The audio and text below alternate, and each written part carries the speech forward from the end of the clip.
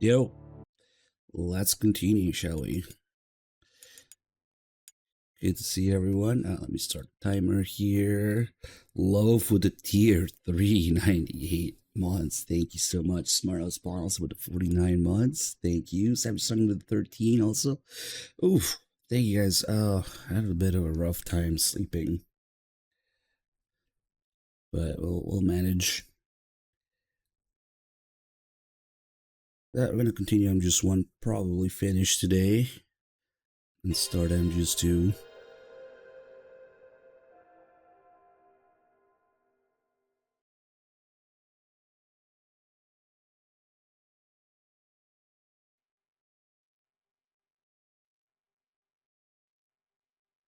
Hey, what's up, Q8? Issue is always the same. Sleep, wake up after 3 hours, not be able to go to sleep for a while. And then just fighting to go back to sleep and get more rest. Sucks. Dane with tier 2, thank you. Aim works, thank you for the 90 months. Alright, what did we just do? I think we just beat the Hind. Yeah, mission log.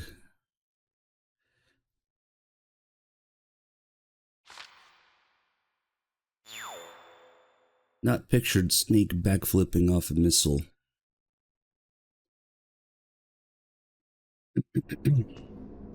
Code Talker tapes.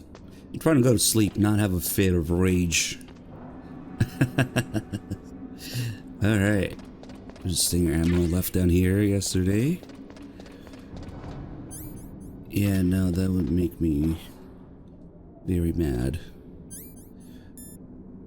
And Rebin's not nearly as bad. Okay, so we just beat the Hind, so that unlocks the background call with Mustache. Let's do that. My God, you actually shot down that Hind.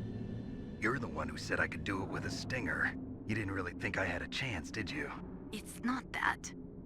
Well, after all, that Hind shot down 2 F-16s. It is hard to believe that after doing that, it got taken out by just one man. Nice going, Snake. As long as the strategy of nuclear deterrence continues, nuclear weapons may be reduced, but they will never be eliminated. If you think about it, nuclear reduction does not mean much without elimination as the ultimate goal.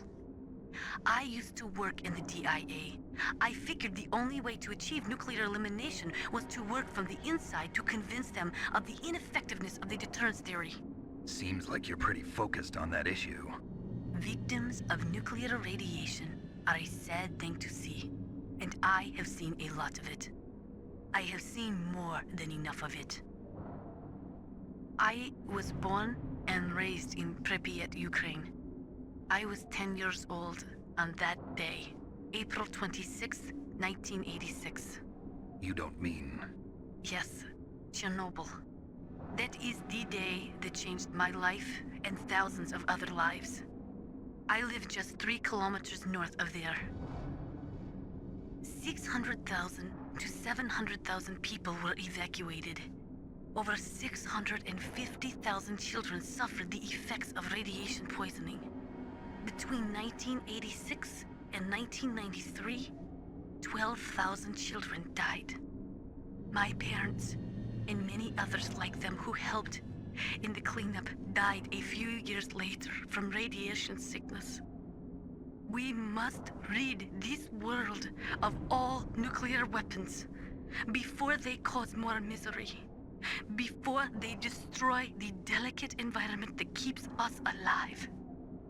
I will not allow this pain and anxiety to pass on to yet another generation. But that was a power plant, not a weapon, Mustasha. Well, oh well. I get what she means, but come on. It's quite different. I also didn't know for a long time that like actual nuclear weapons don't give off nearly as much radiation as a power plant. This whole Chernobyl thing, specifically. It's like a fraction of that. Yeah, now as a result you have Nations just completely scared shitless of nuclear energy. Kind of ironic. It's kind of like fire. Imagine not using fire because somebody got burned. I don't know. Maybe don't use napalm. Yeah, we can agree on that. Joycey, thank you for the ride, dog. It's you. Got enough chef grenades for this. We could use singers or even grenades. Going down here. We should have maybe the second part of Mei Ling's call also. I do have a ration, okay. That elevator fight can be a little tricky. Try not to get hit at all.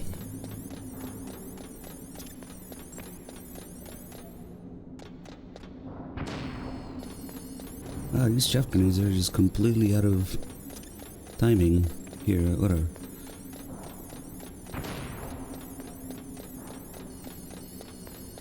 There's a little trick if you do have a hard time with the elevator fight. I don't know why I threw another chef grenade there. Good thing we have extra. If you keep dying to this elevator fight, had to restart and go all the way down the stairs every time. You could just get this checkpoint instead. So when you die and continue, you respawn here. It's much closer. And we probably won't have that problem then because I have a ration. Yeah, better than going down the stairs a million times. Oh wow, the FAMAS ammo even respawns there. They really want to prepare you for that fight. Let's call Mei Ling, see if she has the other part of her background call. What can I do for you, Snake? Might be too early for it.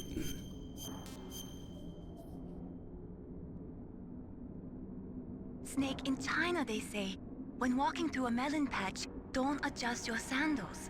That means that when things get really bad, you have to try to remember what's important. Keep things in the proper perspective, okay? Come on, Mei Ling. What can I do for you, Snake? Calls are a little annoying to get sometimes. In China they say, the snake, knowing itself, strikes swiftly. It means that if you have confidence that what you are doing is part of your true nature, there should be no hesitation. I don't know whether your orders are in your true nature or not, but Snake, believe in yourself. Thorium. I think I heard of that in MGS4. When Naomi's trying to recite the periodic table to Sunny. She starts with thorium, I think. An elevator.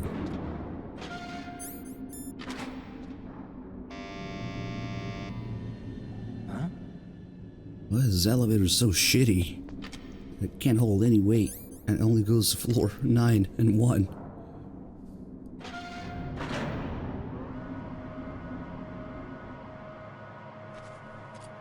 Base on this one with 140 months. Crazy. Thank you so much, dude. Snake, there's something I forgot to tell you before. What? There were 5 stealth camouflage prototypes in my lab. Yeah, so? If you take out the one I'm wearing, that Oh, leaves Mario you. with the Hey, 122 this is on his first grade birthday. math class. I Happy thought birthday. I'd get one for you. So I went back to the lab and Yeah? the 4 suits were missing. Also, about the elevator that I checked out, it's really strange. It was like someone was intentionally holding it. When you were riding on it, did the weight limit warning go off? That's another thing that bothered me about it. The warning went off, and I know I couldn't be over the limit. How much do you weigh? About 135. But that elevator had a weight limit of 650 pounds. It would take at least 5 people to go over that limit. Look out, Snake! The guys who stole my stealth prototypes are in there with you! Take a moment to appreciate Otakun's picnic face. See, the codec is installed directly in your ear, but somehow you can zoom in on it for a dramatic effect. Also, I severely doubt that the Genome soldiers weighed 135 pounds like Otacon, but whatever.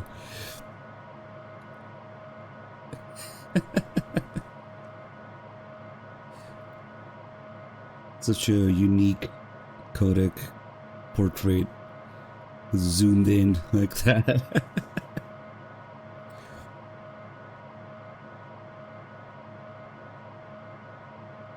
Look at the details and stubs in his beard and mustache.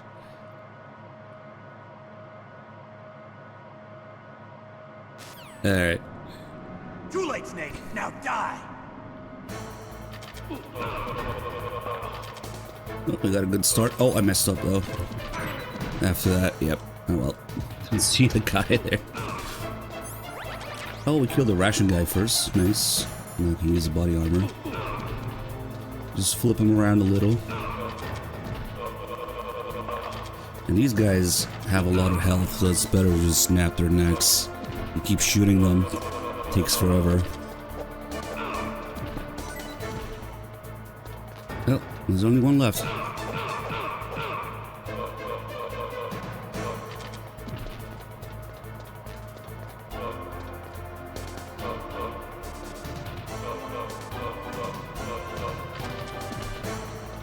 The elevator never ends. As long as there's people.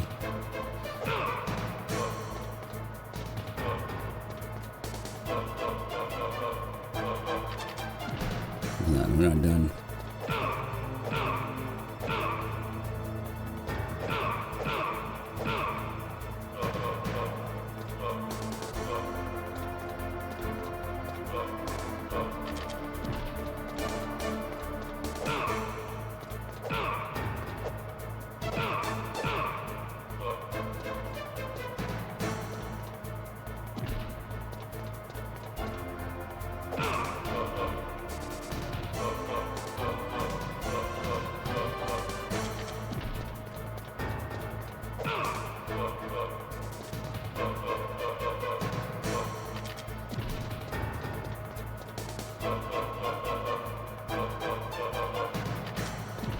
This guy's neck is tough.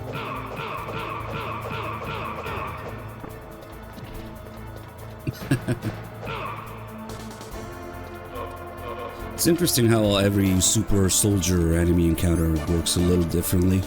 Their AI, their health, their reaction to getting attacked in different ways is different. So you can't always do this. It's these guys.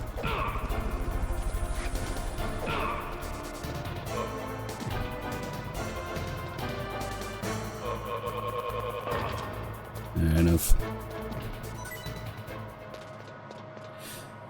Well, these guys specifically, they don't take stun damage, and they get up pretty quickly when you do punch them a few times, or even if you shoot them a few times. Like you shoot them 3 or 4 times, they go down, and then they have iframes. They have to get all the way back up before you can attack them again.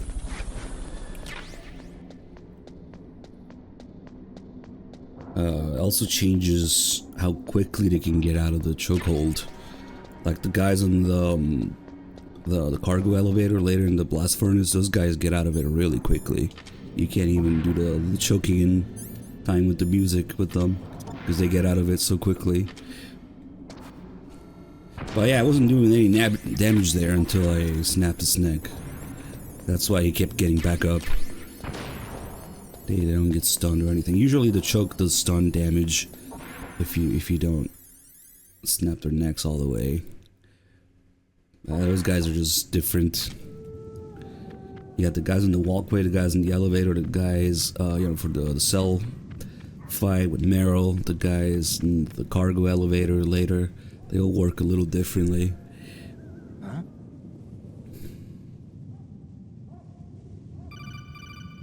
White Hat Magician, thank you for the 68 months. Colonel, listen to me. I found a parachute near the wreckage of the Hind. And Robbie, thank you for the 53. Parachute? You don't think that Liquid survived? Impossible. As soon as he jumped out of the pilot's seat, he'd be sliced up faster than an onion on an infomercial. So what's that parachute doing there then? I have no idea. A trap? Either that, or a message. To me. Meaning I'm not dead, I suppose. Maybe. But I think it's more like I'll string you up. Well, in any case, don't let your guard down. I won't. You take 2 steps and immediately get shot. Instead of doing that, because that makes Snake kind of look kind of silly. If we look off in the distance here, let me use the camera.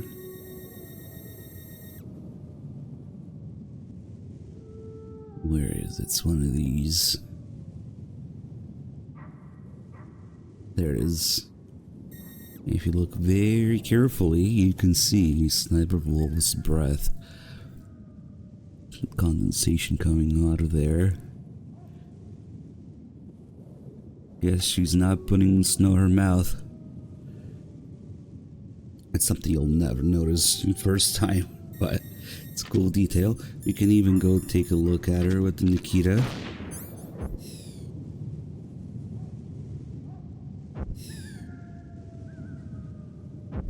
We can't kill her early though, like the end. There she is. So you actually see her the whole time here, before she even shoots you. Especially her ass, very important.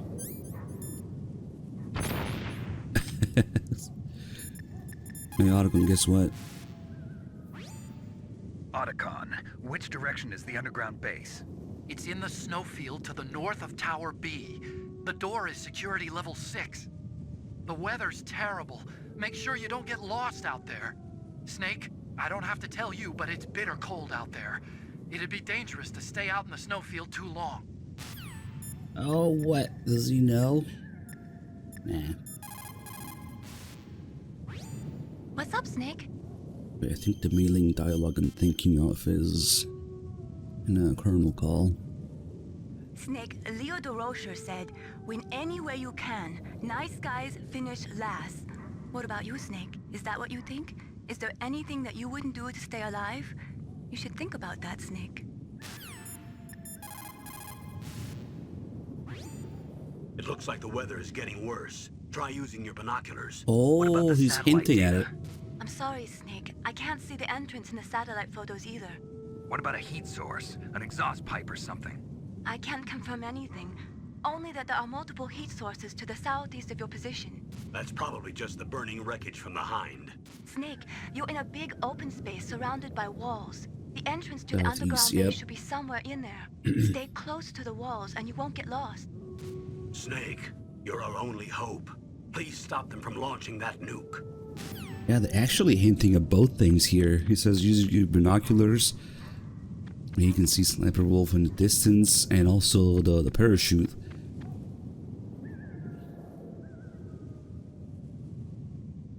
Huh. Because, yeah, the southeast-ish, that's where the Hind crashed. And then you can see the parachute, and, well, later in MGS4 you can find the whole thing, but they changed this place quite a bit in MGS4. You can get around the whole 2 towers and find the Hind and get all those flashbacks.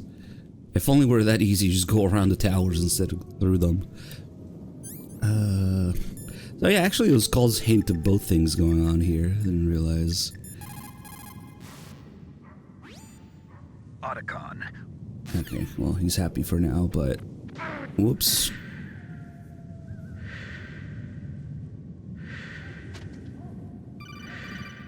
Holy shit, is world-renowned Metal Gear Survive speedrunner Linky. Otacon, were there any other stealth prototypes? No, there were only 5. So, this isn't stealth camouflage then. What are you talking about? Someone's aiming at me in the middle of this blizzard. It's her! Wolf? Sniper Wolf? Yes, it's her. It's definitely her. Otacon, you sound like you're happy. No, I'm not. So then what is it? Snake, please don't kill her. Are you insane? Please. She's a good person. You'd know that if you talked to her. Listen to me, kid. She's a merciless killer. I can see you perfectly from here. I don't think it's Zoomer talk now. I told you. There's no cap. I never quit the hunt. Now you're mine. Wolf, no, you can't. Don't get between a wolf and its prey. You're pretty good if you can hit me in this storm.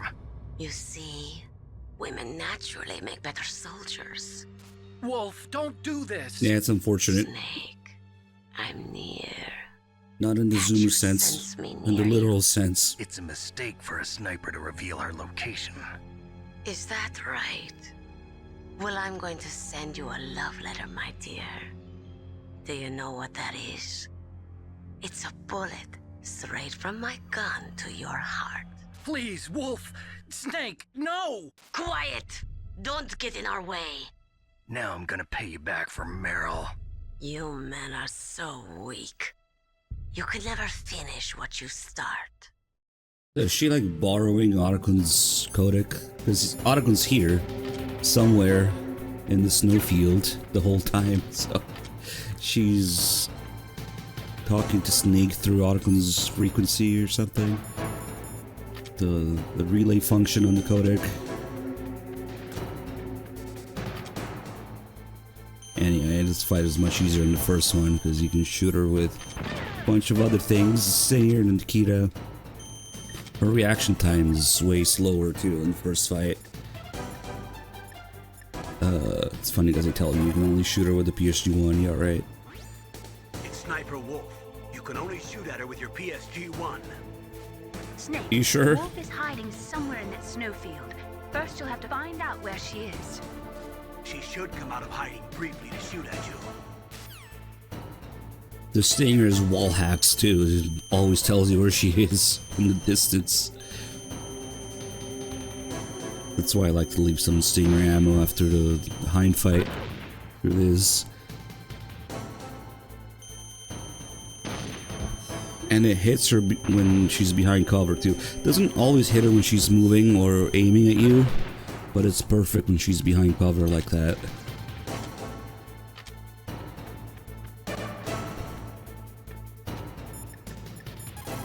Otacon won't tell us where ammo is.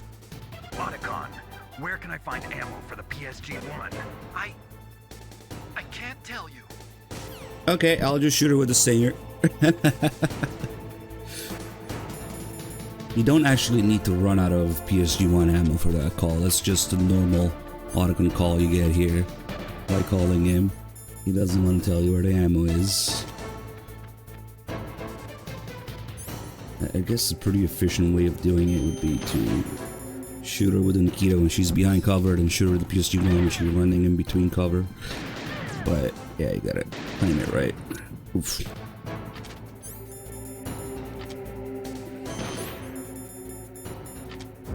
But the one strategy that most people know about is just Nikita.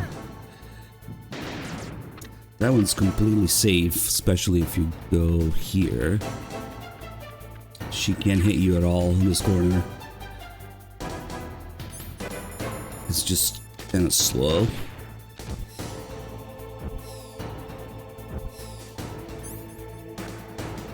Oh, that's close.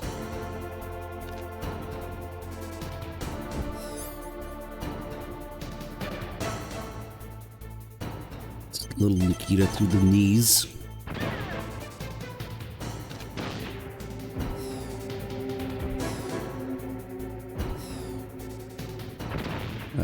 Fuck that tree.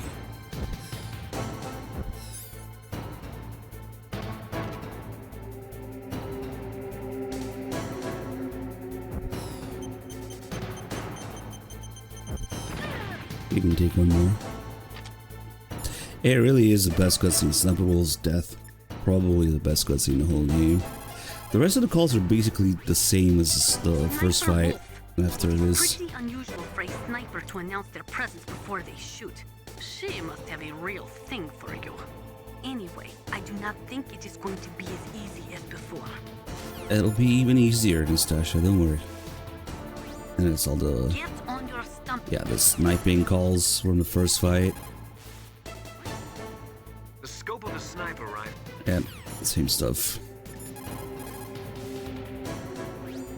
She should come out of hiding briefly to shoot at you. Hey, it's up, Killer Shadows. She should come. That's all you have to say, Campbell? Really? Okay.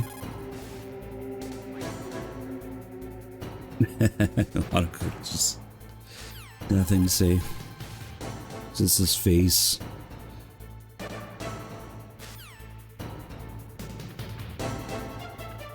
In the game, yeah, you need to be it automatically forces you into crawling and first person in MGS1. In MGS2, you can, of fire in any stance, but the lower you are, the more stable it is. In real life, now, I mean, it's just a rifle. You can shoot it however you want. Yeah. Let's see. Stinger to the lungs. Yep.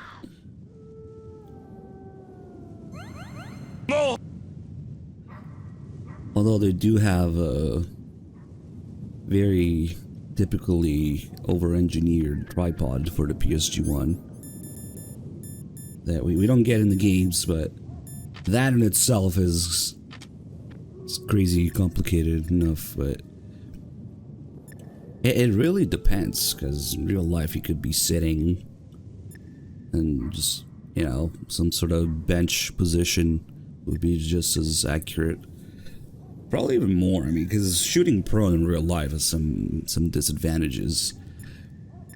Like shit getting in the way, or not having the room to move or change mags, or it could be hard on your elbows. You know, maybe shooting from bench rest position would be the most comfortable and accurate if you have, you know, the right setup for it. And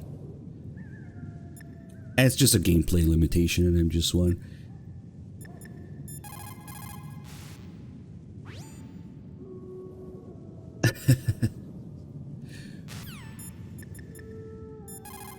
Oh yeah, the calls here change. It looks like Wolf is down. Now get to Metal Gear's underground base on the double. The Twin Snakes censorship calls here. So, you beat Wolf, huh? She was a fool to use the same tactics that failed her in your first meeting. But remember, don't let down your guard until you've got a confirmed kill. See, this call makes sense here before you get close to her. But the call about getting a confirmed kill, because we don't know, she's down for good, haven't seen her. And then when you do see her and get the cutscene, and then the calls change after that. But in Twin Snakes, all of the calls regarding Sniper Wolf's death are censored. Literally all of them. The one where they talk about seeking death and suicide and leaving the curves behind. So the Campbell, the Mei-Ling, Master call, all of those are censored. And by censored I mean they just don't exist in the game if you call after Sniper Wolf's death in Twin Snakes. So instead, you still get that call at Master that says make sure you get a confirmed kill after Snake shoots her in the face.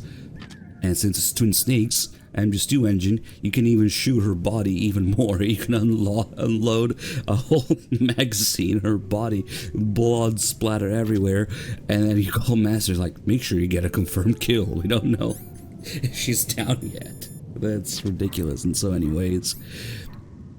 And this being one of the best cutscenes in the game, the one where Snake takes off the suppressor for dramatic effect. The one cutscene where he does that. This being one of the best cutscenes in the game automatically makes it one of the worst in Twin Snakes by comparison. Waited for this moment. I am a sniper. Waiting is my job. Never moving a muscle. Concentrating.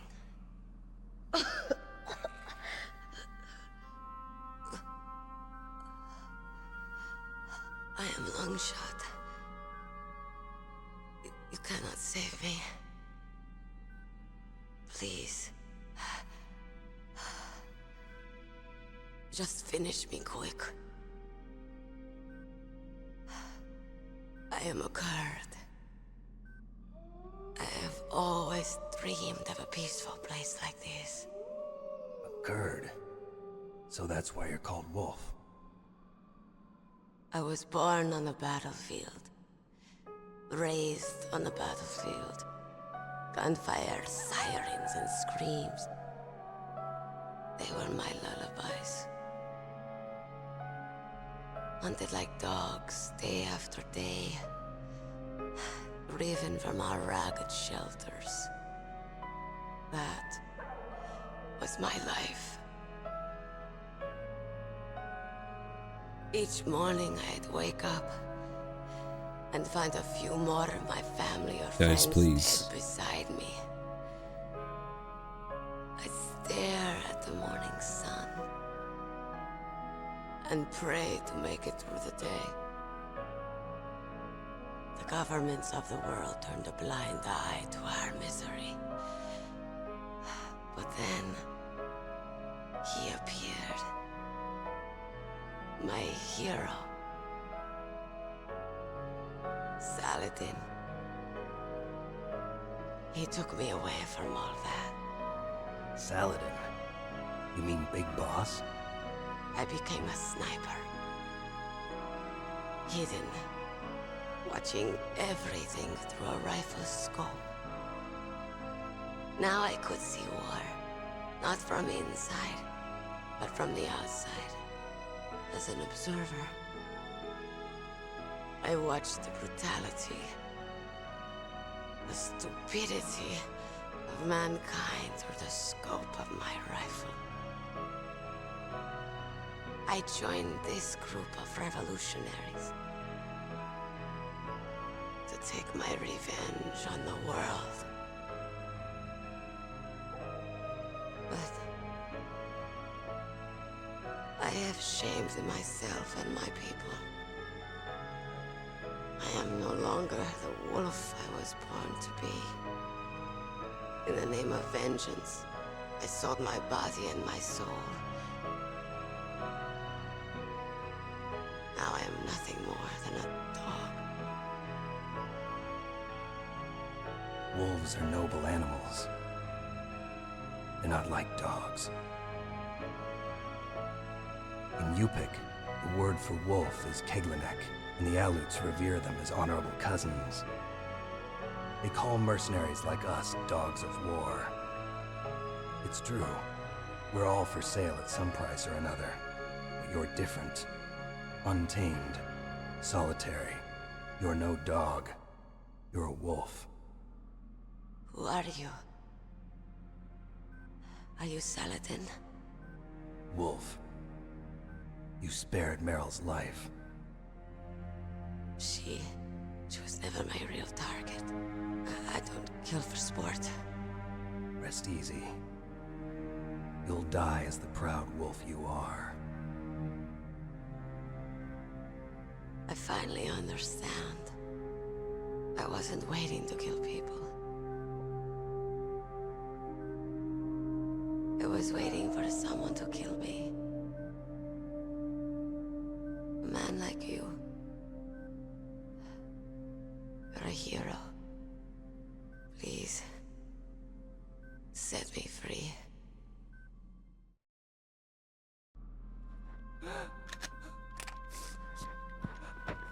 Why? Why? You bastard! I loved you.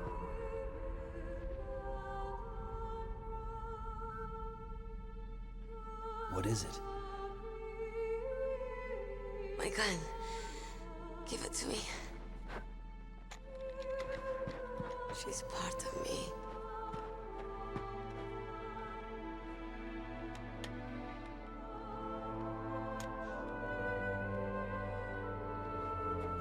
Everyone's here now.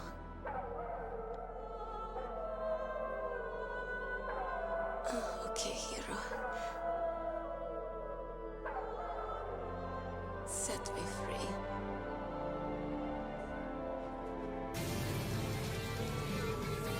Goodbye.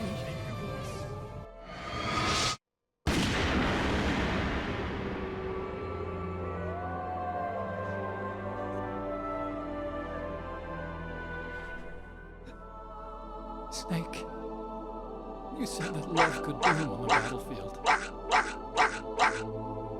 But I couldn't save her.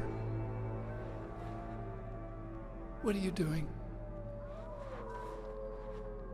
Returning it to its owner. I don't need a handkerchief. Why? I don't have any more tears to shed. I'm going to the underground base. We're out of time. I know. You'll have to protect yourself now. Don't trust anyone. Yeah. If I can't stop Metal Gear, this whole place will probably be bombed to hell.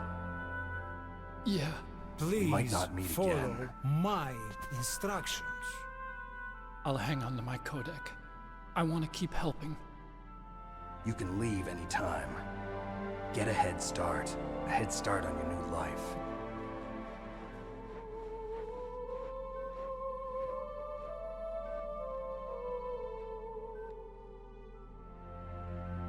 Snake!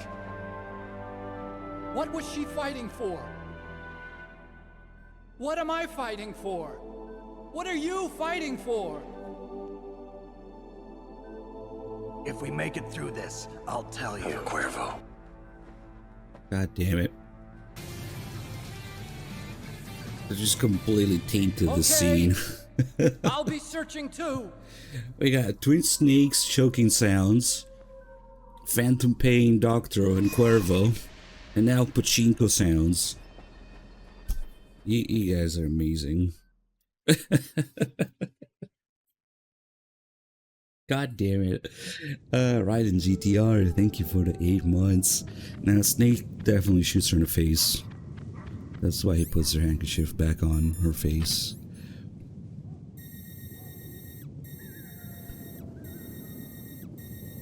All things considered, she's not looking too bad.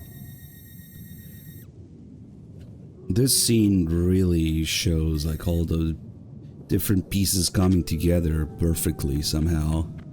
It's like probably the best scene in MGS1. Just a combination of atmosphere, voice acting, music, camera angles, lighting. It's just everything comes together perfectly in this scene. I don't know how they did it. But let's make a dick in the snow. Sniper Wolf is stored in the balls.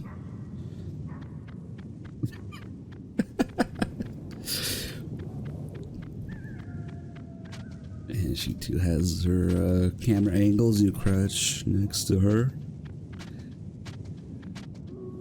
Waste of a perfectly good PSG1. That shit's expensive. Pick it up. Rose cooking with the 5. Thank you.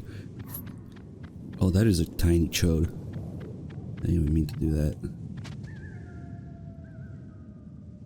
But yeah, if you want an example of just how bad Twin Snakes is, just look at Sniper Wolf's death in both games. And I don't think it needs any more describing than that. I think anybody with eyes and ears can tell the difference. But just in case that wasn't enough, there's also censorship. The following 3 calls are completely erased from existence in Twin Snakes because they talk about the political situation with the Kurds and the Gulf War. They talk about seeking death and suicide and stuff like that. That's too much for Twin Snakes. Yeah, we can't put that in a Nintendo console. A sad story. We shouldn't have turned our backs on the Kurds after the Gulf War. Listen, we're not responsible for her choices. Everyone decides their own fate, no matter where they were born. Words like fate, karma, it's just an excuse for giving up if you ask me. I don't agree with you. Maybe if she hadn't been born on a battlefield, she might have had a happier, more fulfilling life. She might not have turned into a killer. Of course, Eddie. Was there ever any doubt about that? Let me finish these calls and I'll link you something. Master, you and I, we're nothing more than dogs, are we? That's not like you, Snake. Don't let what Sniper Wolf said bother you. Listen, there's not a soldier alive that doesn't question himself. And if there is one, he's nothing more than a murderer. But someone like Wolf, a soldier who's looking for nothing more than their own death, is no good to anyone either. Once she started to look for death, it was all over. That's how you'll end up too, Snake. Now, another thing that's interesting is this line here where he says, once she started to look for death, it was all over. It's the same line that he repeats later about Gray Fox as Liquid on Rex. Except it's another one, yet another one of those cases of Japanese lines being the same in the script, but getting worded differently in English every time they show up. So in English, we didn't really get that. And it's the famous line that got turned into, "When death is entreated, the battle is decided." So here he says, once you start looking for death, it was all over. And about Gray Fox later, he says, he prayed for death and it found him. Unless you play Twin Snakes and it says that other thing.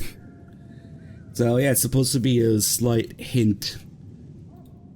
I guess kind of maybe in reverse. Yeah, that he uses the same expressions as Liquid or a Master. Kind of also reminds me of that one time he says, you can't keep obsessing over the past. That road leads to madness, believe me. Like, he's almost talking as Liquid there, because he's obsessed with his past. So makes me wonder if maybe he's not just talking about himself there. Believe me, I know. I thought I tweeted the picture I was talking about. I'm pretty sure I did, but I'm trying to look through my tweets media and it's a mess. Oh yeah, we also have the mailing call here.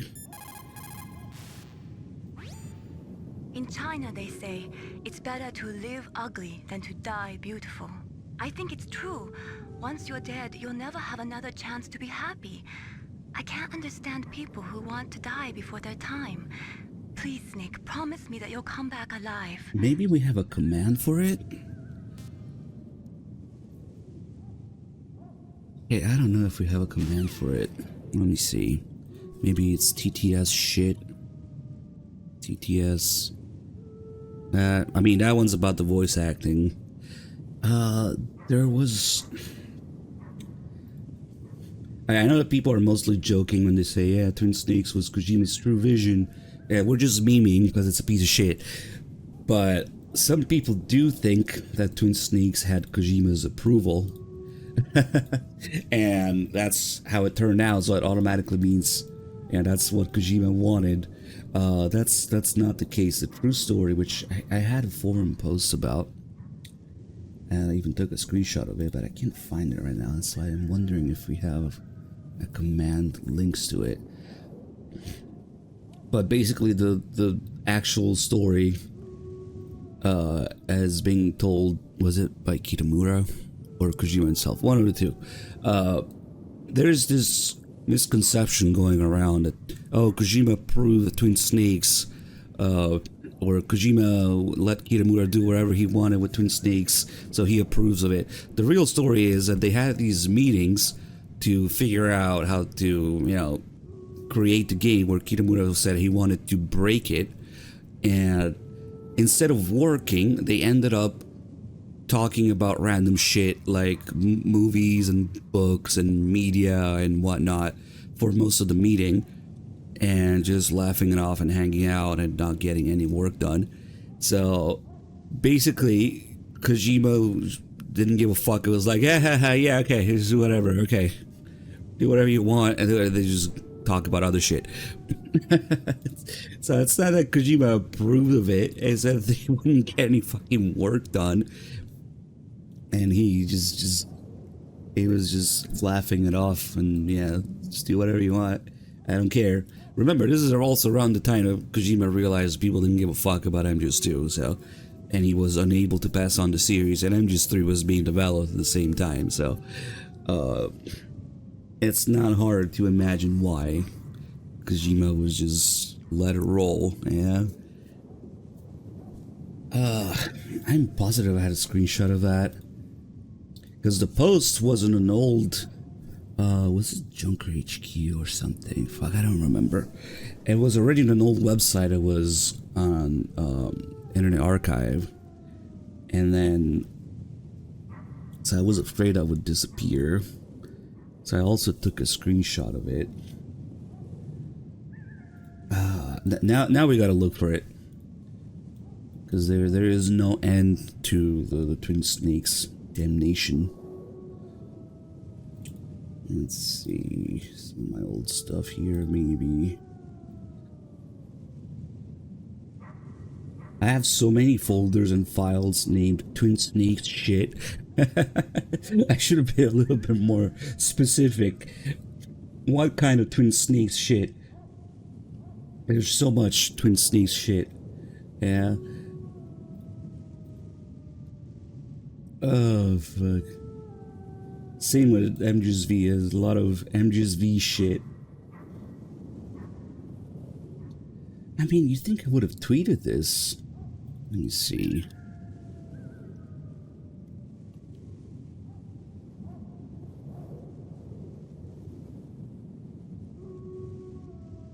Unfortunately, looking up Twin Snakes in my tweets is also a disaster. There's so many.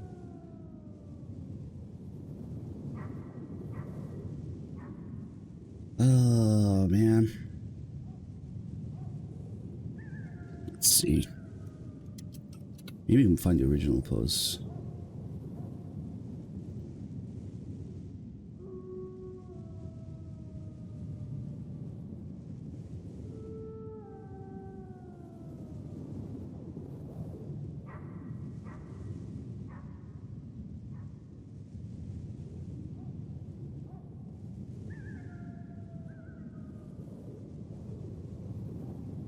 Okay, does anybody know what I'm talking about? I'm pretty sure I linked it before. Can't find it right now. Well, it was just Bug Viewer. When she shows up, she has logs of everything. Oh, look, I've been here so long, my ration's frozen. Nice. I didn't mean to do that. I wonder if it counted the time in the codec also to freeze it. Anyway, if we go in here, on lower difficulties there would be 2 rations in here, next to each other. It's pretty much the only spot in the game where that happens.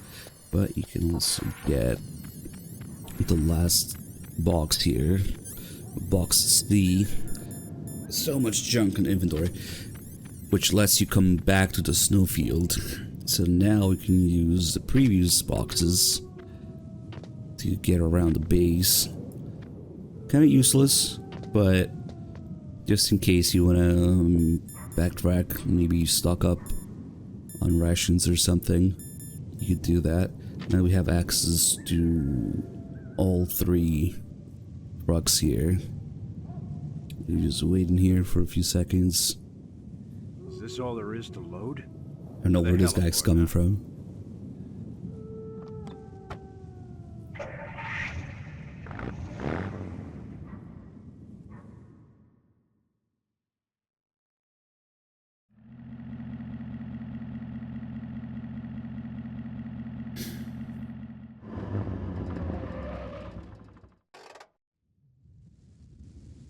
And we're back to the beginning of the game. What do you know?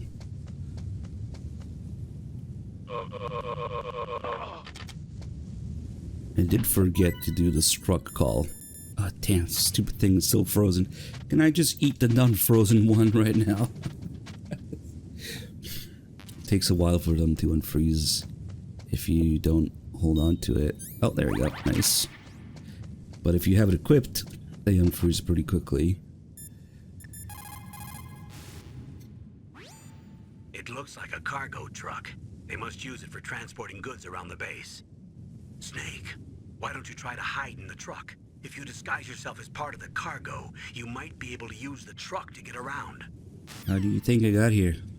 I think this call changes if you have at least maybe 1 box. Yeah, it adds that second part to it. Interesting. Yeah, there's not really much to do here. You can also go to the nuclear storage building.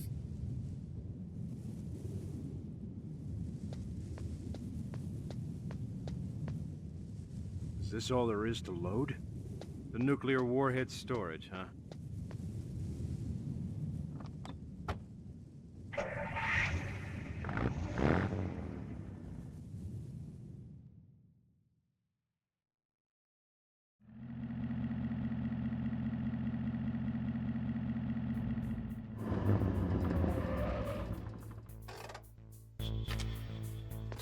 What are we doing in here? I don't know.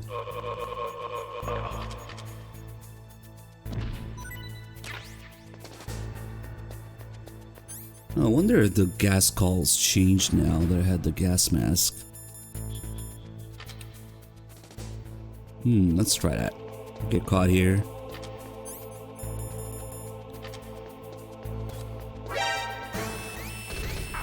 Whoa.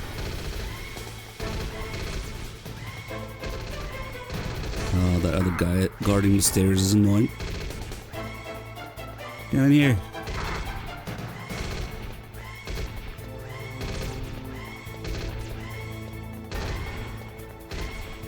Okay, let's see. Maybe because we already did the gas calls, maybe we're gone now. Snake, Nope. it's gas. Hold your breath. Your O2 gauge should appear underneath your life gauge. If you don't breathe, the gauge will decrease. When it reaches 0, your life gauge will begin to decrease. Oh, they simply end the call. They don't tell you about the gas mask. The area is filled with gas, probably an organophosphate nerve agent like Soman or something similar. Well, your sneaking suit gives you some protection.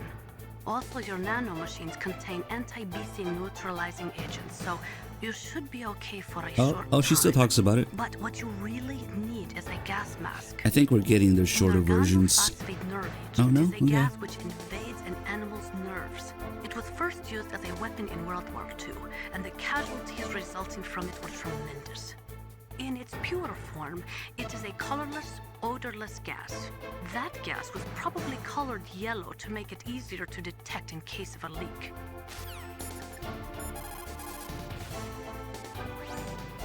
The entrance to the underground. Otacon doesn't care about the... Oh, you just try to whack me.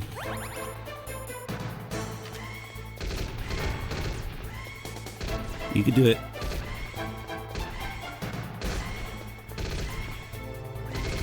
The camera is watching all this. Okay, so the Campbell call gets cut short, and Nastasha still talks about the gas mask.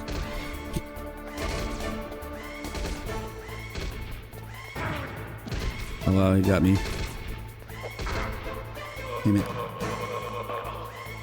Yeah, that was not worth it.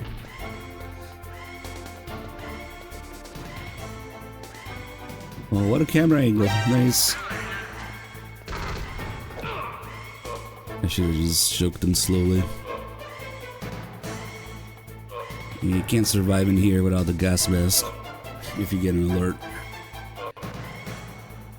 Man, every once in a while you find these camera angles. I don't know if I've ever seen that one.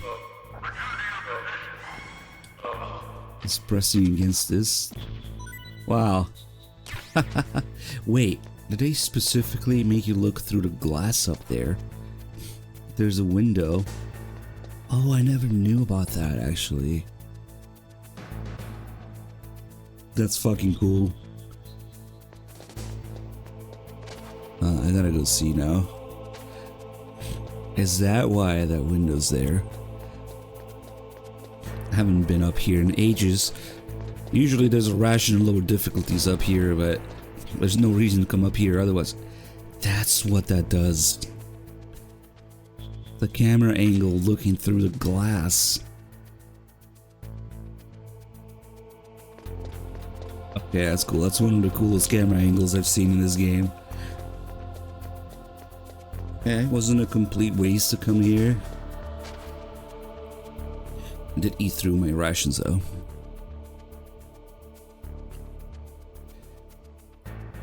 Genius at work here, using the glass for this camera. Look at that. Nice. Let's see if we can get a ration back or something.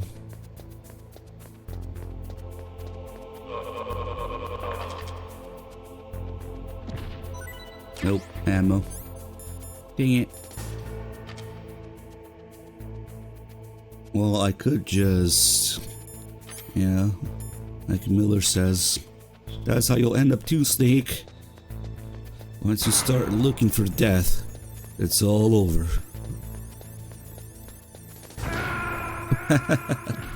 We'll see that door at MGS1.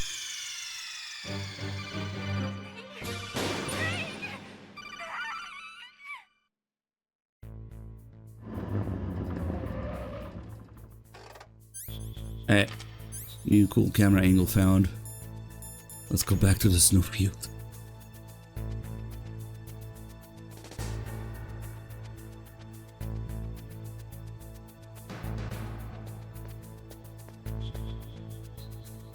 Is this all there is to load? The snowfield north of the towers, huh?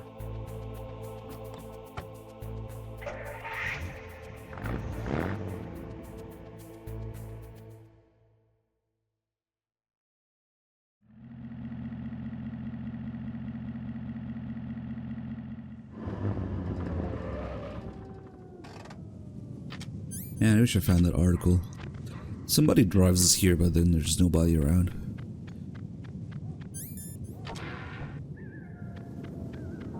I'm 100% sure I have a screenshot of it, but unfortunately, ever since XP, Windows search sucks. It doesn't find things anymore. Now that we're back here, Sniper Wolf's body is gone. There's a blood stain. And we should have the little wolf pup. There he is. Instead.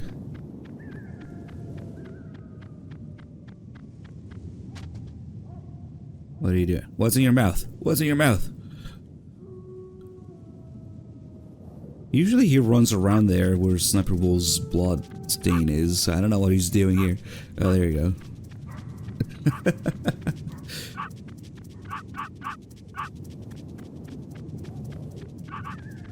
You know, I wonder if it's not Raven cleaning up all these bodies, because you see him cleaning up Decoy Octopus's body, but then Psycho Mantis and Sniper Wolf's bodies also disappear. I wonder if it's also supposed to be him cleaning them up.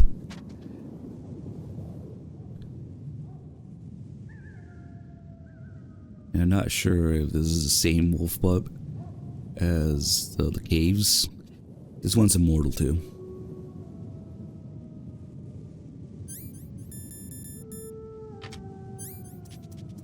Oh, come on.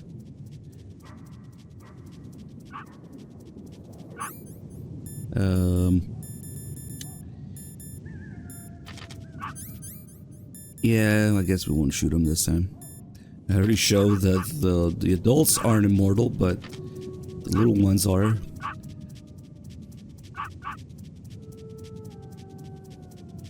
Stop moving so much.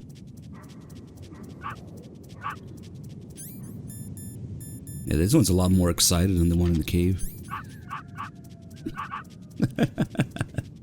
It's a detail.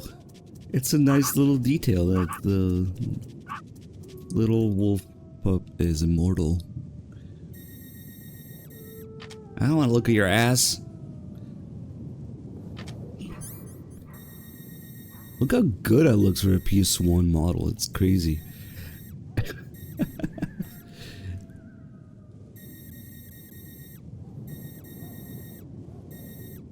reminds me of that T-Rex tech demo on PS1. You know what's crazy? They had those tech demos just to show the polygon count.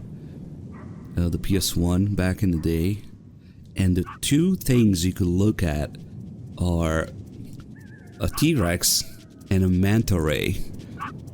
So you have Rex and Ray. What are the chances that it's Rex and Ray, right? Like, mind blown. Did Kojima do it on purpose? Hey, what? Yeah, you can see on the adult dogs they actually have eyes. I mean, he does too, but they're kind of small.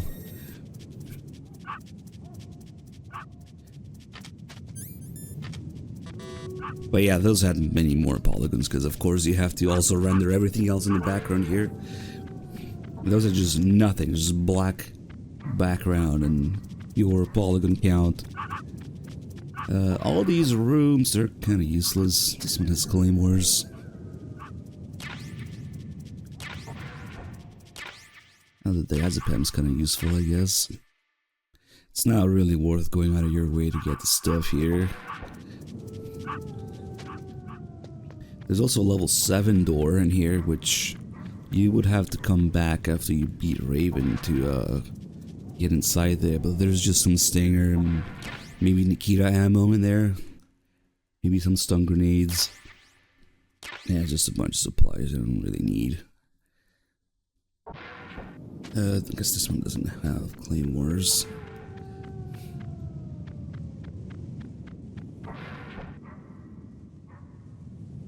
There's other gun cameras or claymores usually. Although I could swear there was a room that had both, but it's just not there. I used to think there was a room that had both the cameras and the claymores, but it's just not a thing.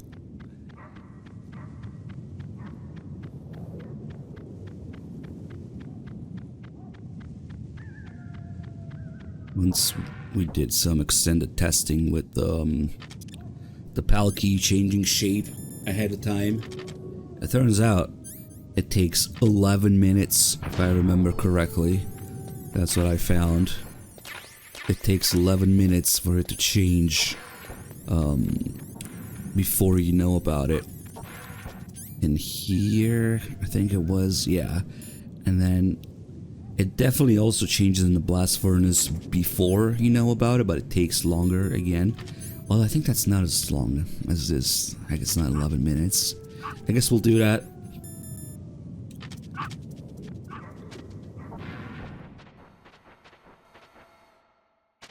Camera's gonna see me, but I can't shoot where I am.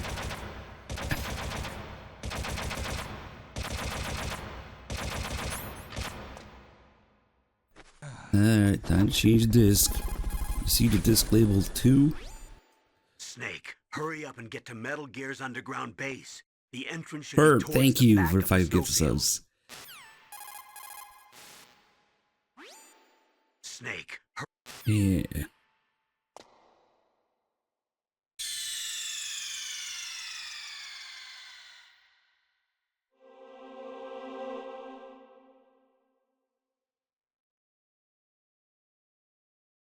That sound effect.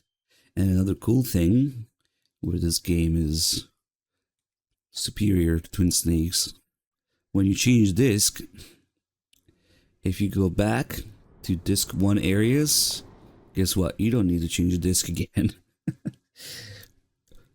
In fact, we could have done the whole truck thing in disc 2. Now we're in disc 2, but you can go back to disc 1 areas. All of the areas are in both discs. It's the cutscenes and the dialogue and all that stuff that requires the extra space. Oh wow, you can see me here too. So yeah, you could go all the way back to the heliport again or something. And disc 2. It's kind of cool. I don't have to keep switching around.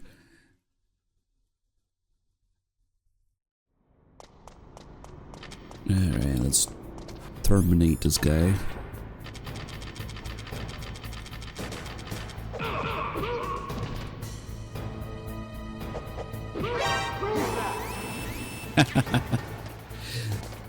That also lures the other guy up here. Oh, there we go.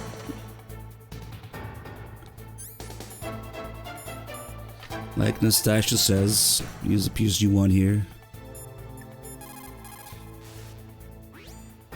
You have a good view, though your movement is limited. It might be a good place to take out your enemy with your PSG-1.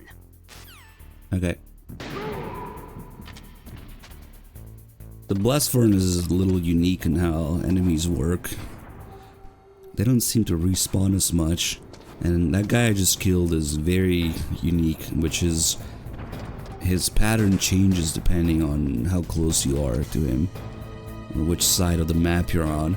He will go to different places with a different pattern, which is really interesting. Kind of makes me wish they did that with more guards in the game. And then he can see you across the walkway here, the catwalk.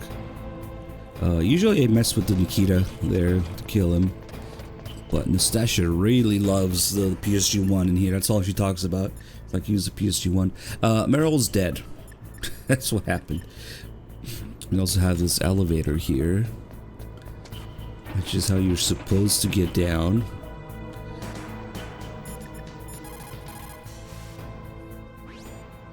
The elevator is stopped at a lower floor and it won't come up. Is there some way to get to an elevator that will take me down further? Well, there is one, but Where? can you see to the west of the blast furnace? You see that crane? I think if you go down those steps, you'll get to the other side. Did you ever see anyone actually go down there? No, but I've seen So mice it's a lot go of there. seconds. Do I look like a mouse to you? Be careful of Solid that crane, mouse. too. Go down those steps. I guess they weren't really given the exact context of what they were translating or talking about. There's a ledge here, of course, but go down those steps. Hey, Santiago. Gifting a sub to Fatman. Damn. I don't know if he deserves it, but thank you. We can mess with the crane here also. Use some sort of explosive with one explosion. You can mess it up like that, so now it doesn't move. I think you could get past it this way. Yep, yeah, there's enough room there. Ooh, just barely. Snake's knee is like clipping through it. Do this. Damn. Oh, here comes the searchlight or the alarm light, whatever that is. Kind of like when you start and the elevator arrives at the dock area. I thought that would require NPCs to be alive for that to happen. Too bad we missed it. Just heard it. And then if you do another explosion, you can get rid of the crane altogether. And, well, a lot of people call it lava, but it's molten steel, technically. Just get rid of it. Also, there's rats here. Oh, we have a bunch of grenades. That's how you exterminate rats. Why not? Well, maybe they're smart. Maybe they're not going next to it. They really don't. The rats actually avoid the grenades? No way. You little shits, come on. Get fucked.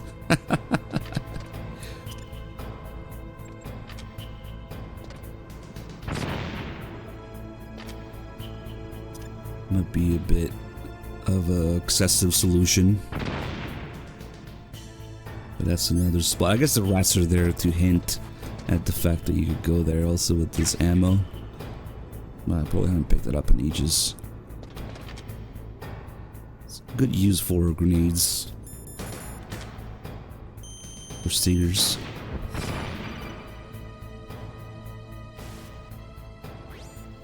Snake, we don't need a rat trap. We need someone to stop that goddamn nuke from getting launched. And then once we go here, we can unlock that elevator.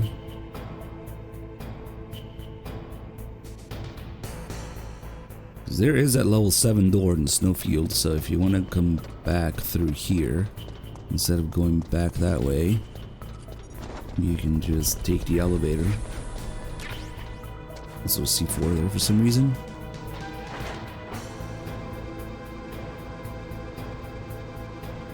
I'm sure we'll have plenty of chances of vote kick Fatman, don't worry. So now we can use this both ways.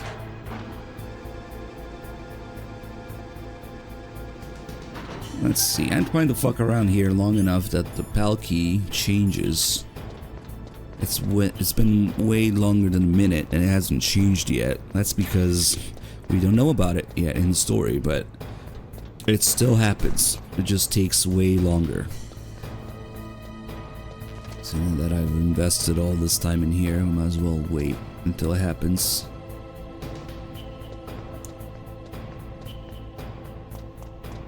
Remember, there's that troll ration here on the other side.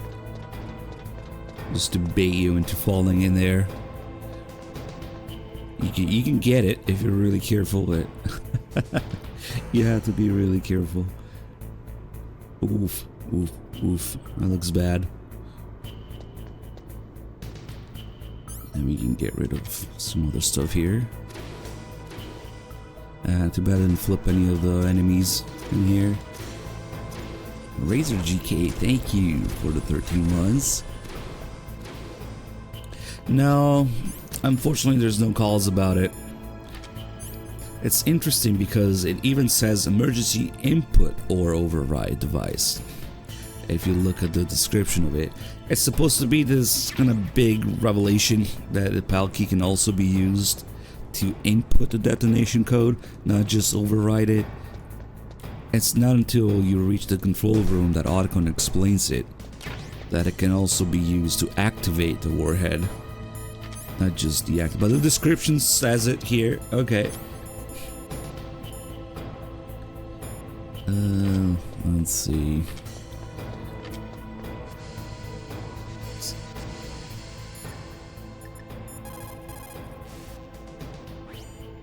Are you in the boiler room? Those pipes are really old. Once in a while they blow out steam, so be careful. You call this once in a while? Why do I want to make an MGS1 version of that call?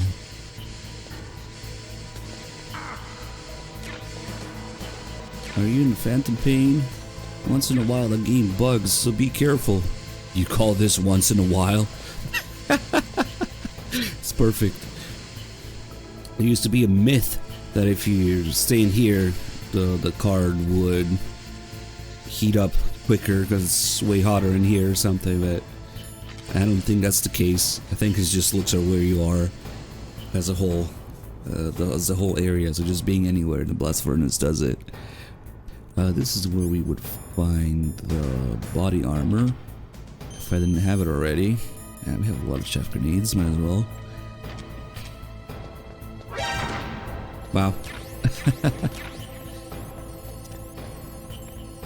I guess most people would find the body armor here, but I prefer picking it up way earlier in the game, Otacon's lab. Is this late in the game? There's really like maybe one fight left where it's useful. Damn, it hasn't changed yet. Maybe it does take 11 minutes. Like it takes 11 minutes in the snowfield for it to freeze.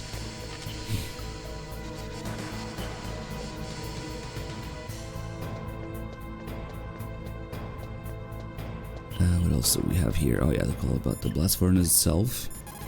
Why it's even a thing. Snake, that's a blast furnace. A blast furnace? What do they use that for? There's no airport on the base, so it's hard to bring in supplies. They must have built a blast furnace so they could make building materials and such. That makes sense. Whew. I'm starting to sweat. It's getting kind of warm. The entrance to the underground base is further below. There should be a cargo elevator that you can take down somewhere around there. Try to find it. Bomb PAL key.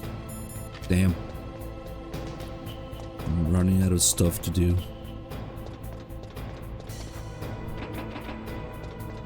Where did they get the money for all this? Actually, there's kind of a call about that as you approach the control room and Otacon's digging through Baker's files. He goes through all that, actually. How Armstech and DARPA were both in financial trouble, and they made this joint project as a final like a final Hail Mary, I guess, like a hoping to get things to take off with racks in the black budget and stuff.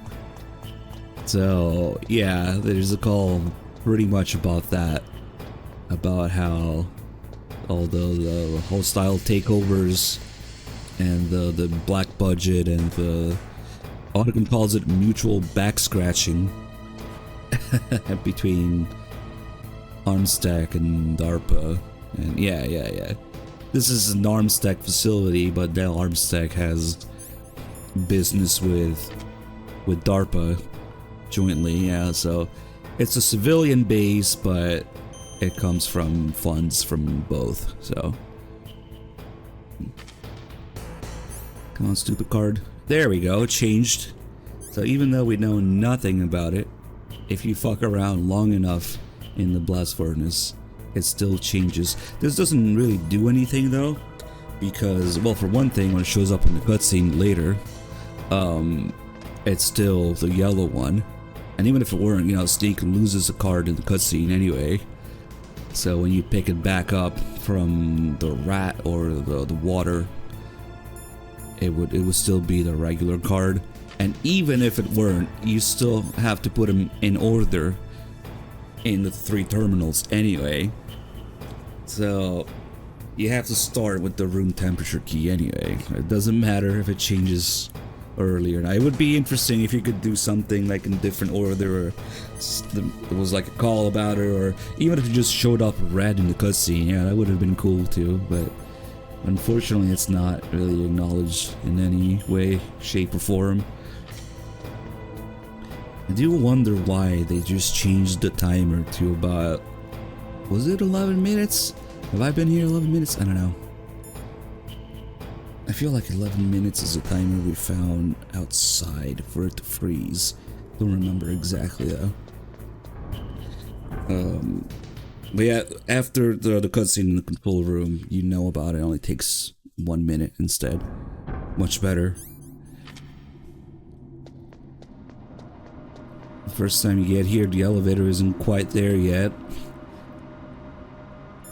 You have to see it go up. Metal gear is straight down. Better move it. There's no time. The terrorists are ready to launch. Negotiations are all finished, The government can't cave into terrorist demands. but they're threatening to launch a nuclear weapon. They've made their final decision. Why is the White House being so inflexible? Colonel, is there still something you're hiding from me?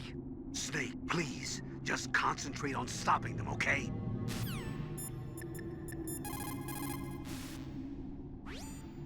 If you take that cargo elevator down, you'll wind up in Metal Gear's underground maintenance base.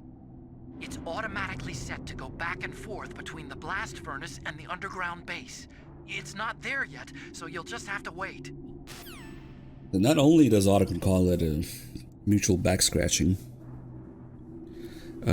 he also calls it an orgy of takeovers or corporate takeovers.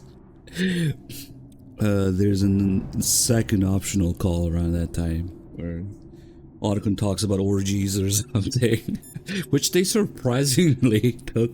They surprisingly kept in Twin Snakes. I thought for sure it was gonna get censored in Twin Snakes, but no, I guess in that context it's okay. Just say it's an orgy.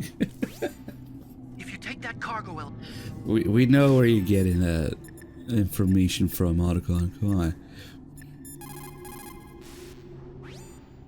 War brings out the cruelty of man. No matter how the soldier was brought up, they all turn into animals when they're thrust into the heat of combat. Or an orgy. Sometimes, even though you know it's a losing battle, you just have to fight or be damned. A narrow chance is still a chance. I think he's got some new calls at this point in the game. Foresight is important in war. In times of extreme danger, people's latent sixth sense often awakens. When that happens, throw logic to the wind and trust your instincts. The only way to conquer fear is to stare it straight in the face and laugh at it. Never let fear control you. Don't use your gun unless you need to. If you can get out of a jam using just your hands and feet, then do it. If you can't, then go for the gun. Don't feel guilty about the soldiers that died from your bullets. They knew the risks they were taking, just like you. But they're our brothers. War brings out the cruelty.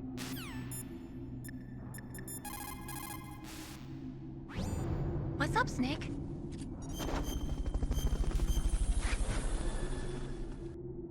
Hey, Misfit 123 months. Don't give Thank up. you so much. Remember, Macbeth Act 5, Scene 3. I'll fight till from my bones my flesh be hacked. Give me my armor. Everyone is counting on you, Snake. You've got to do it. Not Act V. What is it, Snake?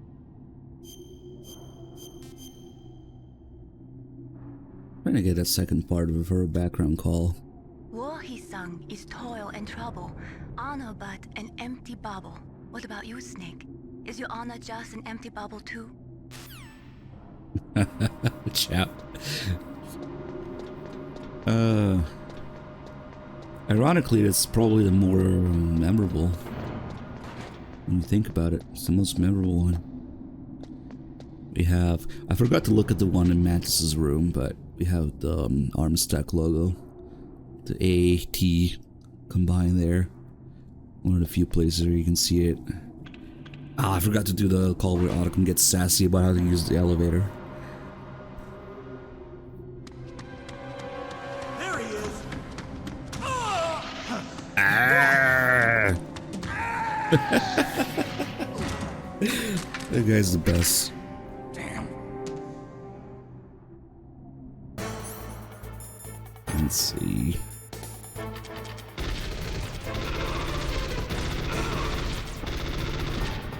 Get them all down. Get out of here. Oh, I fucked up. That's okay. See, these are the guys I was talking about that don't stay still.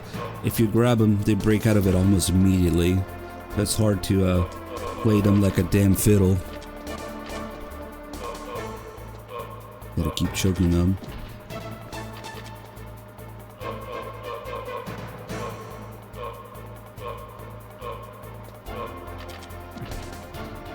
That kind of works, I guess.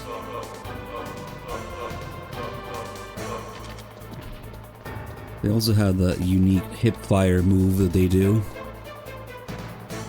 where they just spray everywhere. Is he doing it? Come on, do it. There we go. Not even aiming anywhere. When it's all three of them, then you kind of cover everywhere, I guess. Nope.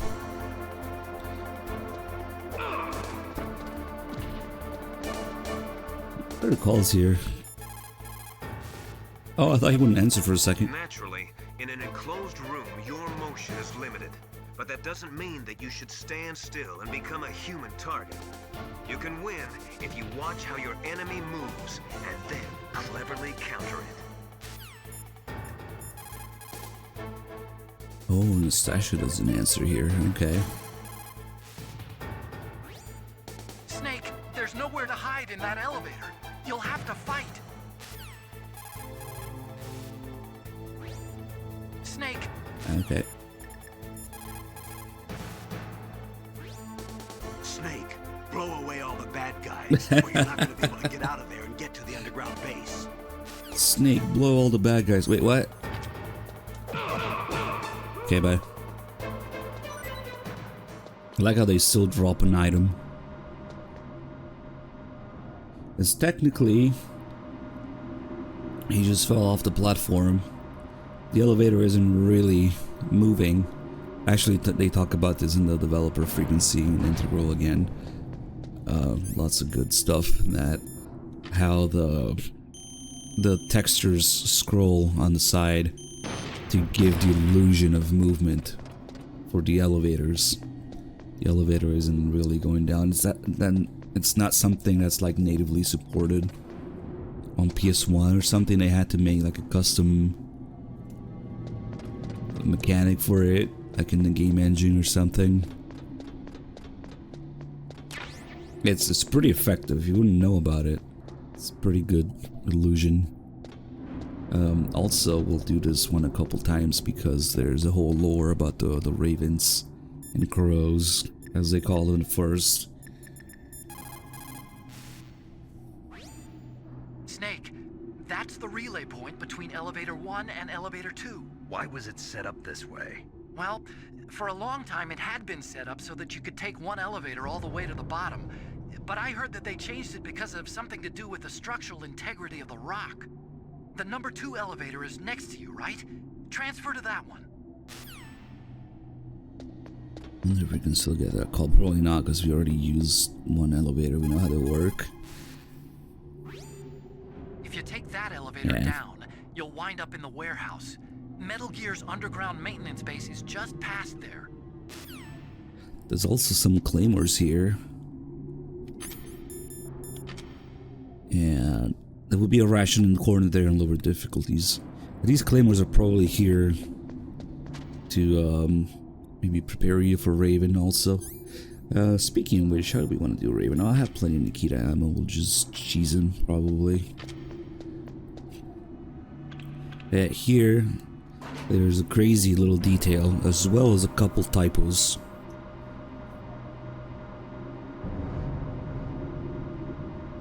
Two details, actually. Because what happens when you take this elevator is that the ravens start showing up. So as soon as they show up, you can do two things. If you call Otacon first, both Snake and Otacon will think they're crows at first, not ravens. So they'll talk about it that way. If you take that elevator down, you'll wind up in the warehouse. Metal Gear's underground maintenance base is just past there. Crows? What? There are a lot of crows here. There were crows around from before, but for some reason they started to really increase in number around the same time that Foxhound came to the base. It's really weird. I wonder what it could mean. Not one, but two typos in two words, typos in a row in this call. It's Raleigh wired. Okay. I wonder what it could mean. But as we know, they're not crows, they're ravens. So let me reset here. And we'll do it a different way now. It's interesting because when you do learn that they're ravens, if we call Master first, he will tell Snake that they're not crows, they're ravens. And then you call Otacon again, and they'll talk about it. They'll talk about them being ravens this time. And the raven version of Otacon's call doesn't have the typos. In fact, I think it might be a separate recording altogether. Like maybe it's, even though he says the same thing at the end, I think it might be a different audio file or something. And another tiny detail here is that if you just waited and did nothing on this elevator, we would get a call from Master anyway as part of the story. There's like a forced story call. So if you call him in advance, they talk about the ravens and then it segues into that story call, which is also kind of cool. There are a lot of crows around here. Those aren't crows. Those are northern ravens. The Inuit and other Native Americans worship northern ravens as creator deities. Some say that ravens have the power to predict death. The great poet Marlowe wrote about them in the 16th century. Thus, like the sad presaging raven that tolls the sick man's passport in her hollow beak, and in the shadow of the silent night doth shake contagion from her sable wings. That's pretty gloomy, Master. By the way... What? I've got something to tell you about Naomi Hunter. What about her? Is this conversation secure? Don't worry, the monitor's off. Okay. What's up? I was in the FBI too, you know. I didn't know that. What's your point? Dr. Hunter's story about her background, about her grandfather being an assistant secretary to Hoover in the FBI. Yeah? And then going undercover to investigate the mafia in New York. Yeah, what about it? It was all a big lie. What did you say? It was really bothering me. Why would she lie about it? She lied? She might be a spy. Ridiculous. Come on, even a high school student could see past it. The head of the FBI at that time, Edgar Hoover, he was a well-known racist. Didn't Naomi say that her father was Japanese? Yeah. Well, back then, there wasn't a single Asian investigator. Also, in the 1950s, the undercover mafia sting operations hadn't even started yet. They first started in 1960, in Chicago, not New York. But You better check it out. The chief and the president mysteriously dying, and that ninja? Too many strange things are happening. Are you saying that Naomi might be behind it? I don't know. Either that, or she's working with the terrorists. Could it be? If I find out anything, I'll call. In the meantime, be careful. Okay, so now we know they're ravens, not crows. Call Otacon again. If you take that elevator down, you'll wind up in the warehouse. Metal Gear's underground maintenance base is just past there. Ravens. What? There are a lot of ravens here. There were ravens around from before, but for some reason they started to really increase in number around the same time that Foxhound came to the base. It's really weird. I wonder what it could mean. There we go, no typos this time. That's the canon version of the call, I guess. Let's see if we can kill some.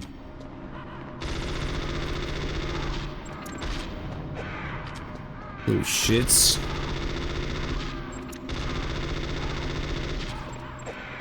It's much easier to just punch them when they come down on the railing. But sometimes you can still get them that way. I have ammo to waste.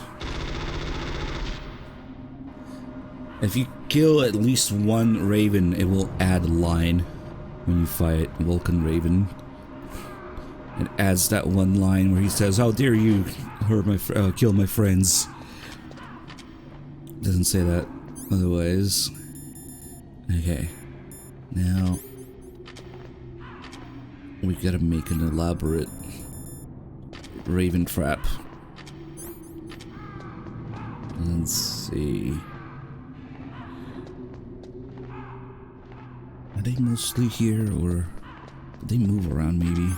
See if we can get some with the FAMAS. Sometimes you get lucky and get one.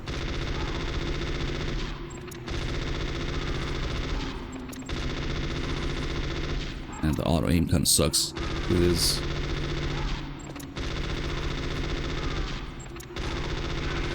There we go, got one. Snake, we're not paying you to be a scarecrow, you know. Poor things. Ravens are God's creatures too, Snake. But the good way to do it is to plant a bunch of C4 down. Wish I had more, whatever. You're not seriously backseating how to kill the ravens, are you? Well, I'm going through all the different ways to do it.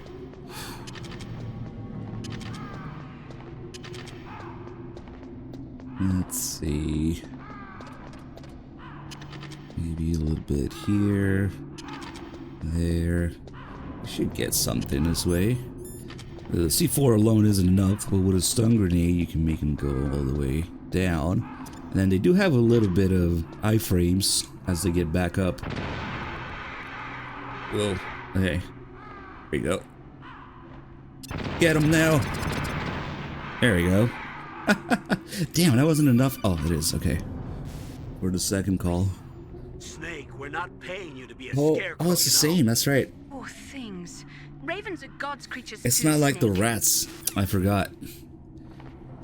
What changes is that if you wait too long to do this, like if you do this after the Raven fight, that's when Naomi gets arrested and shit, so, or interrogated and arrested, and they tell you she's taking a nap. So you don't get that second part of it with Naomi saying, "Poor things." That's the difference there. Should we just maybe cheese Raven? Mei Ling, how's Naomi? Oh yeah, now Snake's asking everybody about Fine, it. I guess. What's up? Oh. What do you want, Snake? If you want to talk to Naomi, why don't you call her? Oh, it's nothing. Forget about it. Strange guy. I should also Good luck, mention Snake. recovering from a cold here. Colonel, where's Naomi? I'm right here, Snake. What is it? Oh, nothing. Forget it. Strange. Snake, by now those terrorists have finished their launch preparations. Stop wasting time. Metal Gear's base is up ahead. Snake, it's over 30 below outside. Be careful, you're just recovering from a cold. What's wrong? Forget it. Thanks. Snake, stop lollygagging around and get to Metal Gear's base. There's no time. Lollygagging? What? If we do not drastically reduce the number of stockpiled nuclear weapons, it is going to become easier and easier for terrorists to get their hands on them. That means more terrorist attacks like this one. There was some talk about both sides reducing their nuclear stockpiles to a core deterrent force of less than 500 missiles each, and declaring that there would be no nuclear counterstrike in the event of the use of conventional or chemical weapons, but talks fell through. It seems that America is unwilling to relinquish its position as the most powerful country in the world. I forgot to do a bunch of calls about with Nastasia after the torture. We were too distracted fucking around with the hind. I think it's too late now. There is no doubt about it. After the Cold War ended, the chance of a full-scale, worldwide nuclear conflagration was diminished. But on the other hand, the chances of local tactical use of nuclear weapons greatly increased. Civil wars, revolutions, regional disputes. It seems like there is a new war popping up somewhere every day, and many of them are the result of centuries-old hatred between different ethnic or religious groups. These people do not think rationally or logically. In such conflicts, there is no concern for the high civilian casualty rate, and international criticism means little. A nuclear deterrent is meaningless because emotions run so hot. Furthermore, unlike strategic nuclear missiles, the decision to use tactical nuclear missiles is in some cases left up to battlefield commanders. It is pretty scary. As long as nuclear weapons continue to proliferate, the chances that someone is going to use them will also continue to grow. Ironically, the policy of nuclear deterrence has prevented the elimination of nuclear weapons. The entire basis for determining them to be illegal has been undermined by this military policy. In other words, nuclear weapons cannot be declared illegal because we have an entrenched policy which makes them legal ipso facto. America and Russia are not the only countries with nuclear weapons. During the Cold War, the UK, France, and China publicly declared the existence of their own nuclear arsenals. Since we entered the 21st century, we have confirmed the existence of nuclear weapons programs in countries throughout Africa, the Middle East, South America, and Asia. Nukes are steadily proliferating. The 21st century is paying for the 20th century's failure to plug the holes in the NPT and for the IAEA's failure to tighten nuclear control here we measures. go. The IAEA saga. Telling us how useless it is. The IAEA was established in 1957 to oversee peaceful as well as military applications of atomic power. But the IAEA can only investigate those countries which request an investigation. Furthermore, the timing of the inspection must be approved by the country in question. They are not allowed to do sneak inspections. The country that is being investigated can even dictate the nationality of the inspectors that they will allow in. In the late 1970s, Iraq would only allow inspectors from Bulgaria and Russia to enter the country. The IAEA does not even have the authority to level fines against countries who have committed infractions.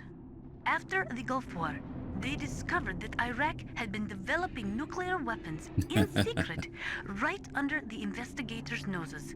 Unfortunately, as an organization, the IAEA just did not have the teeth to effectively stop the proliferation of nuclear weapons and technology. Oh Jesus, sure hope there isn't a whole game based around IAEA inspection that they're somehow scared of. In 1970, all 5 nuclear powers, America, the Soviet Union, France, England, and China, signed the NPT. The treaty provided that the non-nuclear equipped countries could receive assistance for peaceful applications of nuclear power. But military applications of nuclear power were strictly prohibited, and the IAEA was given the responsibility of investigating countries who were suspected of being in non-compliance with the NPT. But the IAEA could not stop the proliferation of nuclear weapons either.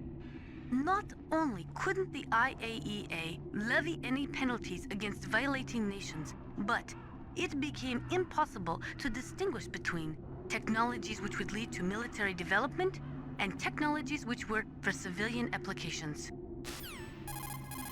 Raven's getting impatient here.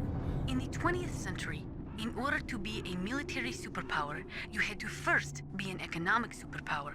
But things changed toward the end of the century, after the collapse of communism. With all the surplus weapons and technology floating around, even economically weak countries could have a powerful military. I think that might be near the end of our calls here. According to the military doctrine, which is the basis for NATO expansion, a preemptive nuclear strike may be undertaken if there is a sufficient threat of a regional conflict spreading to a large-scale war. In the face of all this NATO expansion, Russia might feel the need to flex their nuclear muscles, if only to show NATO that even with their aging arsenal and diminished army, they are still a major power. Russia could no longer pay enough money to its leading scientists, so they sold their weapons and weapons technology to the highest bidders. NBC weapons flowed into the hands of dictators and terrorists. The military balance of the world crumbled. The world has never seen the balance of power shift so quickly and dramatically. The IAEA would...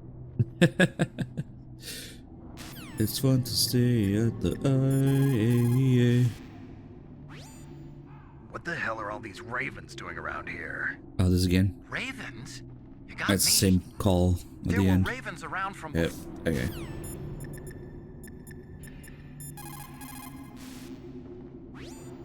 Snake, by now those terrorists have finished their launch preparations. Stop wasting time. Metal Gear's base is up But ahead. the IAEA, Colonel. Snake, stop lollygagging around. And the same call is like, stop wasting time, stop lollygagging around. Okay.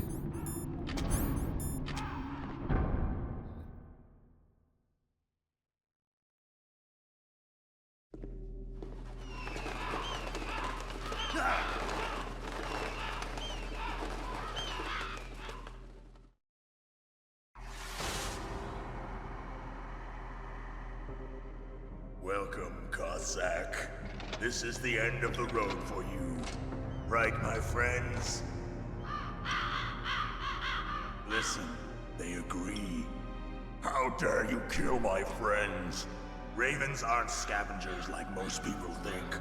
They're simply returning to the natural world, that which is no longer needed. Sometimes they even attack wounded foxes. You were the one in the M1 tank? Must have been a tight fit for a big boy like you. But that was no true battle. The Ravens and I were testing to see what kind of man you were. The judgment is decided. The Ravens say you are a true warrior. Am I hallucinating?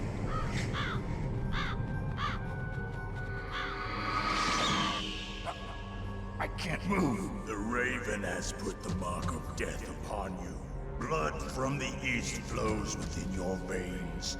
Ah, your ancestors too were raised on the barren plains of Mongolia. Inuit and Japanese are cousins to each other. We share many ancestors, you and I. I don't have any crows in my family tree. You jest, but indeed ravens and snakes are not the best of friends. Nevertheless, you will make a worthy adversary. Didn't we just say the Ravens? You live in Alaska too. You know of the World Eskimo Indian Olympics? Yeah, I know it. Must be a real threat in the muck duck eating contest. Thing in his bag is ammo. Yes, you are right. But there is another event that I excel at. It is called the ear pull. It is an event where two opponents pull each other's ears while enduring the harsh cold. It tests spiritual as well as physical strength. You want to pull each other's ears? The form is different, but the spirit is the same. Rejoice, Snake! Ours will be a glorious battle. This isn't glorious, it's just plain killing. Violence isn't a sport. Well, we'll see if there is iron in your words. Kind of feel bad cheesing him, but whatever. 28 Nikitas.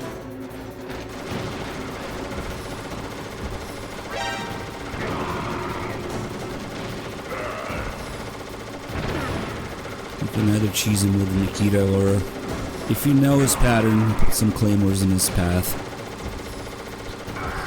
Otherwise, it can be pretty challenging without the radar. Ooh, the Raven fight in here. But yeah, this specific angle, the Nikita just works wonders. Usually he shoots him down, but I guess he's aiming too low, and he's just kind of caught in the loop of getting hit and noticing the next Nikita. Yeah, that's why you hear the alert there. And then he's just shooting too low to hit it. That's why, oh holy shit, his bullets are close. That's why sometimes we need a smaller gun.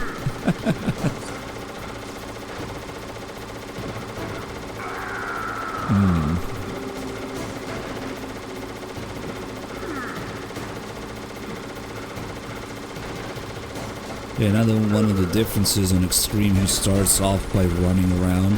On lower difficulties, he's walking around first, slowly shooting through all the crates. And then when he has low health, he's... oh, it's not over yet. And then when he has low health, he, oh, he hit that one.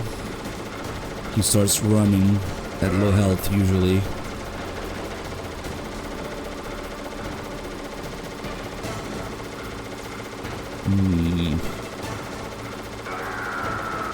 Eventually the Nikita blows up when you run out of fuel. That's why that one went off there.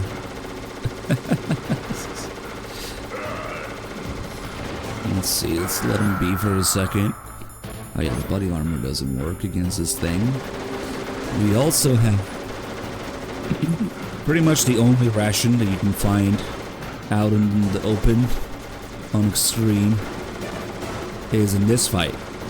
Maybe because they knew that it would be a tough fight. If you go up here, wait, no, it's not up here. There would be one up there in lower difficulties, but you still kind of have to work for it. It's the one up here. See, there's a ration up there. The only ration you find normally on Extreme. But for it to come down, he has to shoot down the crates. So you still have to kind of work for it. And the more he shoots the containers, oh, like that. Oh shit! Oof. The more containers he shoots down, the harder it is to get around, because they block the path. And there's that one here, yep. And there. Oof. Oh, there it is. Nice. Only naturally spawn ration in the game, basically. Oof. It can be kind of disorienting if you... uh-oh, yeah, like that. Now I'm stuck in this corner. I guess it's a good chance to show that you can also technically damage him with small guns fire. It doesn't do much though, but you could... oh, he left? Okay. You can use the finesse against it. Ooh. Or even the SOCOM. But yeah, some sort of explosive is much better. Well, I actually managed to hit him without getting hit back. Ooh, what about the PSG1? Probably does a bunch of damage. I don't know if I ever tried that. But like in the game code, one PSG1 bullet is like 5 SOCOM or FAMAS bullets worth of damage. So it actually probably does decent damage. Let's see.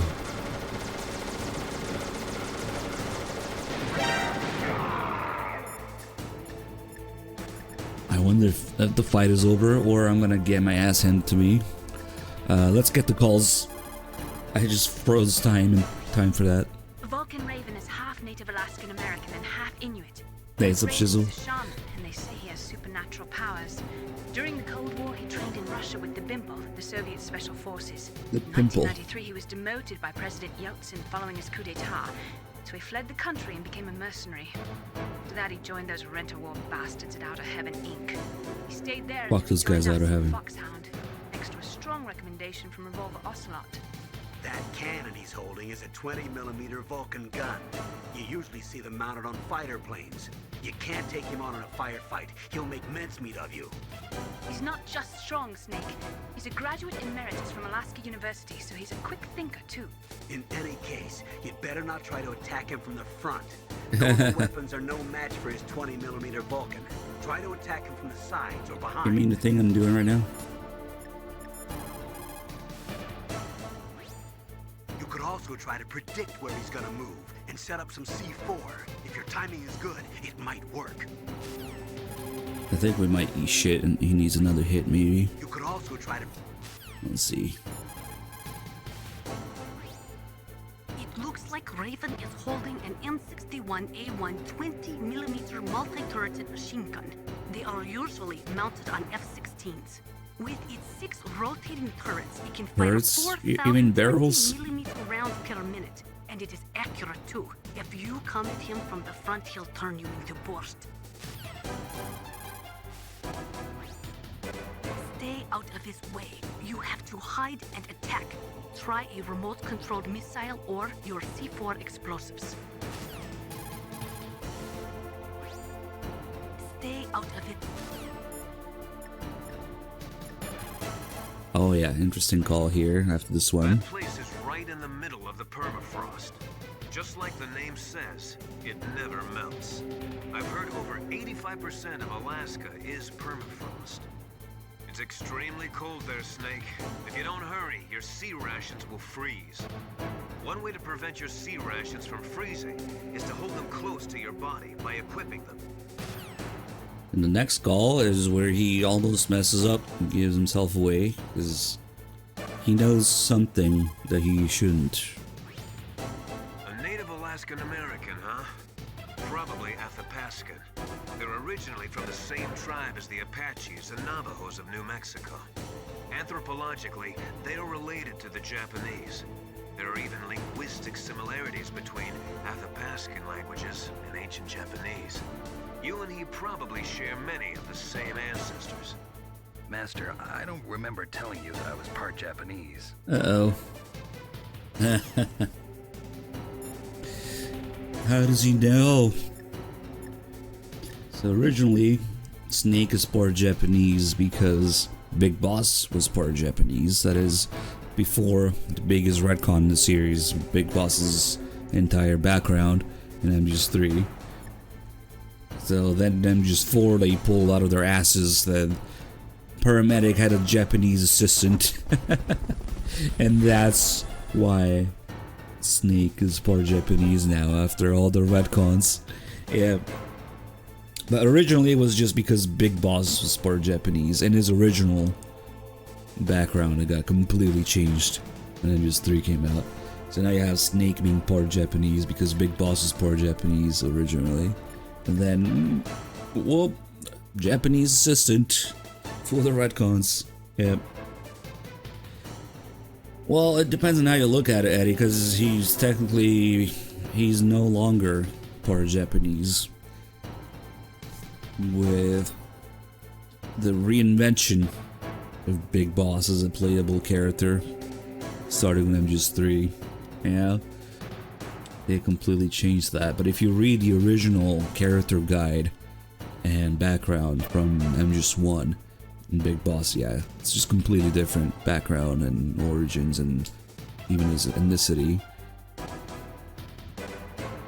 And then it's it's something that ironically they gave that role to Miller in Peace Walker. He's the one who's part Japanese now, which is funny because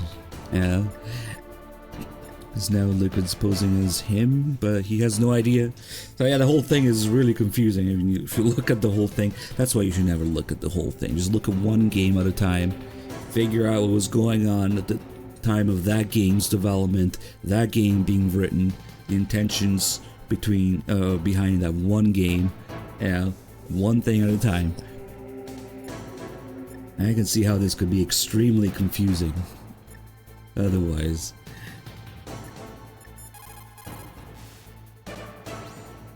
That room is still under construction because their main priority was to finish Metal Gear's underground base. But the good thing is, with all those containers, it should be easy to hide, right? Let's say this PSG-1 damage was enough. Oh shit, it wasn't. He's got a little bit of health left. Yep. Oh well. I guess it doesn't really multiply that much. Should we do a 360 no scope thinger? Nice. I stinged myself in the face too, but I got him. Just as the boss said, it is my existence which is no longer needed in this world. But my body will not remain in this place. My spirit and hey, Rapid Madness, thank you for resub. one with the ravens. Yuri also with 3 months, thank you. I will return to Mother Earth who bore me. Snake! I will be watching you. Understand?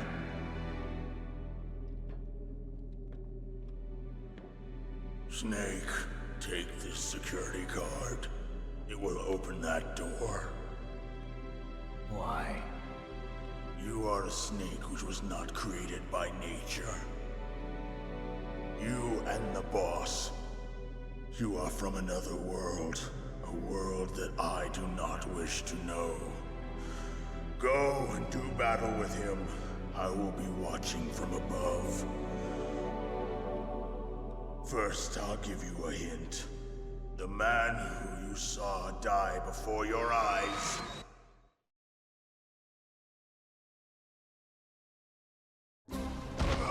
What is it?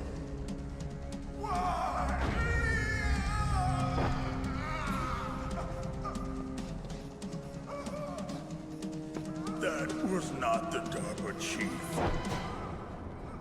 It was Decoy Octopus, a member of Foxhound. He was a master of disguise. He copied his subjects down to the blood. So he drained the Chief's blood and took it into himself. But he wasn't able to deceive the Angel of Death. The Angel of Death?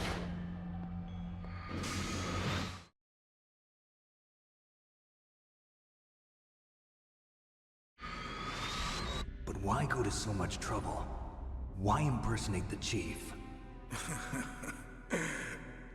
That is the end of my hint.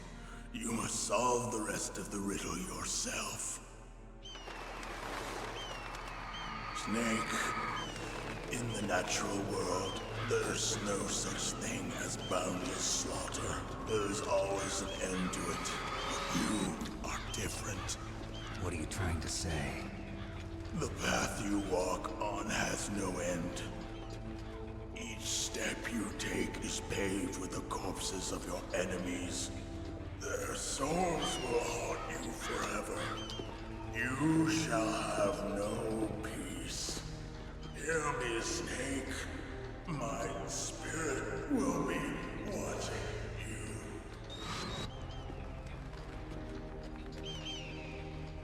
One of the many things that he was speeching him just for retcons he has. Where Snake's Japanese genes come from. He was talking about earlier from a healthy Japanese assistant from or a paramedic. Like what? Master. It's about Naomi. Turn your monitor off. What about Naomi? Colonel, is Naomi there? No, she's away. She's taking a short nap. So what is this about Naomi? Okay, maybe we'd better let the Colonel hear this too. Yeah, go on, Master. Well, basically, Dr. Naomi Hunter is not Dr. Naomi Hunter at all. What? I thought her story of her background sounded kind of fishy, so I checked it out. And? There is an actual Dr. Naomi Hunter, or I should say, there was one. But she's not the woman we know. The real Naomi Hunter disappeared somewhere in the Middle East. Our Naomi must have somehow obtained her identification papers. So then who is she really? She must be some kind of spy. A spy? Yes. Maybe she's been sent to sabotage this operation. Are you saying she's with the terrorists? I don't want to believe it either, but she is working for Foxhound. So you think she had a part in the uprising? Or she could be working with some different group altogether. Different group? It couldn't be... Place her under arrest. What? She's betrayed us. She needs to be arrested and interrogated to find out who she's with. If she's one of their spies, then we're in big trouble. What do you mean? Nothing. Have you let her in on some kind of vital secret or something? Does this have anything to do with the mysterious deaths of the DARPA chief and the Arms Tech president?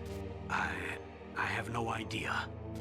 Anyway, we cannot allow her to participate any further in this mission. Wait a minute. Without her, we can't complete this mission. I knew it. You're hiding something. Give me some time. I'll try to get it out of her. Hurry then. We've got to figure out who she is and what she's doing here. I understand. Snake, give me some time. I don't have any time left for you. Just beat with 84 mods, thank you so much. Now, since the Ravens didn't really leave anything, stupid things in a way, you know. They didn't leave his body behind, but the gun is still here, so it gets the cinematic camera angles for the gun instead. Can't exactly pick it up. But yeah, somebody was asking what the thing on his back is. That's where the ammo is stored. In the balls of the gun. Even with this huge thing on his back. Given the insane rate of fire, weight, and size of the ammo. And the rate of fire of the gun. You wouldn't have more than a few seconds worth of ammo. Meanwhile, Raven is just shooting continuously. Yeah, this is a real gun, but it's not something you pick up and use as a person. Like they were talking about, they're mounted on F-16s. You can look it up. It's the there's the M61A1 and the M61A2. The M61 Vulcan. That's why his name is Vulcan Raven.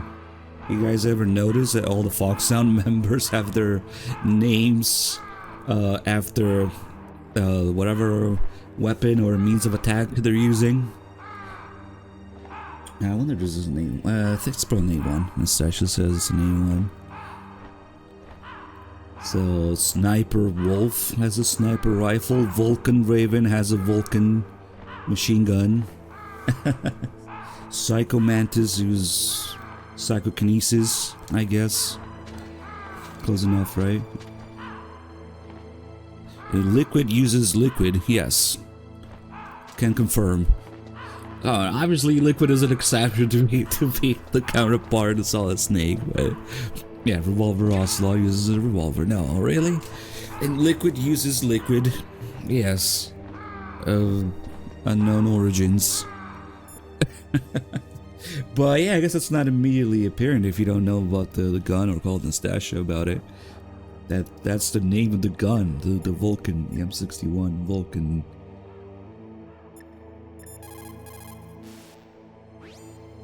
If we do not drastically reduce... Not again, Nastasha.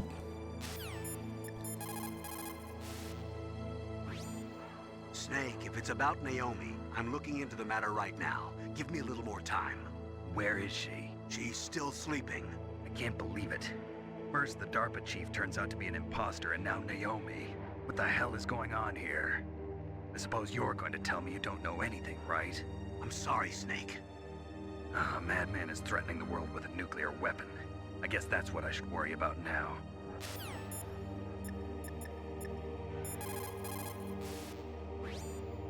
Snake, I'm sure that woman calling herself Naomi is some type of spy. And now I'm starting to think that Campbell might be hiding something too. Don't trust him. Yeah, you should trust you instead. Naomi wasn't acting strangely or anything? No, I just can't believe that Naomi is an enemy spy. I refuse to accept that. I don't want to believe it either, but... Don't say it, Snake. You know, I always wonder, since those things are mounted in F-16s, if they didn't get them from the two F-16s that they sent at the beginning, that Liquid shot down. But, probably not. I mean, Raven already had his name before that, so maybe he just always carried one around. I don't know anything about Dr. Naomi, so there's not much I can say. But Snake, I think you'd better leave that to Colonel Campbell. Don't you think you'd better just get to the control room? Okay. Well, first we have to learn about the radioactive wastewater in here.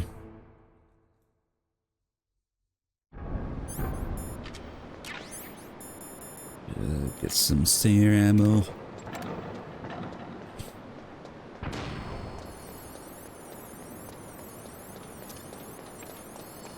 Somebody said, "How many cameras do you want in here?" Yes. And look at the best part. That wall there. Camera raid party. If you inch forward just a little bit, they spot you, but again, they can't shoot exactly where they can see. They can see a little farther than they can shoot. So you get this silly thing here. The bullet just stops existing, I guess. At this range, I don't know. And that one specific camera.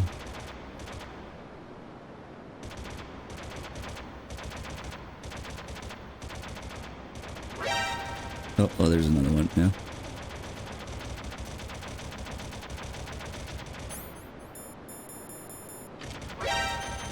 Oh, now that one spotted me too. Interesting. It is just like one pixel away from getting hit. Hey, calm down. Nope. I'm only including Delta because I haven't done a full in-depth run of it yet. And also because it's, you know, the latest and greatest thing ever released. One of the games of all time. But it won't be a routine thing in story marathons, you know. Unfortunately, those still end with Twin Snake, fucking Phantom Pain. Not Twin Snakes. That sad excuse for a waste of time of 45 minutes of truth tapes is still how story marathons will end. You know?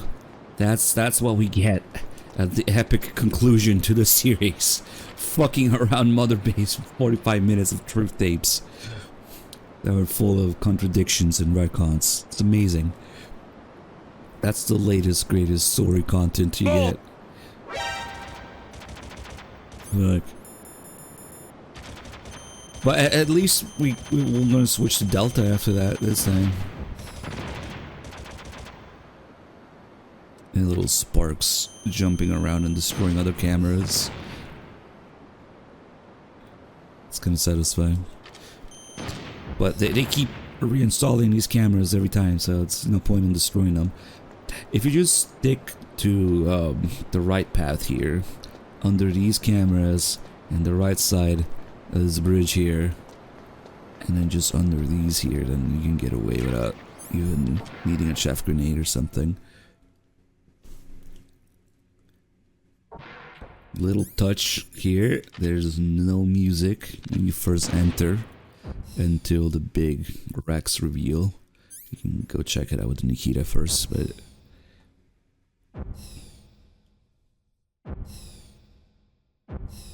Twin Snake's quality has improved at each new release. What?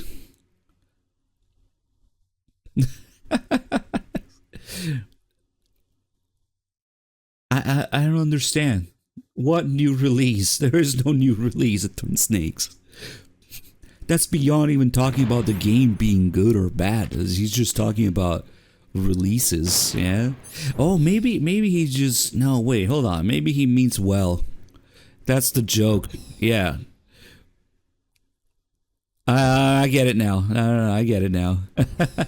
There is no improvement because there is no release. I don't know if it's a good joke though, because there's a non-zero chance that they really will release Twin Snakes at some point. I don't know. Yeah, unless you count my version.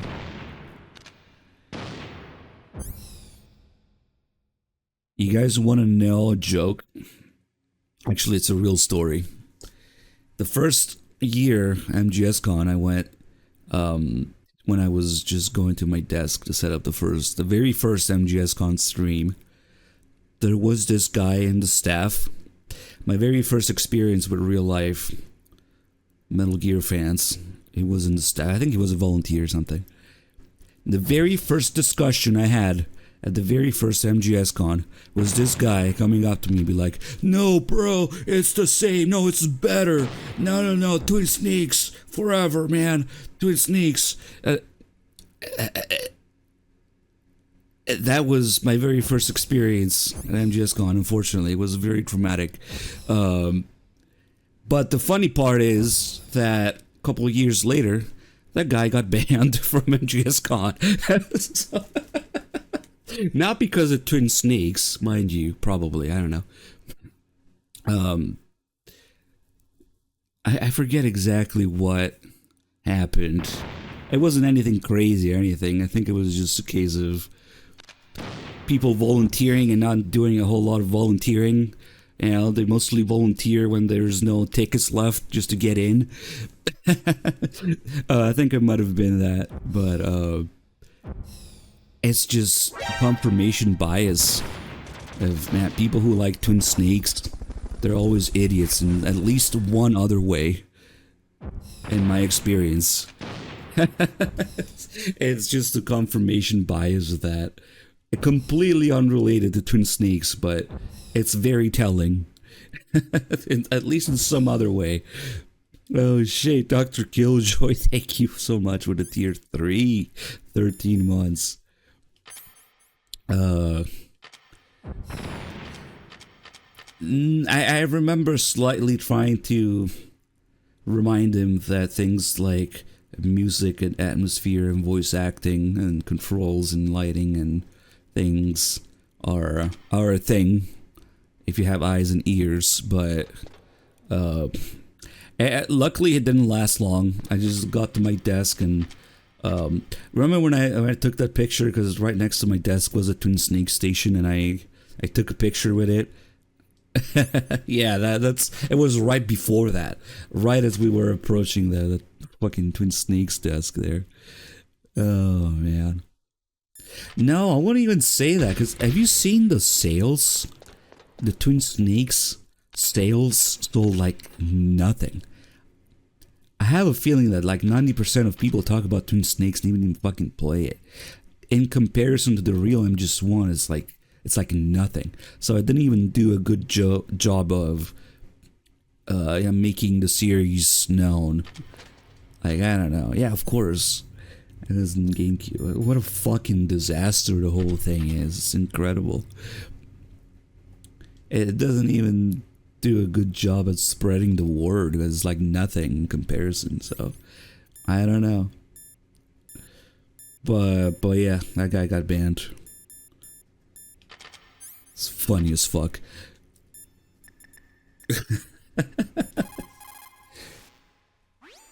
What's up, Snake?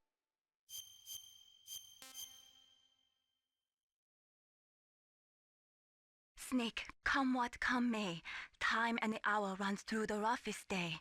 We're almost out of time, Snake. Please hurry. You're the only one who can stop them from launching that nuke. Stop the Twin Snakes release. I gotta make a fan game based around that.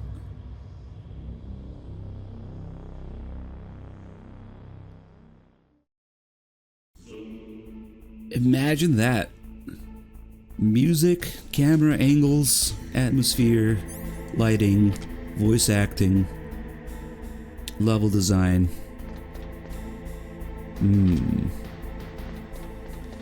Nah, we'll just get rid of all that. Yeah. Much better that way.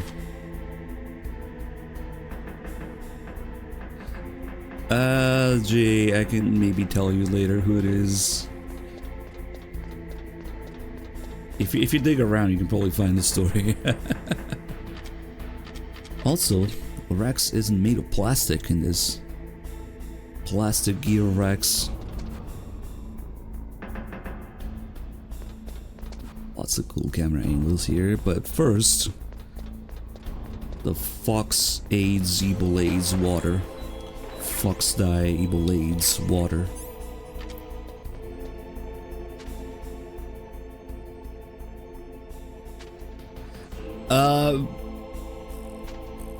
Pretty much everything that a game is comprised of. Music, graphics, controls, lighting, atmosphere, voice acting, what have you. Everything is just worse. It's, to keep it short, is devoid of life.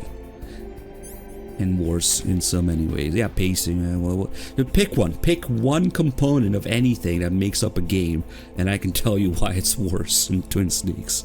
So, lighting, camera, controls. I don't know, music. Any details? Like, I don't know. Like, and that's not even going into the whole backflip fiasco thing. Yeah, that's not even talking about the backflips.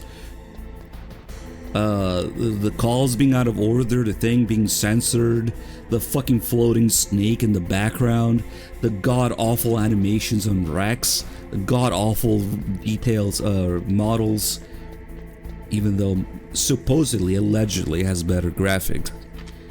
The god-awful models for Snake and Otacon, or pretty much anything in the game. The guns, like, damn, man, don't get me started.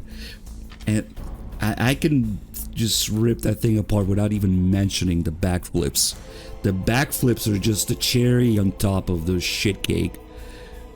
The cherry on top of the diarrhea sundae. Like, I don't know. It's so bad, but whatever. Let's learn about the Fox AIDS water. That stuff that is flowing in those ditches on the first floor must be radioactive nuclear wastewater. You better stay away from it.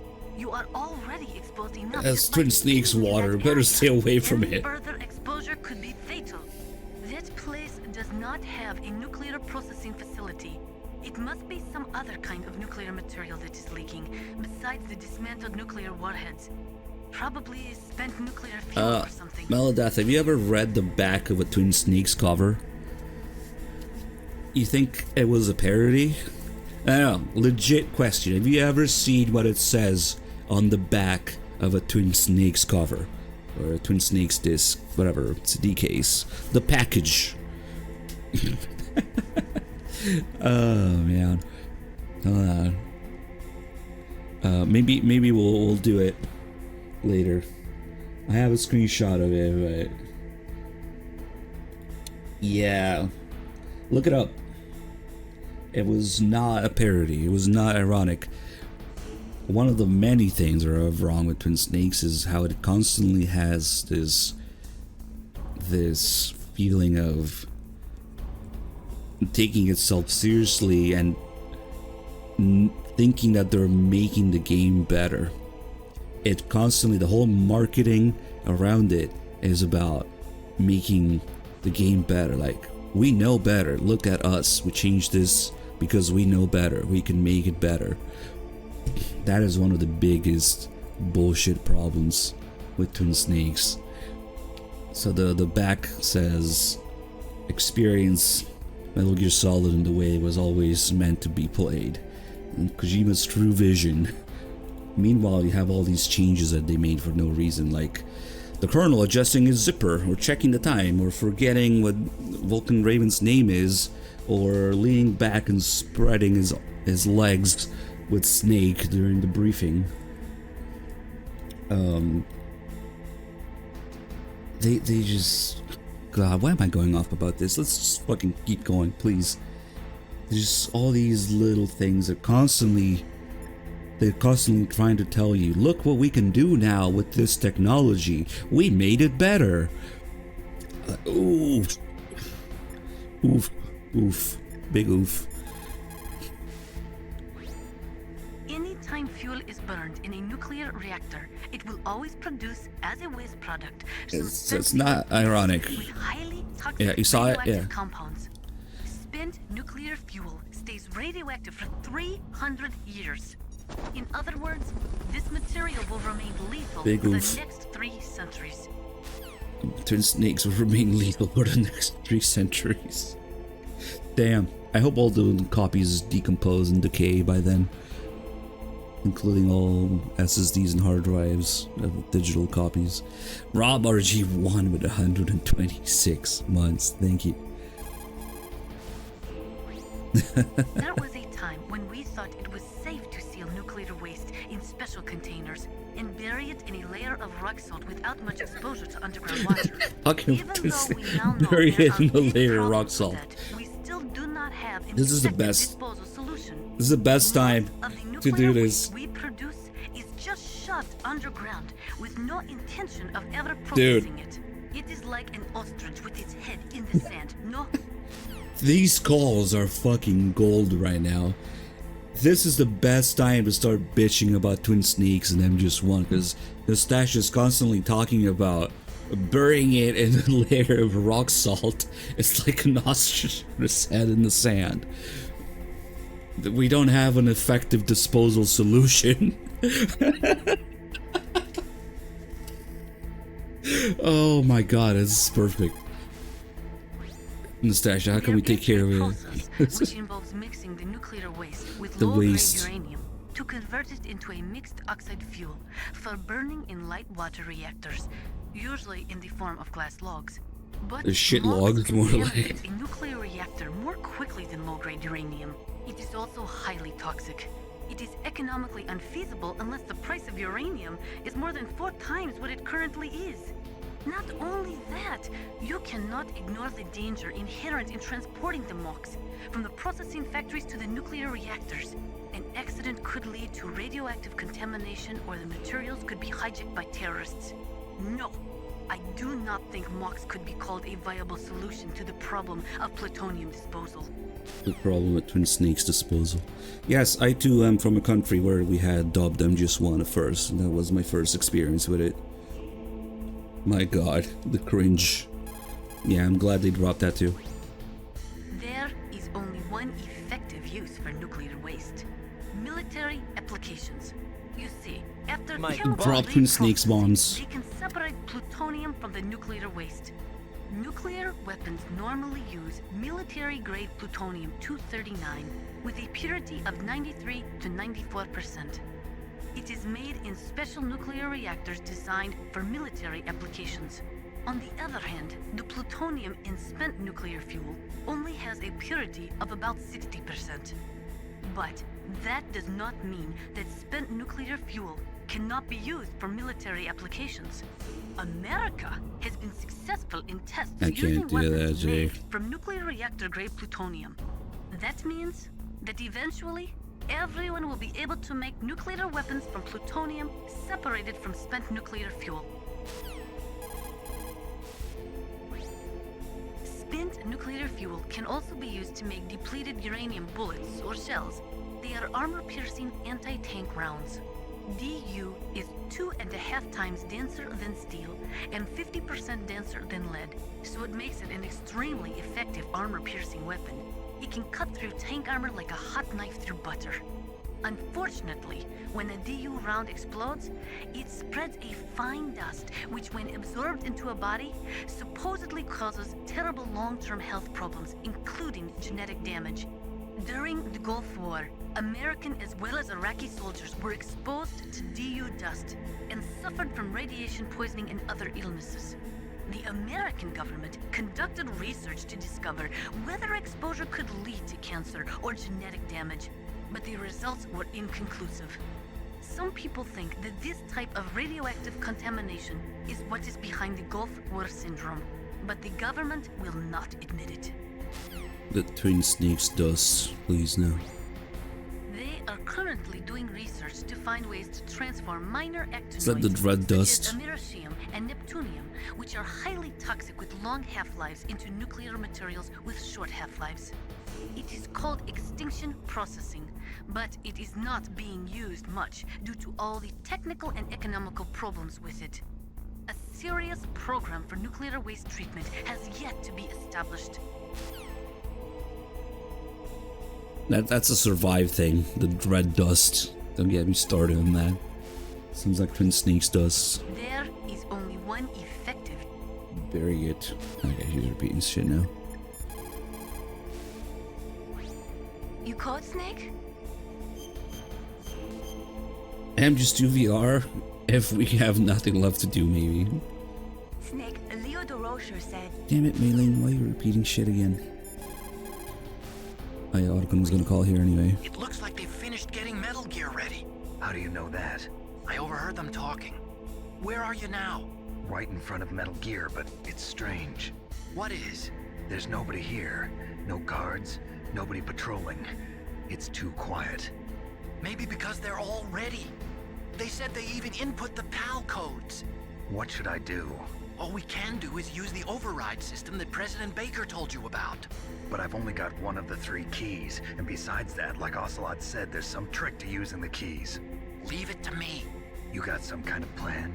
Well, I'm in the computer room right now. I'm trying to access Baker's private files. Baker's files? Don't you need a password? Of course, but there are ways. Are you a hacker? Yep, that describes me pretty well. Oh shit, Metal Death, really? Look like you can get in. I don't know yet. I'll give it a try. So Liquid was right when he said that the DU around thing is the cover story. Damn. Really? That can't be healthy though. Depleted uranium dust. Breathing that in, getting it absorbed into your skin and whatnot. That's kind of interesting. It's a pretty recent study too.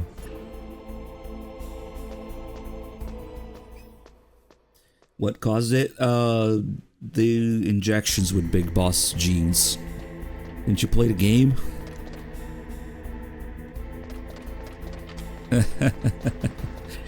Liquid tells us the real reason for Gulf War syndrome.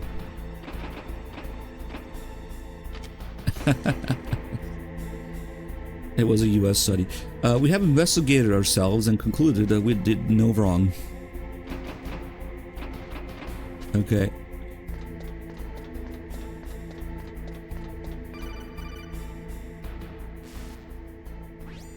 Snake, it's me again. How's it going? Not bad. I just got past his 3rd security level. He was a pretty careful guy.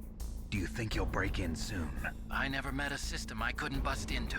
That's okay, not Wolf. Keep trying.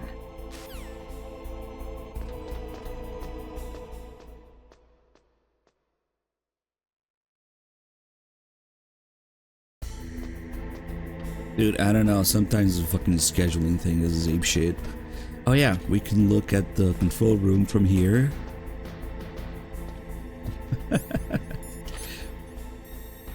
We can see Ocelot and Liquid in there already.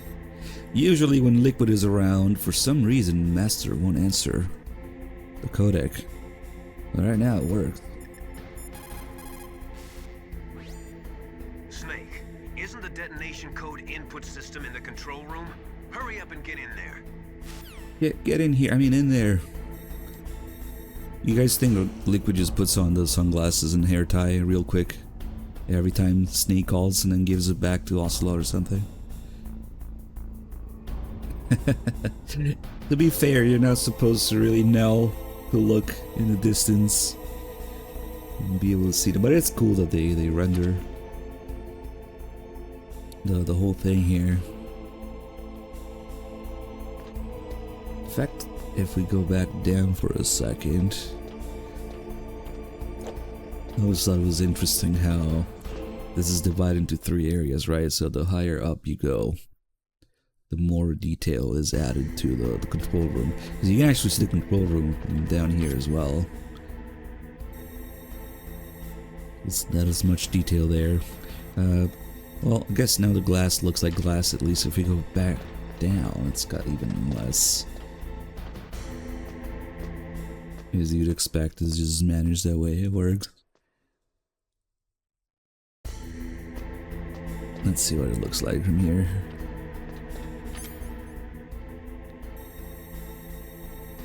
Yep.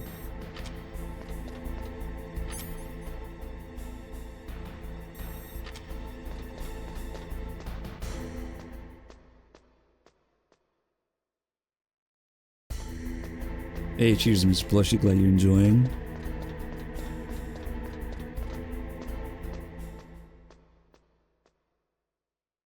It is a little silly that you gotta climb these ladders and get on top of racks.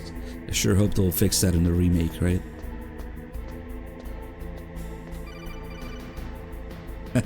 Second knot. Snake, I did it. You got past security? Bingo. Yeah, the scale isn't fucked. Crazy. The confidential Metal Gear file. I gotta remember to do the orgy call. Override system that Baker talked about. I haven't found it yet. That's what I need to know. But Snake, I found something else. What? The secret behind the new nuclear weapon. Just as I thought, the nuclear warhead is designed to be fired from the railgun like a projectile. It doesn't use fuel, so it isn't considered a missile. That way it can get around all sorts of international treaties. Pretty sneaky. Yes, but effective. And that's not even the scariest thing about this weapon. Oh, I can't wait to hear this. It's a stealth weapon. You mean it won't show up on radar? Yeah. The truth is, they've been working on a stealth missile since the late 70s. Why weren't they able to develop one until now? Because of the missile rocket propulsion system. It would be picked up by enemy satellites. Oh yeah, that makes sense. But unlike a missile, the railgun doesn't burn any propellant, so it can't be detected by any current ballistic missile detection systems. An invisible nuclear warhead. Totally impossible to intercept. And on top of that, it's got a surface-piercing warhead designed to penetrate hardened underground bases. We learned that lesson in the Gulf War. This thing could mean the end of the world. It's the ultimate weapon. And from a political point of view, it avoids the problem of nuclear reduction and nuclear inspections. Colonel, is this true? Are you listening? I'm listening. If word of this got out, it could delay the signing of the START 3 treaty and cause a huge international incident. Yeah, it would be nasty. The United States would be denounced by the UN. It could even bring the president down. Did you know this, Colonel? I'm sorry. You've changed, Colonel. I won't make any excuses. Snake, listen to me. This new nuclear weapon, it's never actually been tested, only simulated. You mean they ran a computer model? Yeah, that's why they were conducting this exercise. They needed to get actual experimental data to back up the simulation. What were the results of the exercise? It looks like it went better than they hoped for, but I can't find the data anywhere on this network. You'd think the data as important as that would be carefully recorded. It was. President Baker gave me an optical disc with all of the test data. What? Do you still have it? No. Ocelot took it from me. The terrorists have replaced the dummy warhead with a real warhead. Once they input the detonation codes, they should be ready to launch. So you think they can do it? Well, the dummy warhead was designed to be identical to the real thing, so I think so. Did you find out how to override it yet? Not yet. It must be in a separate file. Right now I'm looking through all of Baker's personal files. We're counting on you. Somehow the scale of this hangar isn't completely fucked to the point where Rex barely fits. Impossible. I should kill this guy.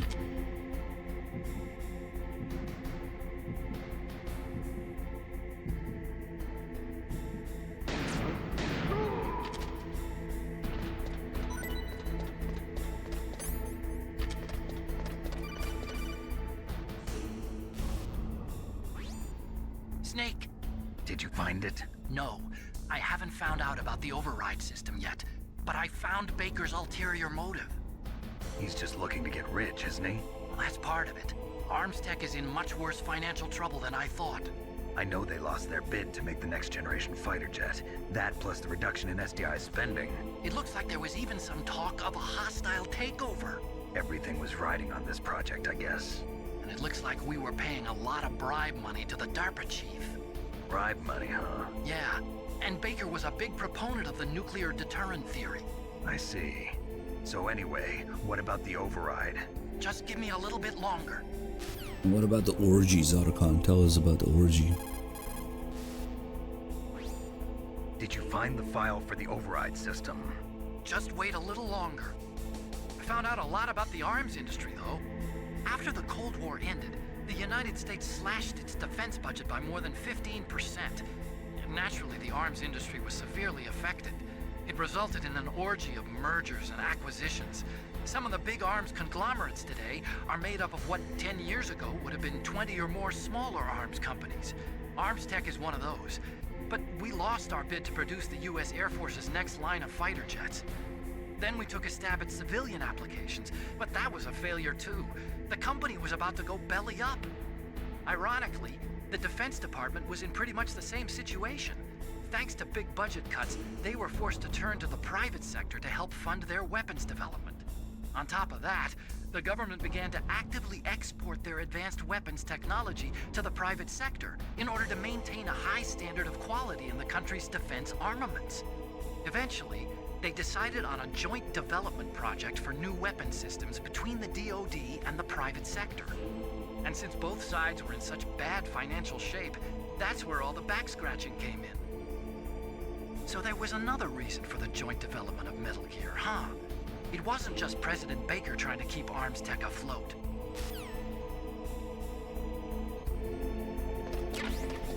Go take a look at Rex's cockpit. Hold on. Cockpit. Oh, okay. It's subtle, but later when we mistakenly activate the warhead thing, you can see Rex's cockpit being slightly cracked open, which is weird because the whole game, to make it sound like the PAL key is intended for the nuclear warhead, but it activates Rex, like it opens Rex's cockpit. I don't know, it's kind of weird. Also, in the cutscene coming up, Liquid is mentioning, he's gonna mention how this base is full of spare nuclear warheads. So does that mean that he wouldn't need more PAL keys for those warheads? The PAL key was just for Rex itself and the warheads were just available? I don't know. But yeah, this is the point of interest here. The space between the railgun and the wall here. Compare this in Twin Snakes. See how fucking close it is. Just the scale of the whole area. Many areas, they're just completely off. There's also that camera reference point left floating in the ceiling here in Twin Snakes. Some people think it's an Easter egg. No, it's just a bug. But yeah, they did a fine job parking it in the real MGS1, I guess.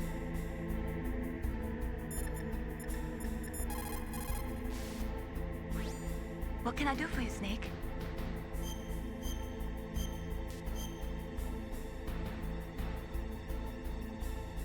How do I love thee? Let me count the ways. Have you ever heard that? It's Elizabeth Barrett Browning. Well, don't think too deeply about Barrett that Browning. one. I'm not sure why I said it. Damn it, Maylene. We should do cartwheel across the doorway here.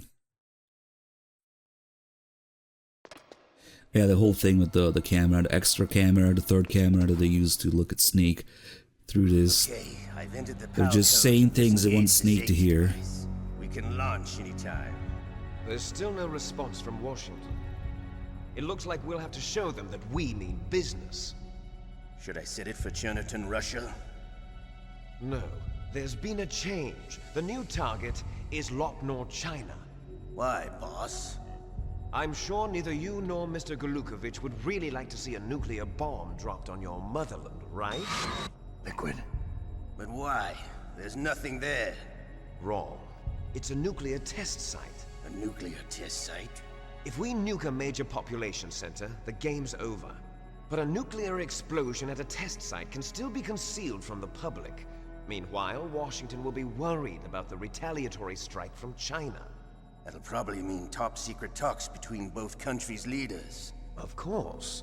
And in the process, the President will be forced to divulge the existence of a new and highly destabilizing nuclear weapon to the Chinese. What do you think that will do to the US's reputation? Or the President's? And with the CTBT, that means that China and India. I see. Yes. When the other countries hear about this new weapon, they'll all want to contact us. Washington won't be very happy when we start selling their own system to the highest bidders. Yes, the President will break. He will give in to our demands. Big Boss's DNA and $1 billion. $1 billion? That money will be used to cure our genome soldiers as well. I'm also including the Fox-Die vaccine in our demands. Fox-Die? It killed Octopus and the Armstech president. So it's true that it affects older people first. Mantis might not have been affected because he wore a mask. Wolf wasn't infected either. Perhaps due to those tranquilizers she always took. Something to do with the adrenaline level in the blood. Or maybe it's just because this Fox-Die was still experimental and they haven't worked out all the bugs yet. In any case, have you heard from your friend, Colonel Sergei Golukovich, at the Spetsnaz? He still has doubts about the ability of Metal Gear. He said we can talk after Metal Gear's test launch is successful. He's a very prudent man. There's nothing to worry about. The Colonel wants Metal Gear and a new nuclear weapon so bad he can taste it. If Russia wants to regain its position as a military superpower, they need to reinforce their nuclear arsenal. They need a nuclear weapon that can't be intercepted. Metal Gear will allow them to gain first strike capability over the rest of the world. Their regular army is in shambles, and they think they can restore their country's military power with nuclear weapons? Golukovich, he's no warrior. He's a politician. But he's the one who gave us the Hind and most of our other heavy firepower. He's got over 1,000 soldiers under his command. If we join forces, we could put up quite a resistance here. Since Mantis died, the genome soldiers' brainwashing has started to wear off. I'm worried about the men's morale. An alliance with the Russians would boost that as well. What are you saying? We're not going anywhere. We're going to dig in here. We could still escape. We've got the most powerful weapon ever made, and we're about to ally with Golukovich's forces. Are you going to fight the whole world? And what's wrong with that? We can launch a nuclear warhead at any target on this planet. A nuclear warhead invisible to radar. And on top of that, this base is full of spare nuclear warheads. Once we get the DNA and the money, the world will be ours! What about your promise to Colonel Golukovich? I have no interest in the revival of Mother Russia. You're not thinking of reviving Big Boss's dream. From today, call this place Outer Heaven. Big Boss's dream. But boss, you're not worried about the PAL being overridden. If the code is in it again, it'll be deactivated. No need to worry. The DARPA chief and the Armstech president are both dead. Does Snake know how the override system works? You interrogated him, don't you know? He didn't have any keys on him. Good. Then no one can stop Metal Gear now. By the way, what should we do with that woman? Want me to kill her? Let her live. She's Campbell's niece, and Snake cares for her. We'll keep her as our ace in the hole. Meryl, she's alive.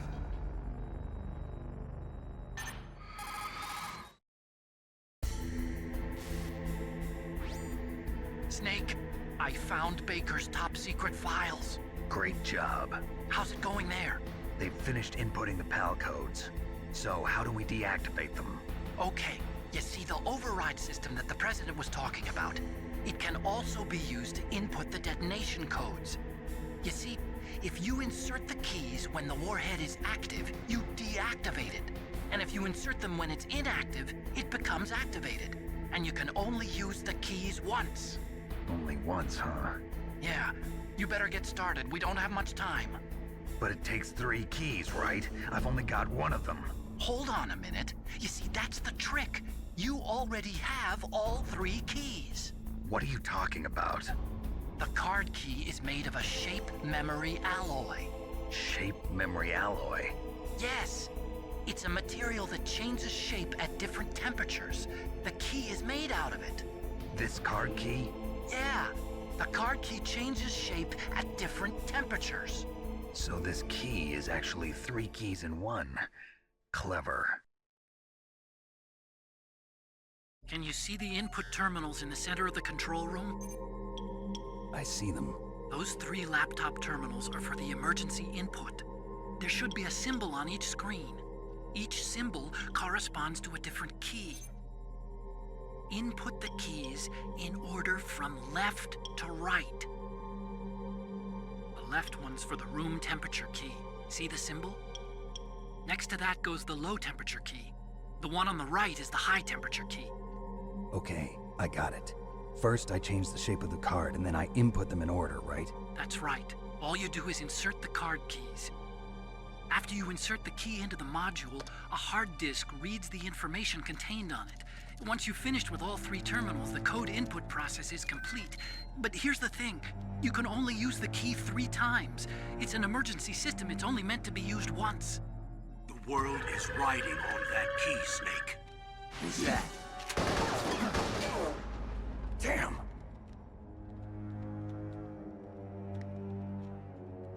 The key fell in the drainage ditch. Snake, this is bulletproof glass. There's no way in. I'll enjoy watching you die.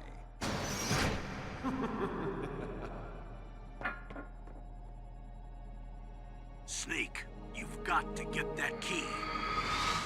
Still no idea why they don't have an alert here in Twin Snakes. I used to think it was because they wanted to keep the total alerts score to 0, but they have the other forced alerts in the game, so I don't know. Maybe it's just one of the many oversights. This is kind of a special alert being spotted by Liquid himself.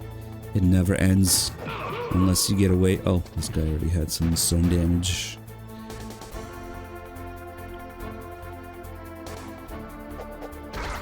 Damn it. Oh well. These guys just keep coming.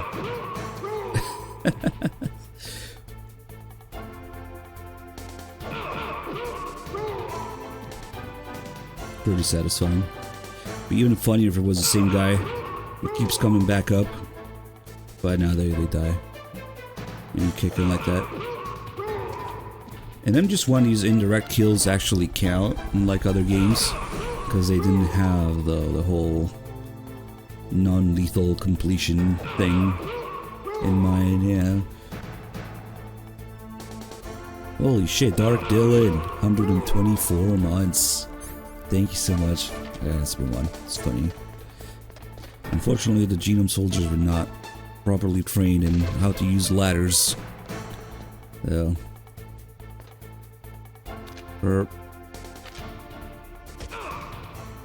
What?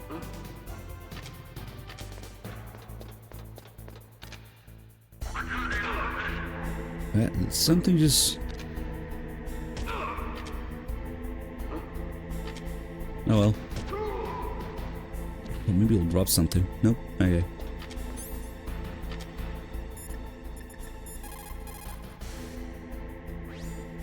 Snake, they've input both detonation codes. The only way to stop the launch now is to use the card key to re-input the codes. Find that key. It fell somewhere in that drainage ditch. I wonder if we probably have more than 10 alerts, which is usually the case. in these in-depth runs where I fuck around a lot. Oh yeah, no, definitely. We spam all the stun grenades. There is a big difference between conventional weapons and weapons of mass destruction. Conventional weapons are intended for use against military targets, but nuclear weapons Come on, Metal Dad, that's 45. non-combatants. Nukes are designed to kill tens of thousands of innocent civilians in a flash. That is why nuclear weapons are so evil. Those who forget the past are doomed to repeat it. That is why the world must never forget Hiroshima and Nagasaki. Nuclear weapons are destructive enough to kill every living thing on Earth Anastasia, and get to it. render the planet uninhabitable for tens of thousands of years. In the history of mankind, there has never been a weapon created which was not later used. If we do not do something, we are just going to blow ourselves up. There's no doubt about it. There's never been a game that hasn't been remade. We have the sword of Damocles hanging over our heads. Those who forget the past. That's why we must never forget Twin Snakes.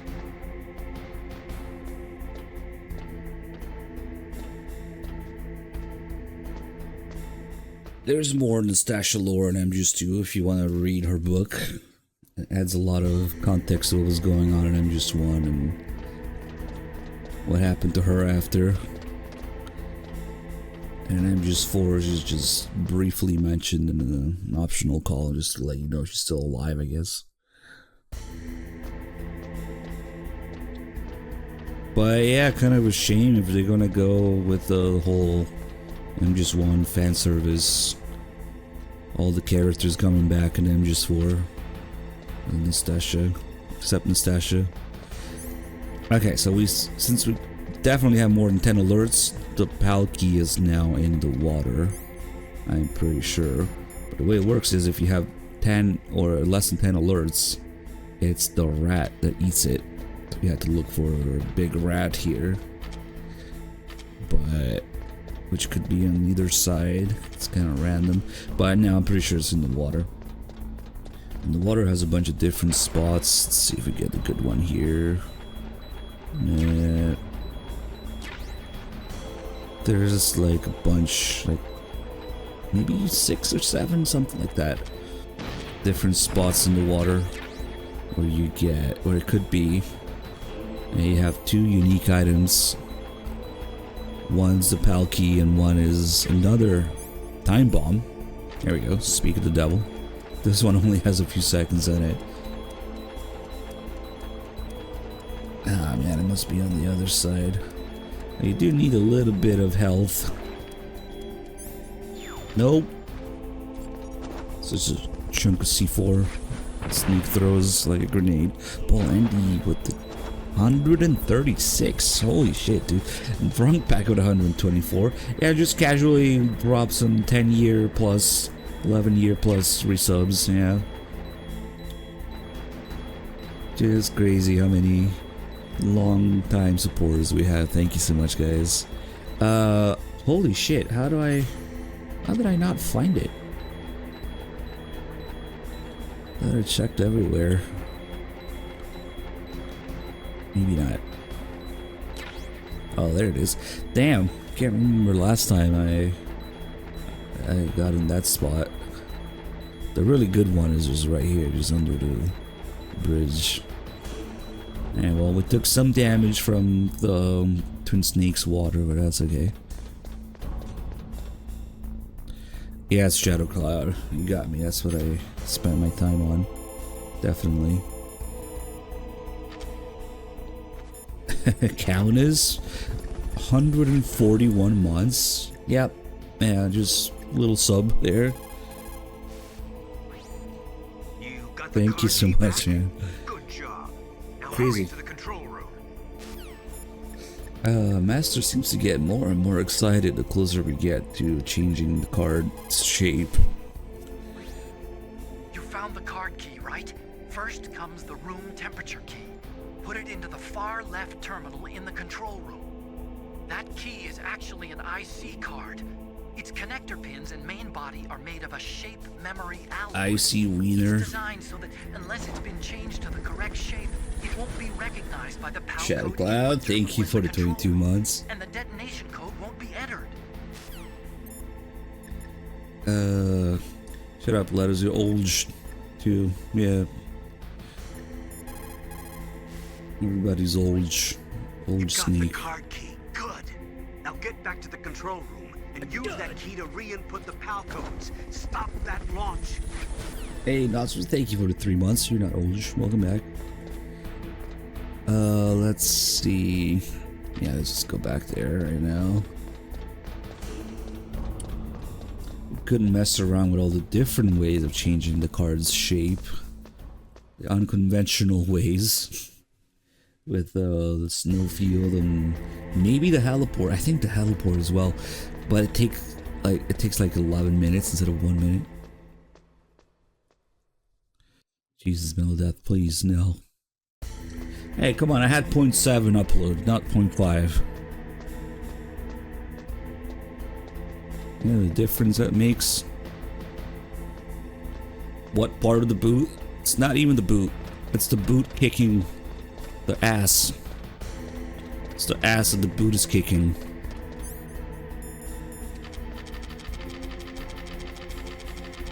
Yep. That tells you a lot.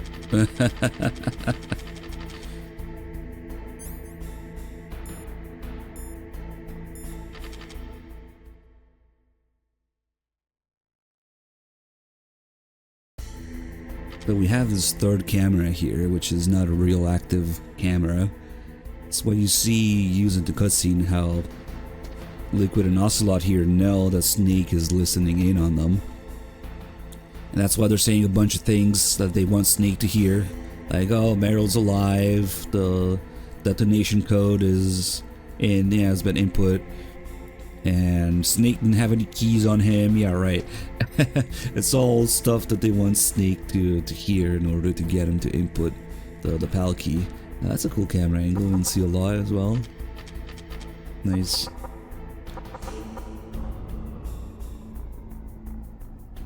Well, maybe he just thought the camera was off or something, I don't know. But this camera is also completely non-existent in Twin Snakes. Maybe they thought it was dumb. Or maybe, you know what it is? I didn't realize until now. The camera would have been in the way of the backflip. Or the cartwheel, the side flip. Across the doorway in Twin Snakes. Maybe that's why. Now in Twin Snakes they just have that camera in the back there. See Snake through the doorway or something. Yeah, they just completely remove it. And choices were made, I don't know.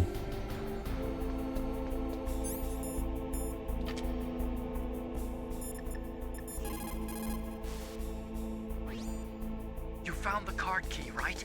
Okay. Come on.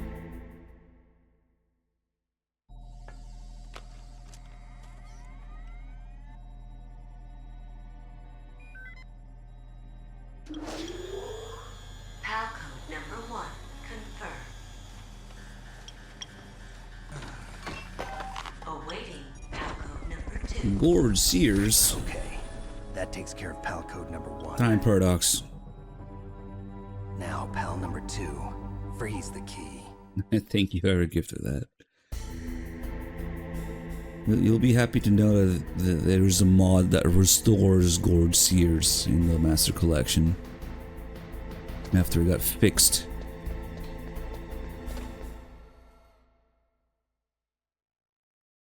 And depending on what we're doing with the sub goals and different things required, I do have a couple different versions of the games to go through, like for crowd control and the randomizer and stuff. Yeah, those have to be on PC. So we might actually see that. I restored Gord Sears. What's up? Yeah, nice weather today. That guy doesn't actually see around the corner. Neo with the 23 months and Joycey with the ride-ons. Thank you. If you mod the absolute shit out of it, that is fix for Konami doing their job for them, you know. The Master Collection seems playable on PC now. Mainly they fix the stupid shit with some of the controls and some of the things that were missing. Restored by modders, of course.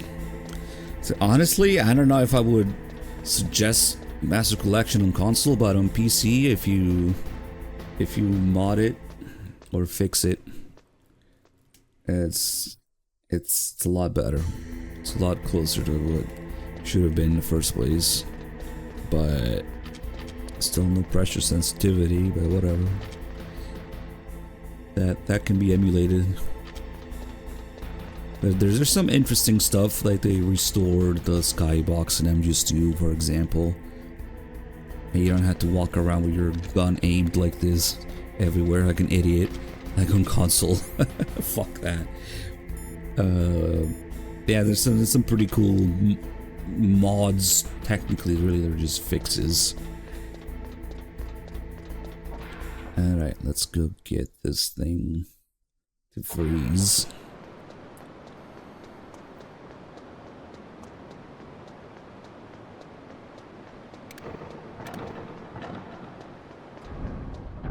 Alright, we gotta spend a minute in here.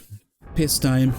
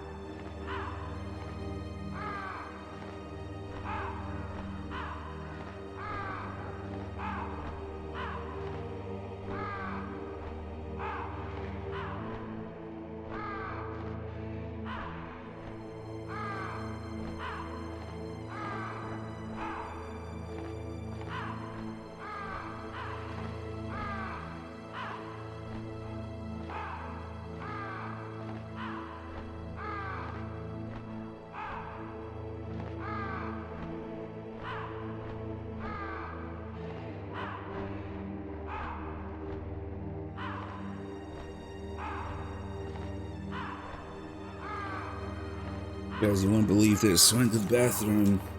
I finally found it. Chapter 3, Piss, was right there. And key should be changed now. That's where it was all along. Piss day never came. Well.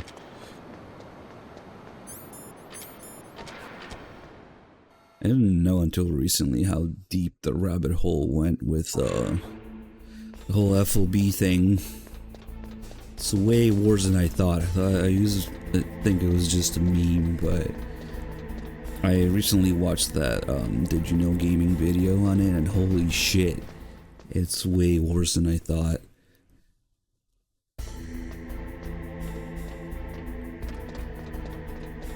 People hacking to as a workaround for the nukes that were stuck on servers on saves and bases that don't exist anymore. And Konami banning the hackers instead of fixing the bug to nukes. What a clusterfuck, man.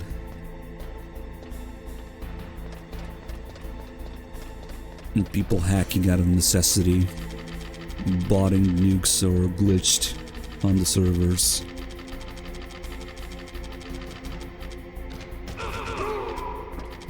And then Konami repeatedly saying that they didn't trigger the peace event legitimately, sometimes taking weeks or months to investigate it to find out what's legitimate or not. Always coming up with some excuse as to why it's not legitimate. Yeah, because of your own bugs on your servers. Oh man, what a clusterfuck.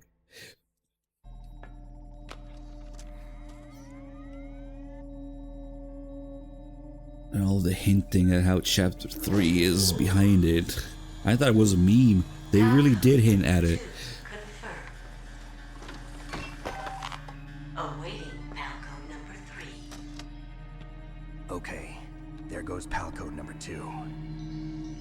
Next comes pal number 3. Is a bug or a feature? Warn Good the question, because it's probably a feature just to hide the fact that they never had fucking anything to show for it. If people did trigger the nuclear disarmament thing legitimately, according to Konami, which can never happen because of Konami's own bugged servers with bugged nukes. Convenient, huh? They have their own bugged shit that prevents, that they keep using as an excuse to say that people can't do it legitimately. So they never had to show anything for it. If it does happen, they pretend to investigate it and be like, no, this wasn't legitimate because whatever. Bots, hacks, glitches. So no, we're not triggering the event. Okay. What a clusterfuck. Very, very convenient to have your own bugs as an excuse to not have to show the thing behind it. Yep. Snake wins. Thank you for the holy shit, 133 months. Another long time resub. Thank you so much. Funny you say that, Corey, because I recently had somebody trying to explain to me that Phantom Pain is a finished game because Skyrim has bugs. I shit you not. We'll just leave it at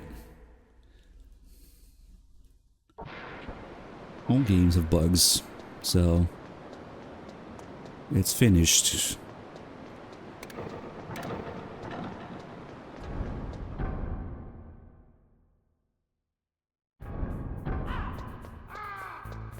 Yeah, I don't know. There's people in here now, but we can just ignore them. Bye.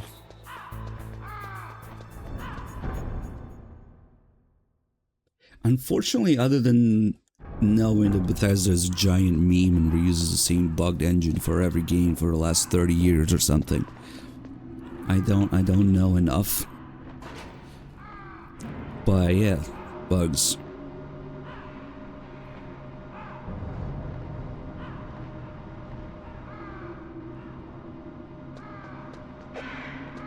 Oh nice, so many ravens punch in the face.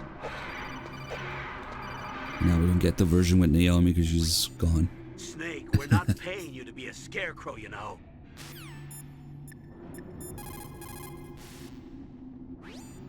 Now you've got to warm the key up. Find someplace hot. What about Naomi? Oh, damn, is it too late for that? I should have called them before getting on the elevator. Or, wait, no, it's... No, maybe it's... Shit, I forgot. If you do it the right time, because Snake is curious about Naomi in the middle of trying to heat up the key, right? Then, oh, it must be now after this. Snake, it's about Naomi. He says, find some place hot. What about Naomi? It's funny Turn as your fuck. monitor off. Okay, it's off. No one else can hear us. Go ahead.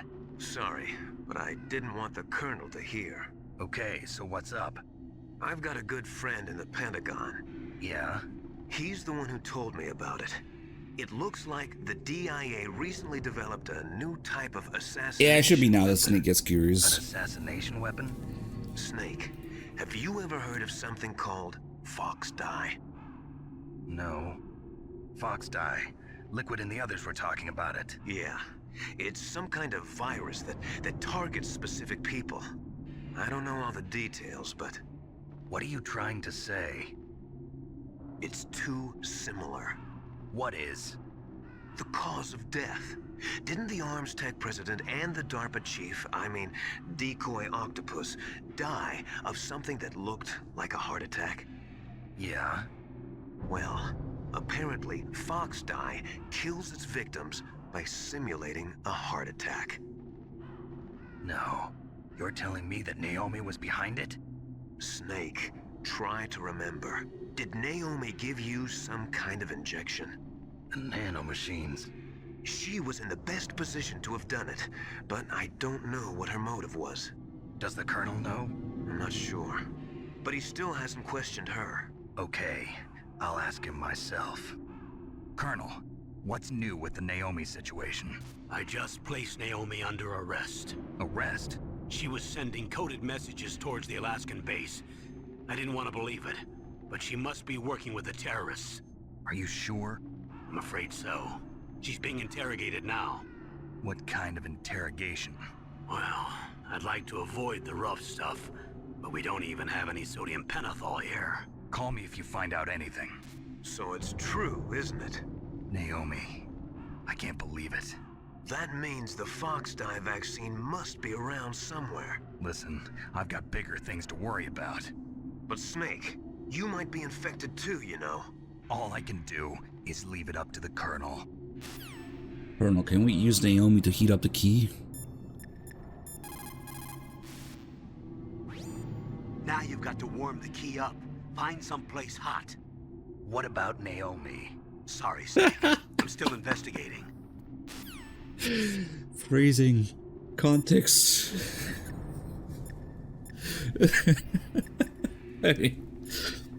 It just works that way. Naomi's an enemy spy? I can't believe it. I don't want to believe it either, but... Snake, leave it to Colonel Campbell. You've got to concentrate on re-inputting that detonation code. You're right. It's not until after the Naomi call that Otacon has the speech about it. I cannot believe it. Dr. Naomi working with the terrorists? I don't want to believe it either. But if what Campbell says is true... I know. Nastasha, have you ever heard of fox dye? Fox dye? No, sorry. I never heard of it. Oh well, forget about it. Ames looking at her, shaking his head. I know. Like, yeah, this context was added later, but they make it fit because there's largely a whole retelling of MGS1 and MGS2 in the Darkness of Shadow Moses, Nastasha's book about it. So they recontextualize everything. Where Ames was there with Nastasha, and he does know a lot more, or she knows a lot more, but she can't really tell Snake about it. Basically, Nastasha has a gun pointed at her head the whole time in MGS1. Her home gets taken over by Ames and some other Patriot agents, and yeah, she can't tell Snake about a lot of stuff that she would know about otherwise. And the whole thing with Naomi also getting arrested in the background, you know how at first they tell you that she's taking a nap. Yeah, that's also recontextualized in MGS2, where she was already being interrogated. And then there's a whole thing with Jim Houseman at the end, and how they somehow have Campbell override his orders. Ames did that too, and it just kind of had Houseman be the scapegoat for everything, with early retirement forced on him, and then later they did the exact same thing to Ames. That's why Ames dies in MGS2. Yeah, Ames was her husband, but they were already divorced by MGS1. It was already her ex-husband when she's writing about it.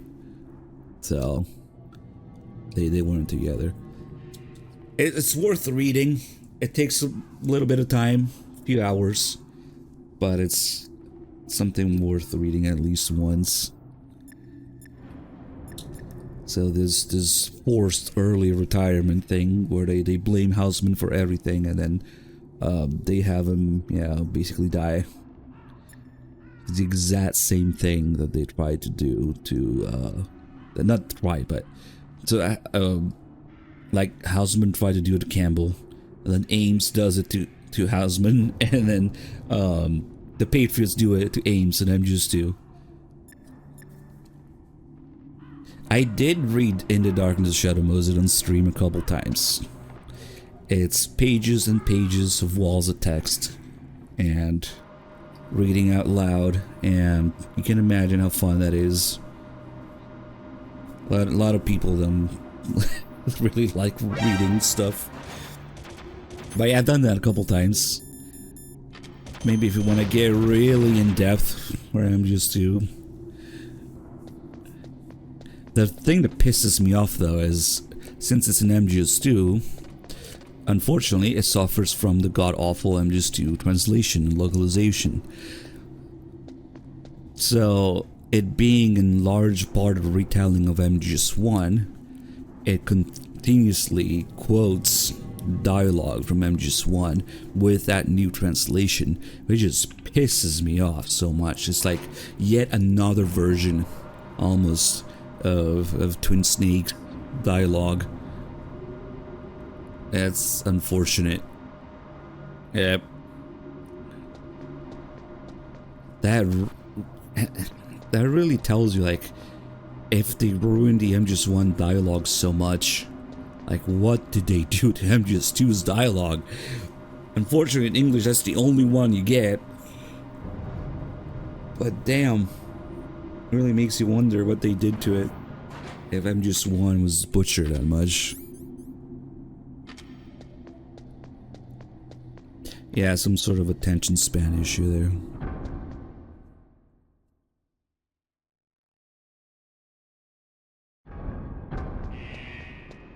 But I just constantly find myself changing the quotes and quoting the actual MGS1 when reading In the Darkness of Shadow Moses. This is just bad.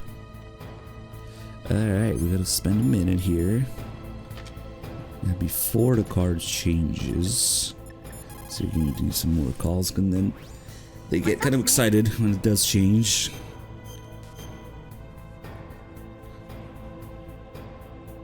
Snake, Leo DeRocher said... Stop repeating shit, Mailing. So Naomi's a spy, just like I thought. Campbell is hiding something too. But that's okay. Fox dye is a virus, a biological weapon. There must be a vaccine.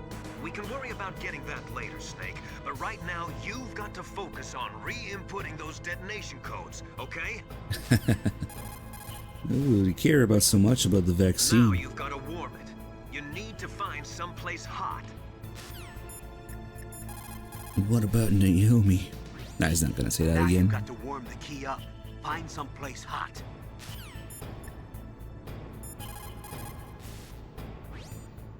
You have a good view.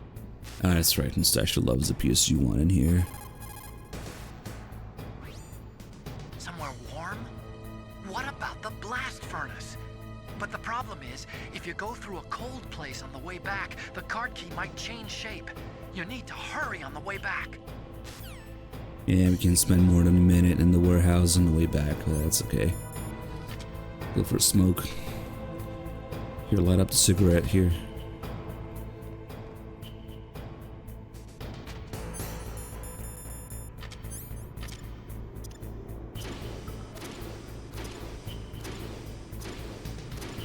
Yep, another one of the calls where he almost gives himself away. And he gets really excited about the card changing shape. There's also a third call where he almost messes up, but that's only if you save Merrill, which unfortunately this time was not the case. Get rid of all this garbage. Okay, I'm pretty sure it changed by now.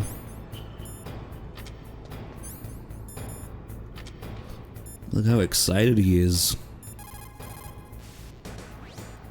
The key changed shape. Hurry to the control room. That's the last key. Master, I've never heard you so excited. Well, I just really want to save the world, Snake. You did it! That's the last one! Hurry to the control room! To be fair, Campbell's excited too. Looks like you changed the shape correctly. The last card key goes in the far right terminal in the control room. But be careful. Okay.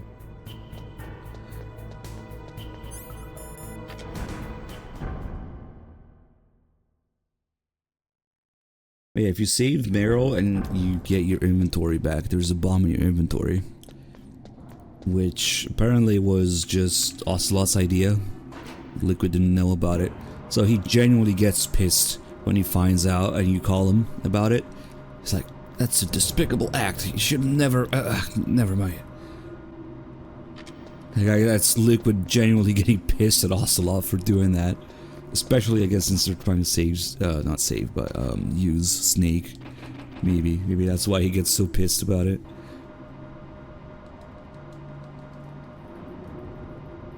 And talking about Ocelot in such a close manner. Like, oh, he never should have done that.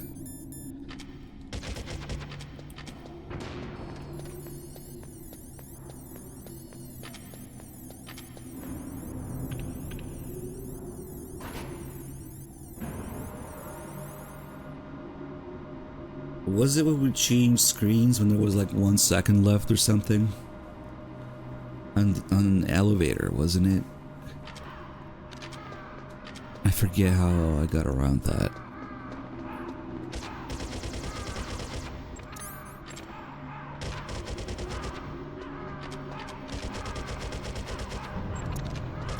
Come on, it's right there, shoot it.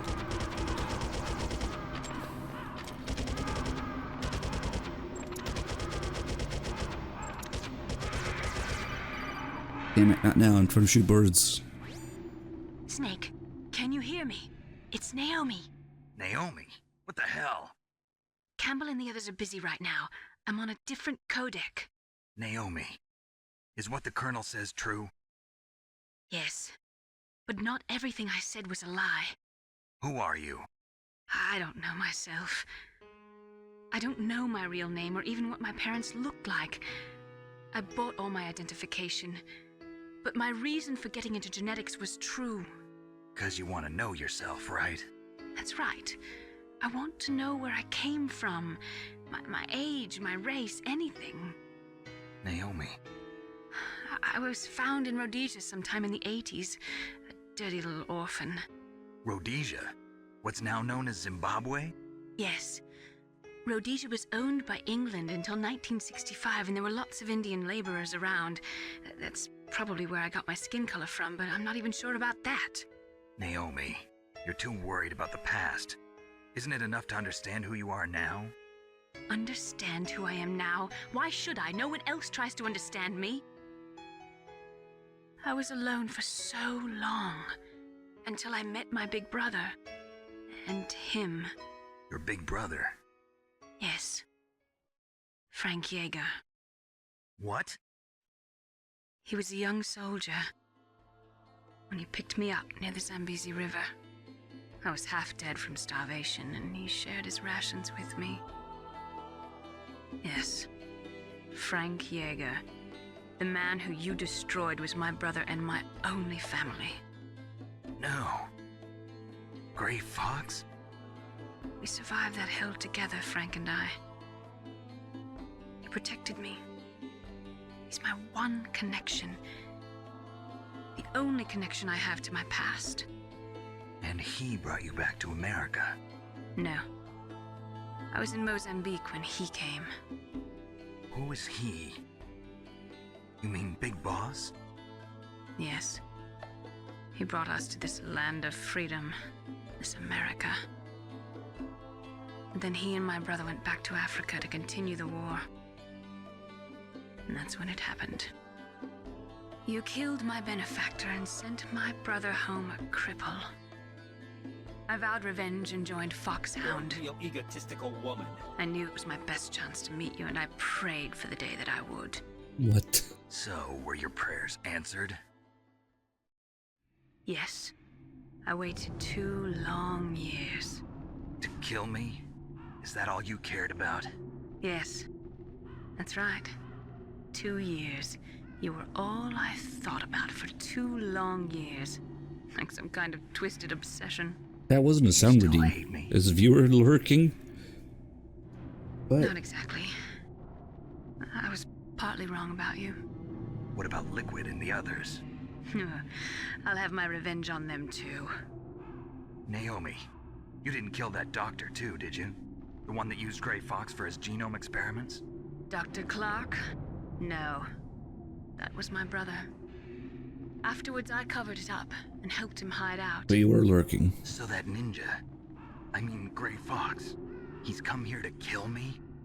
I don't think so. Okay, if it wasn't you, that's kind of concerning. I wasn't sure before, but now I think I understand. A final battle with you. That's all he lives for. I'm sure of it. Fox? No. Naomi, tell me something. About Fox Die? Fox Die is a type of retrovirus that targets and kills only specific people. First, it infects the macrophages in the victim's body. Fox Die contains smart enzymes created through protein engineering. They're programmed to respond to specific genetic patterns in the cells.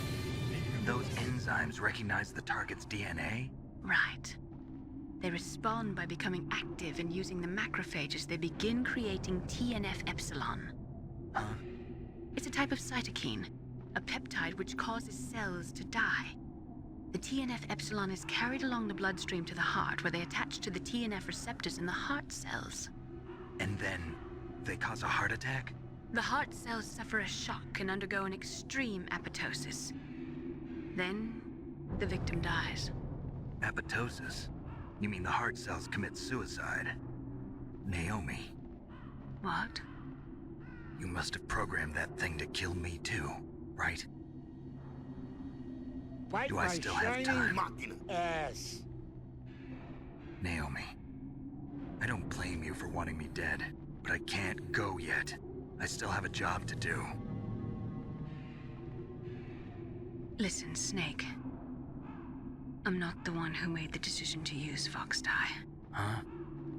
You weren't? U.S. military's new No. weapon codenamed Malak. You were injected with Fox Die as a part of this operation. God damn it. I just wanted to let you know that. Injected with Malak. No, that's not the whole truth. Huh? The real thing I wanted to tell you was... Snake, Hey, what are you doing? Snake! Naomi! Snake, I can't allow Naomi to make any more unauthorized transmissions. What? Bull! Naomi's been removed from this operation. What happened to Naomi? What did she mean when she said that Fox Die was a part of this operation? Colonel, let me talk to her. I won't. She's under arrest. Colonel, you double-crossed me. Snake, there's no time for that. There's the Right best now, Twin your Snakes job line. is to stop Metal Gear. Okay, Snake?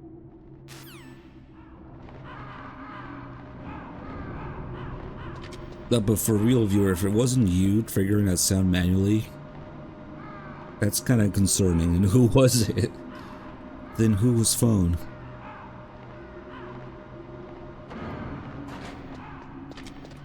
Also, I've been wondering if we have a command for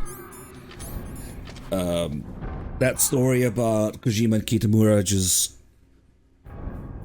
fucking wasting time instead of working on Twin Snakes and talking about movies and books and stuff during their meetings. Yeah, I'm positive I tweeted about it. Maybe I tweeted on the other account. I found an old forum post about it, which was already in an archive. So I retweeted it, I took a screenshot of it, I linked it. Both the old thing and my screenshot, and I thought I tweeted it, and I thought we made a command about it. So the story goes how Kitamura and Kojima were having these meetings for Twin Snakes, and instead of working on the game, they were just fucking around, talking about movies and books and other things that they're shared in common, you know? And that's why no work got done on Twin Snakes, and he just let him do whatever he wanted. He would just laugh and nod at everything. Kojima would just laugh and nod at everything. So that's the real story of how Basically, the misconception that people said that, oh, Kojima asked Kitamura to do it his way, or Kojima authorized the Twin Snakes cutscenes, or Kojima wanted Twin Snakes to be that way. Like, no, that's what really happened. What Naomi was gonna say, probably that she left Snake out of the Fox Die target list, who knows. That's what I'm trying to find. The fucking forum post that had the story about it. It was a guy who met Kitamura, I think. Or something like that. Fuck, I don't remember. That's what I've been trying to look for. Anyway, let's do some calls here before we get through the final thing. I can't really blame Dr. Naomi. I feel sorry for her. Ever since I was a Or maybe it was an interview I he always did. hated my first name. Hal, isn't it? Yeah, but I'm not a computer. I'm a human. My Where the hell did I taking tweet part in about the it? Manhattan Project. My father being born on the day of the Hiroshima bomb. I hated every part of that.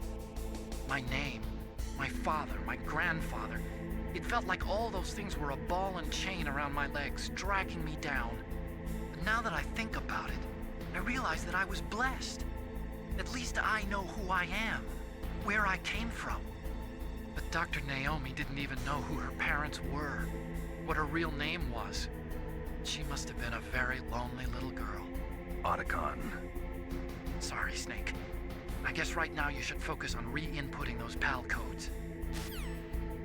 Don't worry, you'll get to know her better. More up close. You still haven't input the final card key. Hurry to the control room.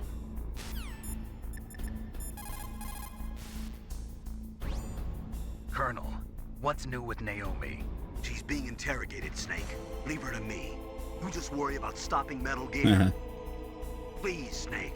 I consider you my friend. Please believe that. Snake, we're just about out of time. Get to the control room. I do remember that it was in one of those old forums, like either shit, I forget if it was a Police Nuts website, Junker HQ, something like that. It was one of those old forums. Nastasia, I'm going to ask you one more time. Do you know anything about Fox Die and the real nature of this operation? Sorry, I have not been told anything about that. That's funny. The Colonel said almost exactly the same thing. Sorry, I didn't mean to sound sarcastic. I believe you. But yeah, it's not surprising at all how things turn out. They were just fucking around. Snake, Naomi's under arrest. What the hell is happening over there? What's the Colonel thinking? Campbell's... I'm sorry, I can't say anymore. But please believe me, I'm here to help you until the end. Please, Snake, don't give up.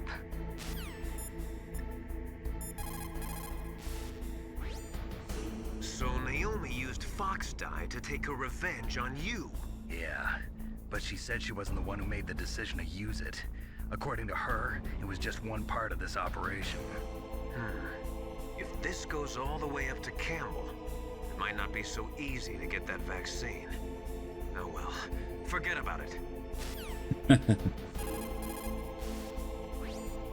Hurry up and get to the control room. Input that last key.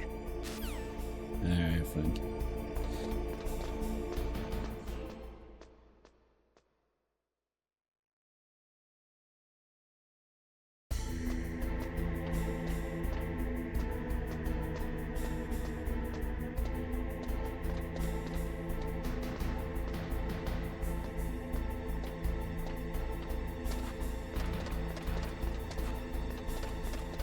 Yes, this is a pain in the ass to Google because it wasn't in an archive, not on the actual website anymore.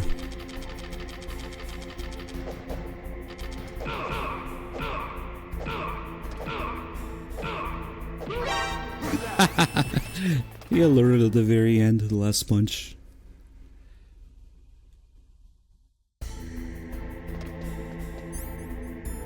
And to have a smoke and some gas while we're at it.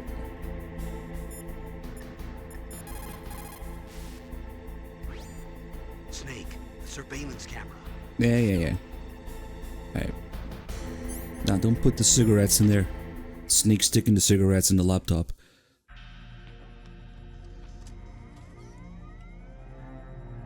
Palcode number 3 confirmed. Palcode entry complete. Detonation code activated. No, why?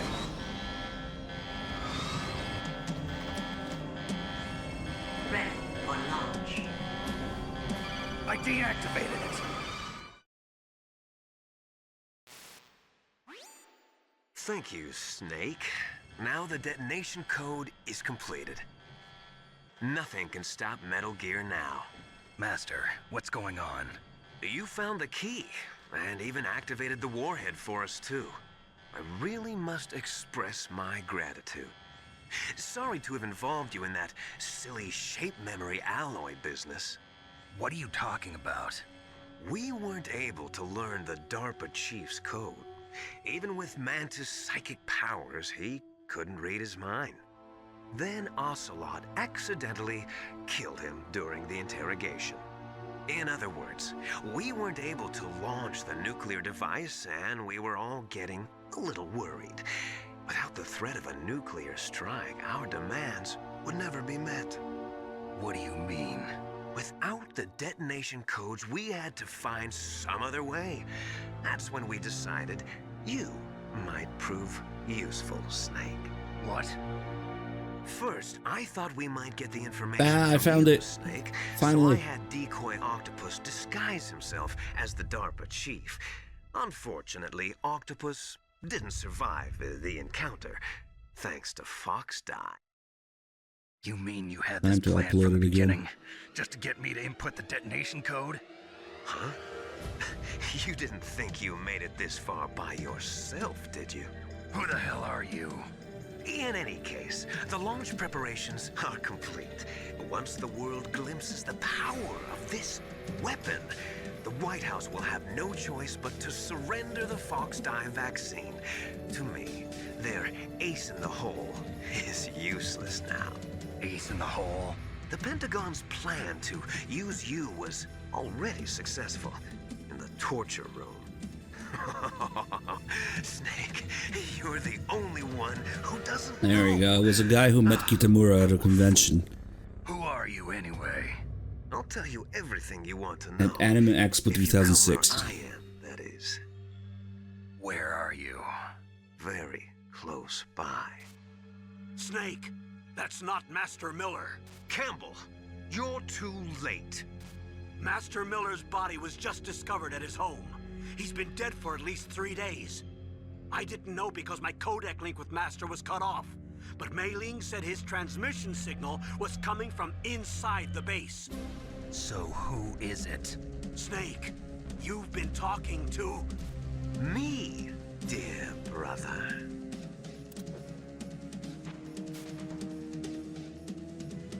Liquid. How the... You've served your purpose. You may die now. It wasn't even like a private chat with the guy. No, it was the conference that Kitamura gave at Anime Expo 2006. So that's a bit more verifiable in that way. Nice. Snake, gas! Do something! Snake, call Emmerich. He should be able to break through security. Snake, gas! They would meet on a daily basis to work on the storyboards for the game, even though Kitamura doesn't do any storyboards for his own movies. Interestingly though, he and Kojima basically ignored the work to be done and spent most of the time together talking about movies, music, and everything they share a common taste in. So Kitamura ended up doing whatever he wanted, with Kojima readily and happily agreeing with everything. They were fucking around instead of working. Nice. And thus Twin Snakes was born. Damn. Yep. Kitamura initially not interested in touching his masterpiece, but Kojima insisted he told him to completely forget about the past and do whatever he liked with MGS. Yeah, after MGS2, I can see Kojima having that reaction, unfortunately. After the MGS2 backlash. So Kitamura said he'd be interested only if he could break it. Yes, he said break it. Wow. What a time to be alive.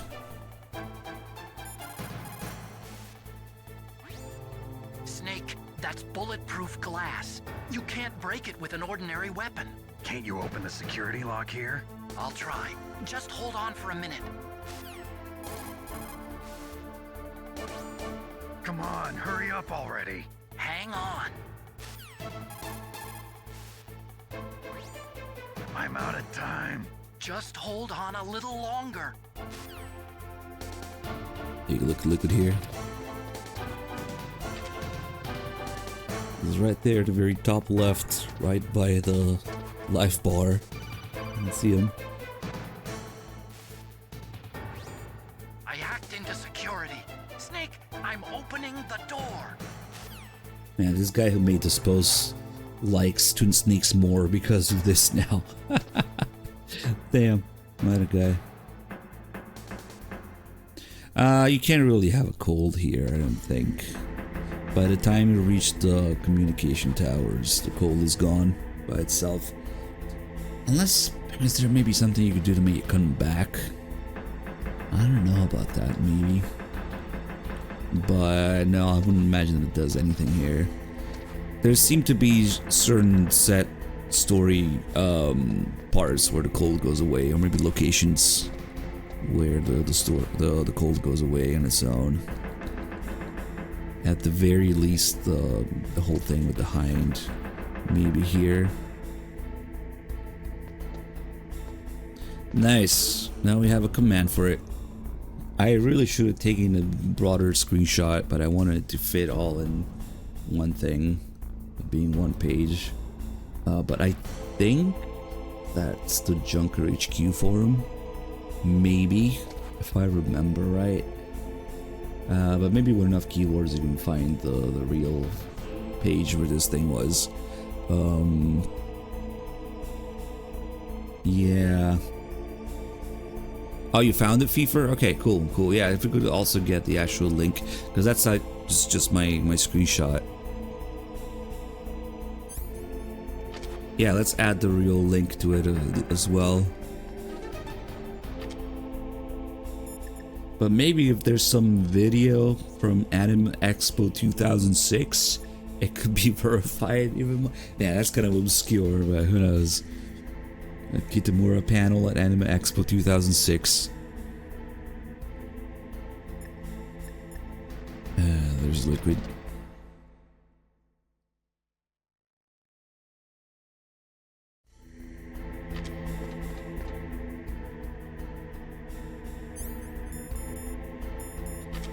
That's where I took a picture of him the other time.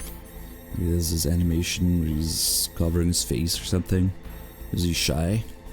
Is he sucking himself up? Is he slapping himself? I don't know.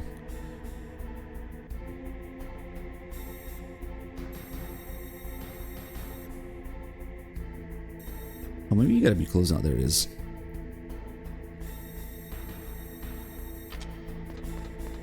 We can also make him run back there every time. If you leave here, come back. Look at now, he's like halfway there. Oh shit, camera. Oh wait, it doesn't matter, that's right. Oh, there he is now. He's right here. Autocon hacked security, so even if the camera alerts, the door doesn't seal. Nice. Farm alert system this way.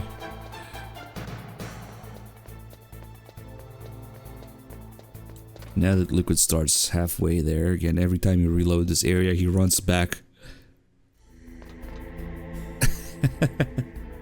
He's just going back and forth. And if you try to go the opposite way, the game just doesn't let you. Force back.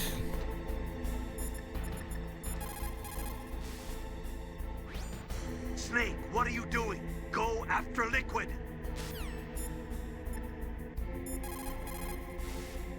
Same thing, word for word. Snake, what are you doing? Go after Liquid. Maybe Master will help. They should have had some sort of troll call, if you call them here. What are you doing? The door is open, Snake. Hurry up and go after Liquid. There's probably some way to glitch through there if you try hard enough, who knows, or maybe an emulator. But I don't think it would do a whole lot. Snake, are you okay? He thinks it's a boss fight already. Man, even if it was just him answering and laughing at you, that would have been great. Nope. Alright. And you can't really do anything to him here. No hitbox. Steel abs. Let's save some of the PSG1 ammo. Oh yeah. I need to get rid of some of the Stinger ammo anyway. So we get the different line.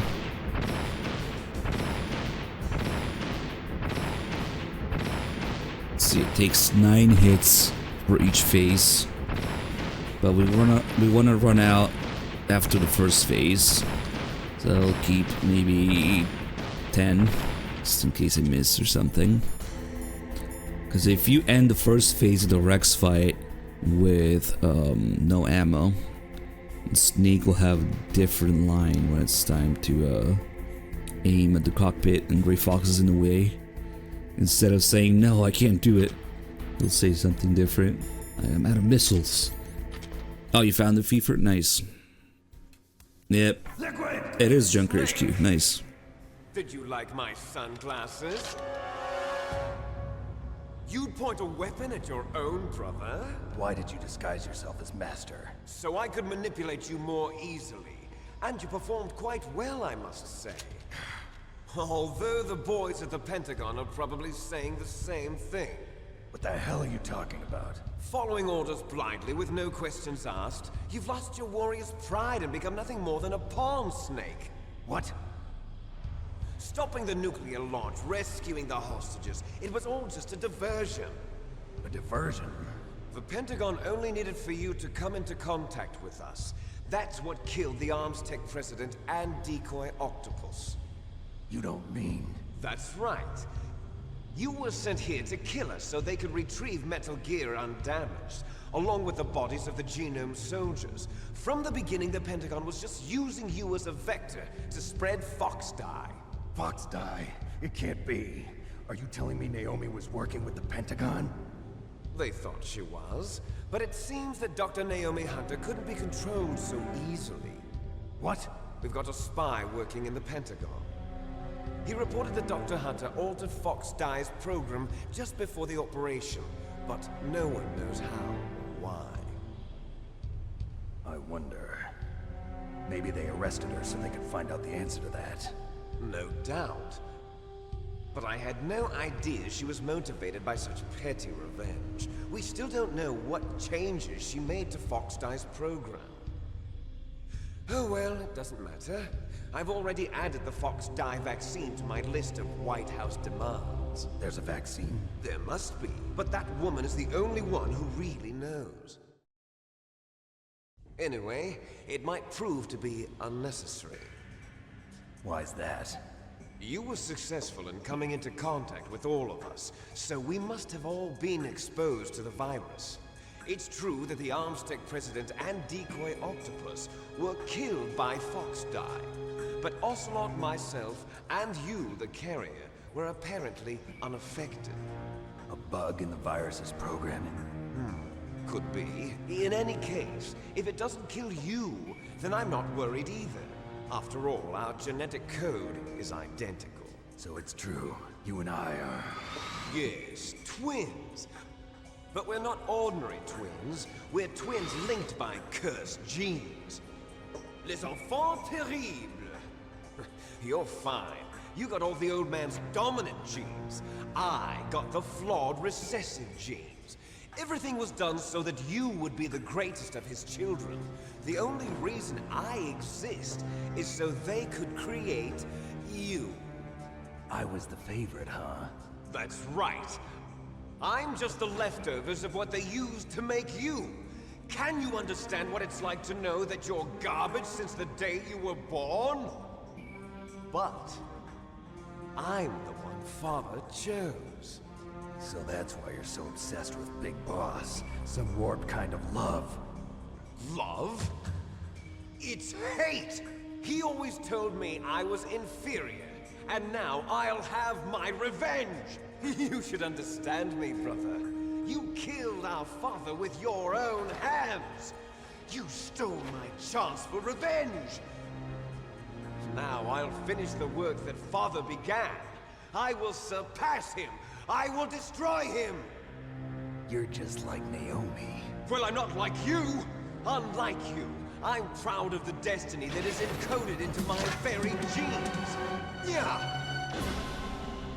It's so deep, the duality of the game being about twins, and the game having a remake, so having a twin.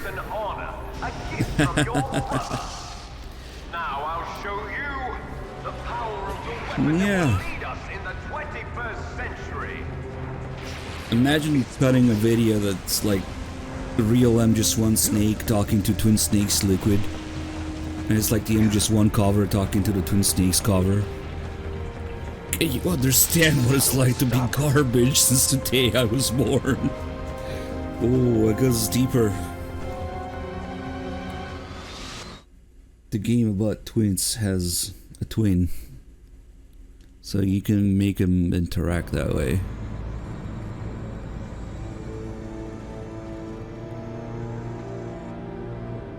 Yeah, the twin snakes talking to the real twin MGS1.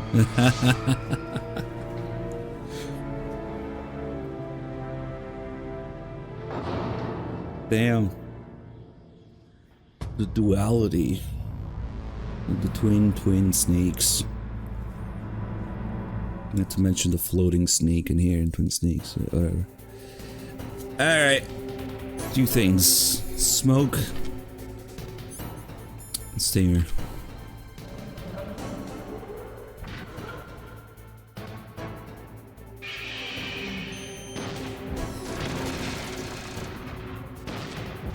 Get him down to one hit and then get the calls. Unfortunately, the most epic looking fight in the game is also like the easiest boss fight. Are you gonna piss or what? Nope.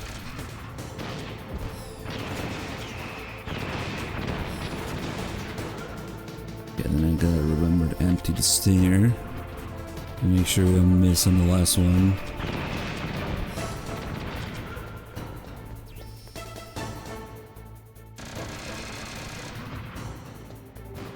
Nice super weapon liquid.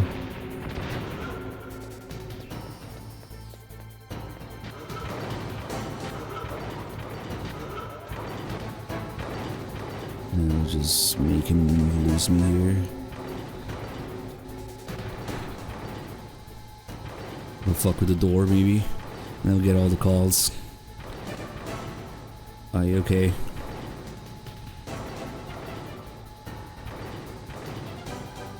Damn, the Twin Snakes has infected Rex.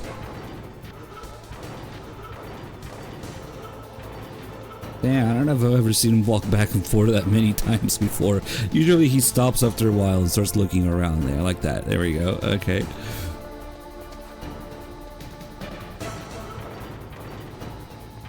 At least it doesn't look like bad stop motion plastic.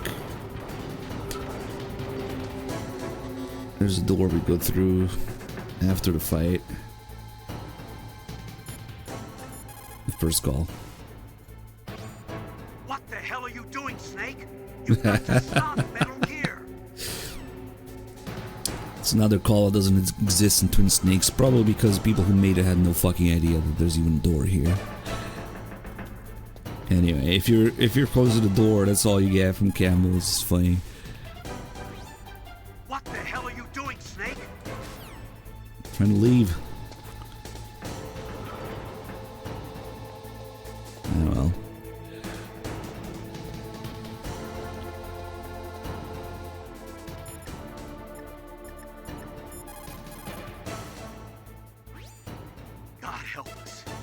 gear is moving. Snake, it's all riding on you now. You've got to stop that thing. But how? You'll have to ask Dr. Emmerich, the guy who made it.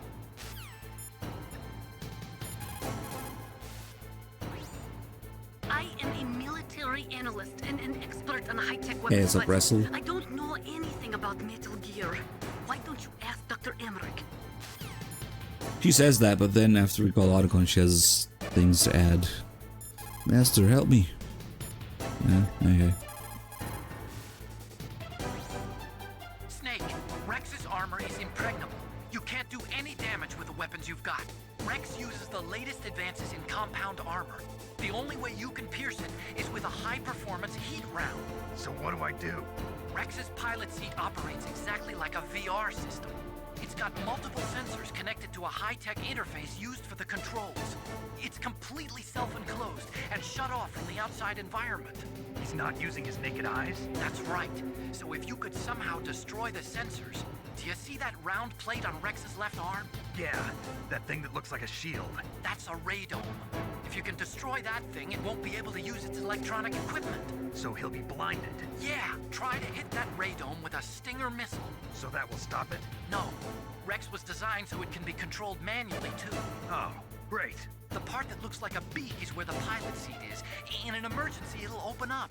Rex's armor is perfect. You can't destroy it. You told me that already. But the interior is a different story. I get it.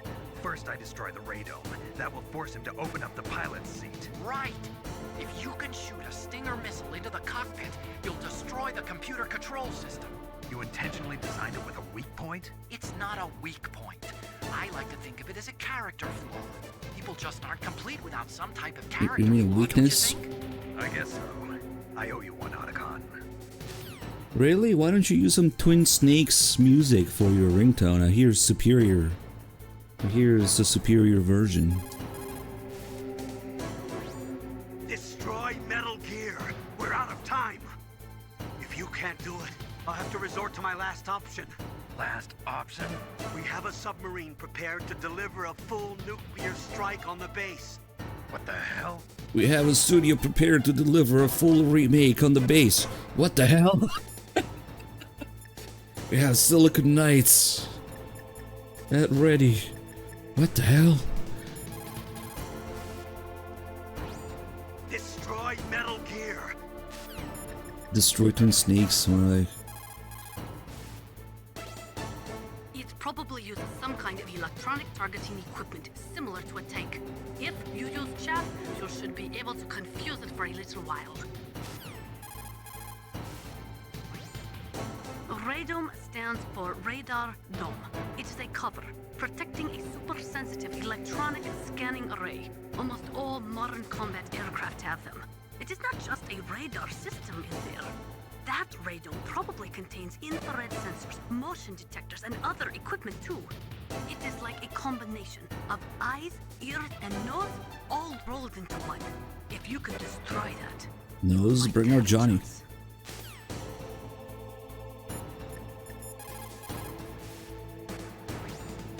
First, use a Stinger missile to destroy the radome and disable its electronics. I saw it in President Baker's top secret files. Rex has a free electron laser mounted on its belly. It's a laser weapon that discharges a laser beam into an electron beam that's been accelerated using giant magnets. It can generate an incredible amount of energy, pretty close to 100 megawatts. That's 10 times greater than any other laser out there.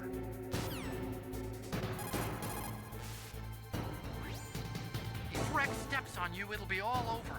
Be very careful when he gets close. Yeah, belly. Thick. Rex is equipped with anti-tank missiles on both of his knees. They're a laser semi-active homing type that doesn't use wires. The shooter uses a laser illuminator to bounce a laser beam off the target. After that, the missile uses the light reflected off the target to home in on it. Fortunately, the missiles are tipped with heat rounds and not anti-personnel warheads. But if they hit you directly, you'll be sorry. Be careful. The railgun uses magnetism to fire projectiles.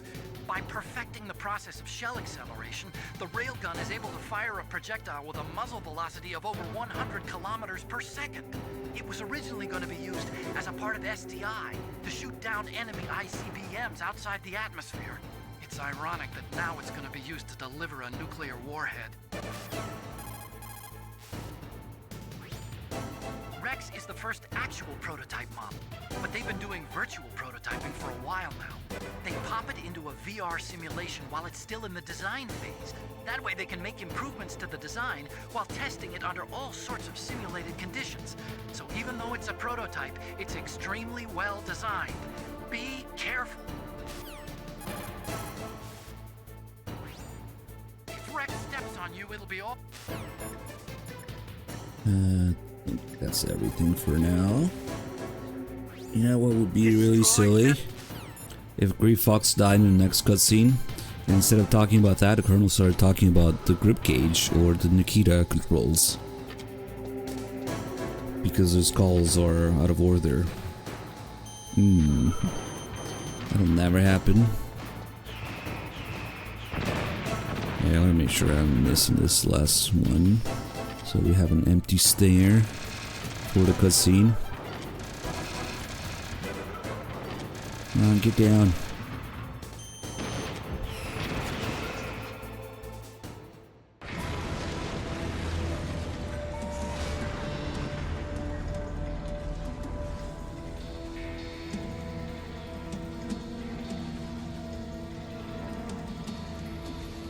Did that do it?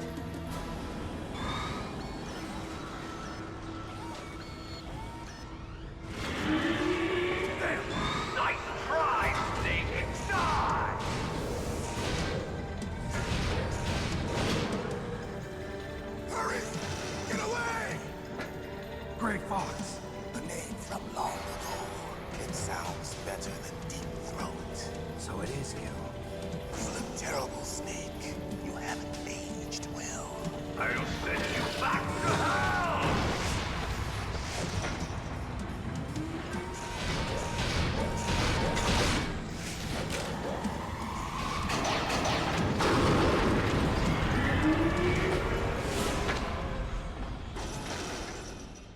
Fox, why?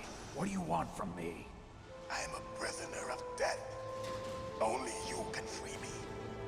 Fox, stay out of this. What about Naomi? She's hell-bent on taking revenge for you. Naomi? You're the only one who can stop her. No, I can't. Why? Because I'm the one who killed her parents. I was young then, and couldn't bring myself to kill her too. I felt so bad that I decided to take her with me. I raised her like she was my own blood to soothe my guilty conscience. Even now, she thinks of me as her brother. Fox. From the outside, we might have seemed like a happy brother and sister, but every time I looked at her, I saw her parents' eyes staring back at me. Tell her for me. Tell her that I was the one who did it. There you are! We're just about out of time. Here's a final present from Deep Throat. I'll stop it from moving. Fox!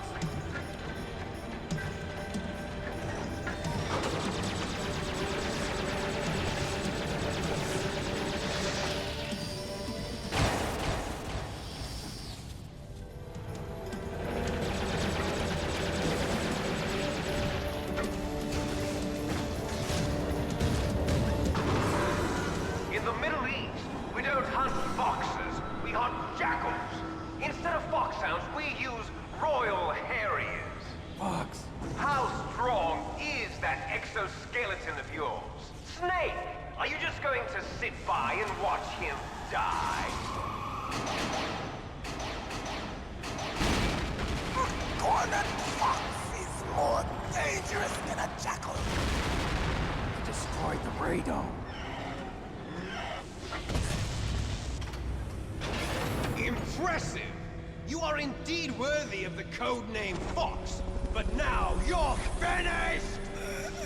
No! Fire the Stinger! Fox, can you really shoot? You'll kill him too! No, I have no ammo. Now, I'm out of in missiles. front of you, I can finally die. I'm out of missiles. After Zanzibar, I'm out of missiles. I'm out of You see, I would totally shoot, but no ammo. neither truly alive nor truly dead. I'm out of missiles. An undying shadow I'm out of in a missiles. world of light. But soon, You're good. I'm out of missiles. finally end. It's just not as epic as, no, I can't do it.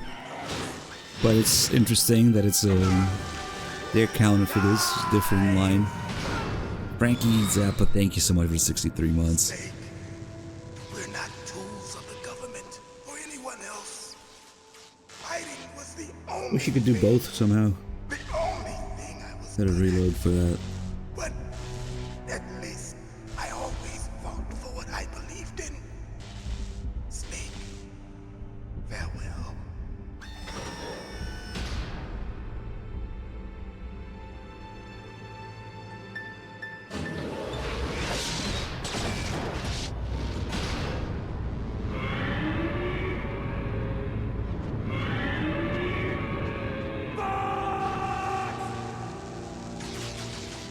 Foolish man! He prayed for death, and it found him. You see, you can't protect anyone, not even yourself. Die!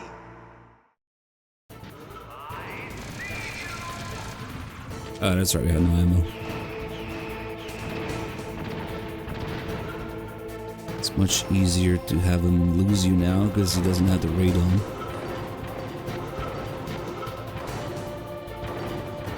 Get some ammo.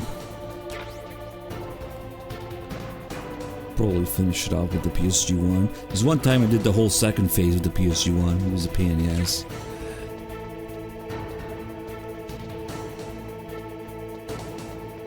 It's not really challenging. It just takes longer because you have to lose him or have him lose you every time between each shot, pretty much. Yeah, kind of like this.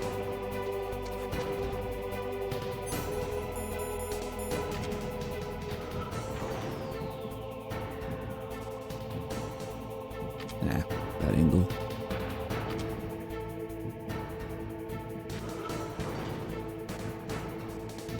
I can aim up. Whatever.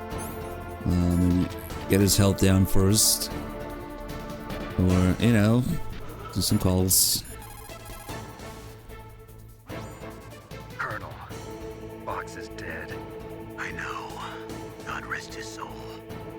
Even a soldier needs more to live for than just fighting. Maybe if he'd found something else, he wouldn't have been so haunted. He was too simple, too pure. There was nothing in this world for him to believe in, so he chose to believe only in himself. I guess you're right. A man like Fox is really only looking for his death. Yeah, but if you ask me, there's no happiness to be gained in death. No peace either. I'm gonna leave here alive. Good. I want that too. And such a good call. If you can shoot a Stinger missile directly into the cockpit. The what now, Colonel?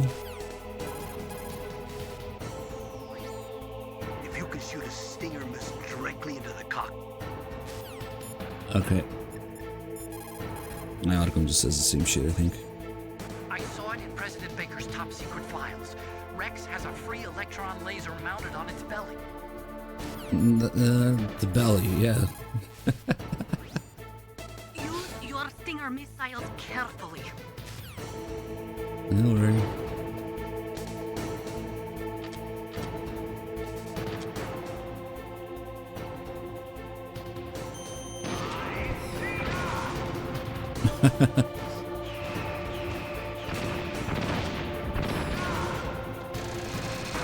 God damn it, I actually didn't move out of the way in time.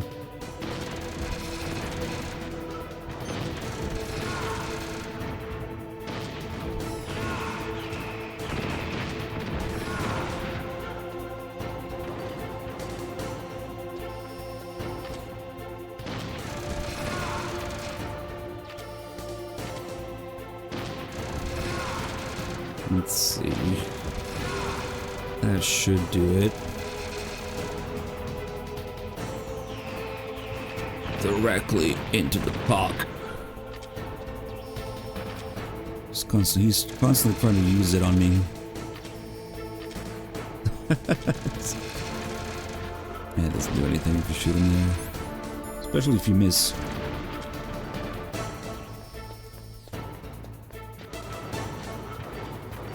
Yeah, we'll do a PSG1 finisher.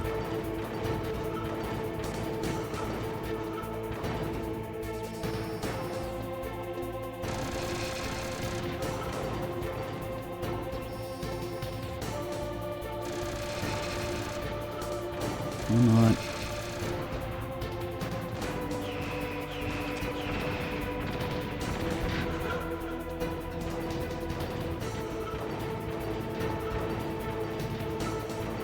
They also give you, well, they give you chaff grenades for the first phase. That messes with the radon.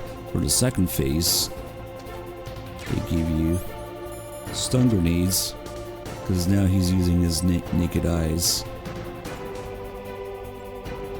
So you can blind Liquid for a second here, and he just starts attacking blindly, randomly like that. And the chaff grenade's pretty much the same thing in the first phase. It just makes him attack randomly.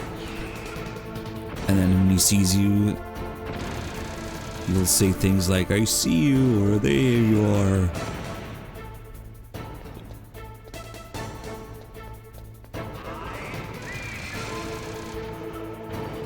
Yeah, okay. I actually we should let him turn some more. Try to get him in a good spot for the PSG1, because he has to be pretty much in the corner. It's a good thing Rex's legs don't hurt you unless he's specifically doing a stomp attack. If he's just walking around normally, they don't hurt. Which, yeah, that could be one change. That would make the fight a lot harder. Hey, come on. Okay, now he's looking around.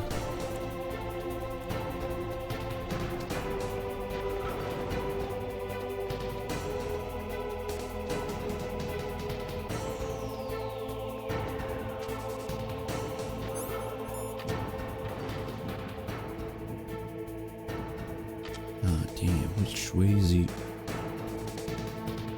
Come on. No, it's turning the other way, damn it.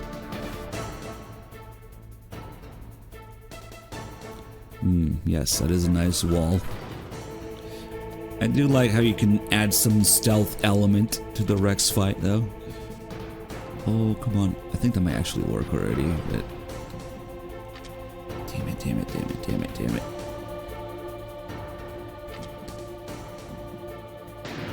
Fuck it. The hitbox works. I like that. Snake! I'll crush you into dust!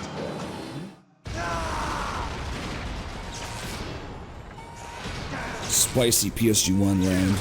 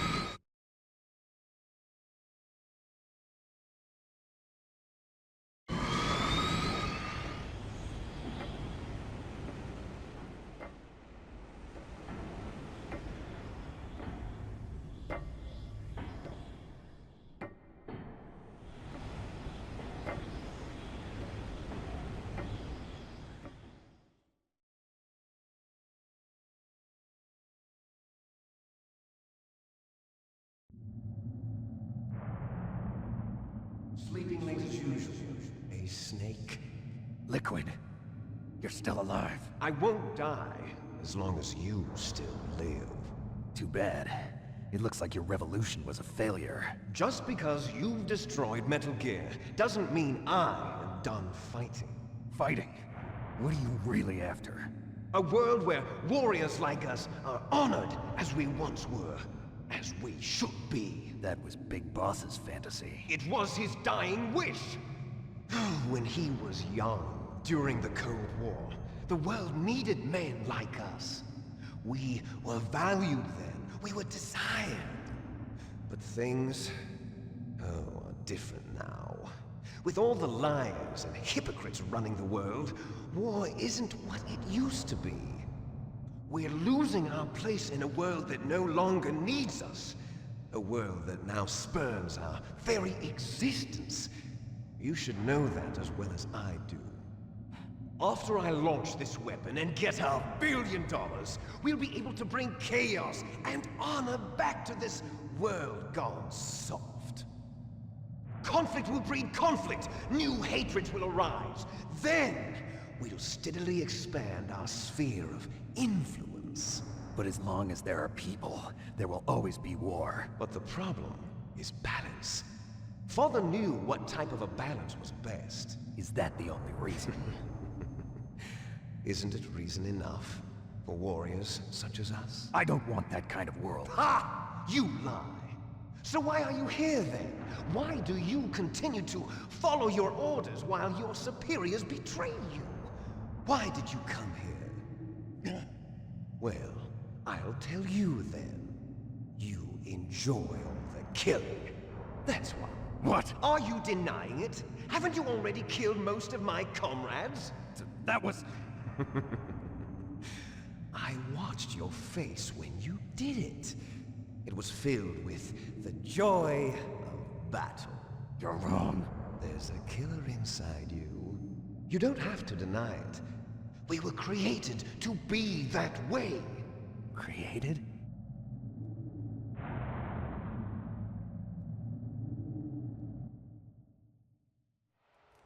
Les enfants terribles. The terrible children. That's what the project was called. It started in the 1970s. Their plan was to artificially create the most powerful soldier possible. The person that they chose as the model was the man known then as the greatest living soldier in the world. Big Boss. But Father was wounded in combat and already in a coma when they brought him in. So they created us from his cells, with a combination of 20th century analog cloning and the super baby method. Super baby method. They fertilized an egg with one of Father's cells, and then let it divide into 8 clone babies. Then they transferred the clones to someone's uterus, and later intentionally aborted 6 of the fetuses to encourage strong fetal growth. You and I were originally octuplets. Octuplets? Yes. The other 6 of our brothers were sacrificed to make us. We were accomplices in murder before the day we were even born. So it was you and I, 2 fertilized eggs with exactly the same DNA. But they weren't finished yet.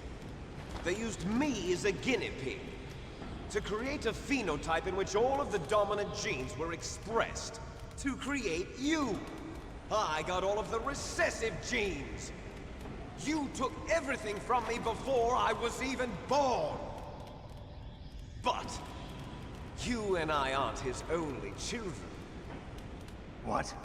The Genome Soldiers. They too are his progeny, carrying on his genetic legacy. But they're different. They're digital. With the completion of the Human Genome Project, the mysteries of humanity were laid bare. Thanks to Father's DNA, they were able to identify more than 60 soldier genes responsible for everything from strategic thinking to the proverbial killer instinct. Those soldier genes were transplanted into the members of the next generation Special Forces. That's how they became the Genome Soldiers. That's right. The Genome Soldiers that you've been killing are our brothers with the same genes as ours. The Genome Soldiers? That's right. They are our brothers, created artificially through the alignment of nucleotides to mimic our father's genes. They too are the product of numerous sacrifices. Sacrifices? Human experiments! 1991, the Gulf War. The military secretly injected soldiers with the soldier genes. The Gulf War syndrome that hundreds of thousands of returning soldiers complained about was a side effect of it. Ha! Everyone knows that the Gulf War syndrome was caused by exposure to depleted uranium used in the anti-tank rounds. That was just a cover story issued by the Pentagon. First they tried to say it was post-traumatic stress disorder, then chemical or biological weapons.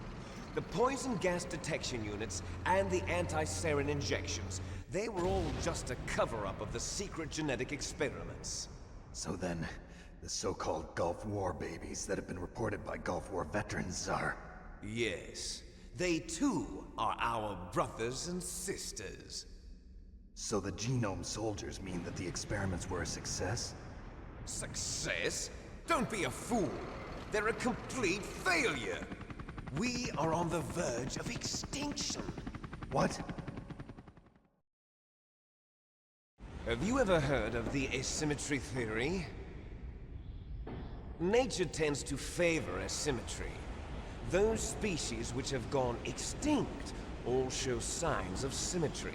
The genome soldiers suffer from the same problem. Signs of symmetry. So do I. As do you. That's right. We are all on the verge of death at the genetic level. We don't know when or what type of disease will occur. That's why we need the old man's genetic information. You want Big Boss's DNA so you can save your family? It's very touching. In nature, family members don't mate with each other, and yet they help each other to survive. Do you know why? It increases the chance that their genes will be passed on to a new generation. Altruism among blood relatives is a response to natural selection. It's called the selfish gene theory. You're telling me that your genes are ordering you to save the genome soldiers? You can't fight your genes. It's fate. All living things are born for the sole purpose of passing on their parents' genes. That's why I'll follow what my genes tell me. And then I'm going to go beyond. In order to break the curse of my heritage.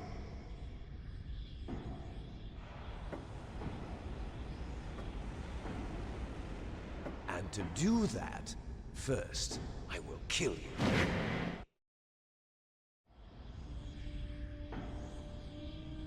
Look behind you! Meryl! Is she alive? I'm not sure. She was alive a few hours ago.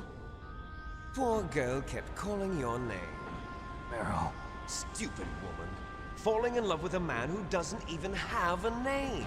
I have a name. No! We have no past, no future, and even if we did, it wouldn't be truly ours.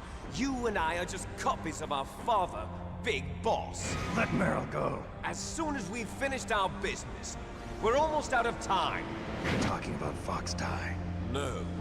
It seems now that the Pentagon knows that Metal Gear is destroyed, they've arrived at a decision. They won't even need a BDA. If you want the details, why don't you ask your precious Colonel Campbell?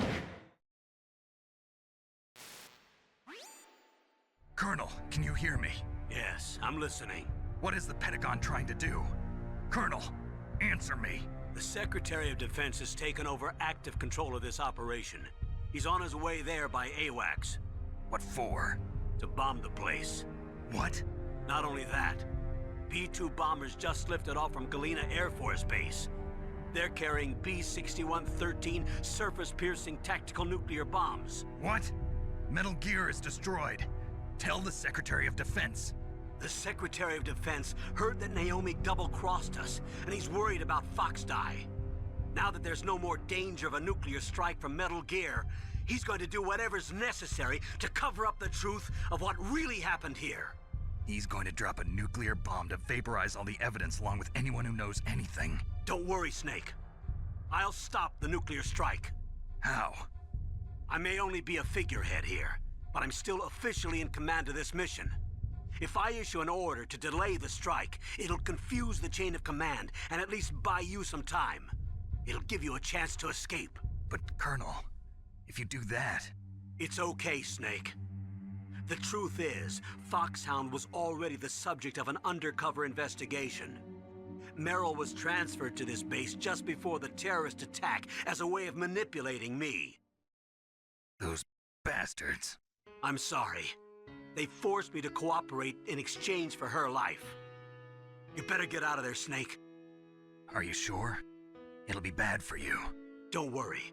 It's the least I can do for you, after all the lies. Colonel. I'm ordering them to cancel the bombing run. After that, there's no turning back. What? What are you doing? What? Snake! Mei Ling, what happened to the Colonel? I don't believe it. What happened? Good work. Snake, the Colonel! As good as they said. Roy Campbell has been relieved of duty. This is the Secretary of Defense, Jim Houseman. Put the Colonel back on. He's been placed under arrest for leaking top-secret information and for the crime of high treason. Ridiculous. Yes, he's a ridiculous man. He truly believed that he was in command of this operation. You bastard. There won't be a speck of evidence left. I'm sure the President would want the same thing. President ordered this? President is a busy man. I have complete authority here. How do you plan on explaining a nuclear attack on Alaska to the media? Don't worry. We've prepared a convincing cover story.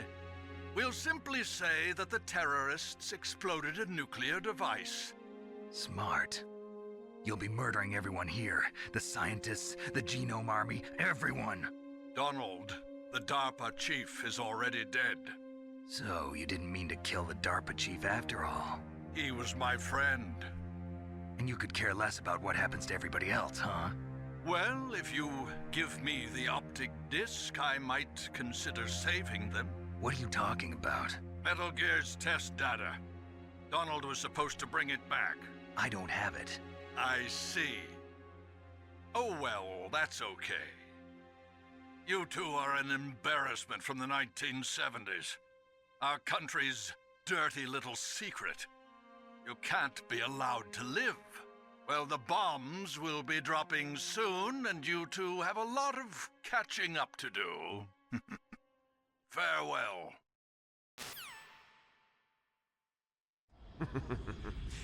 There's no way out for us. Let's finish this before the airstrike.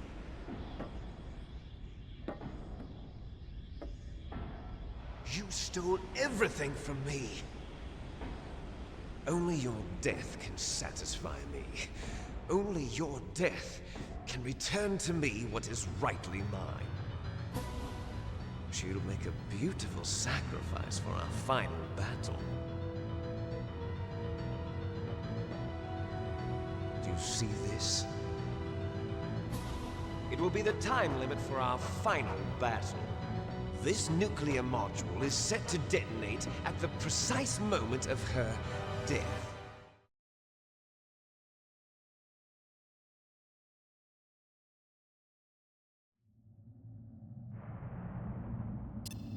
If you win, you might still be able to save her.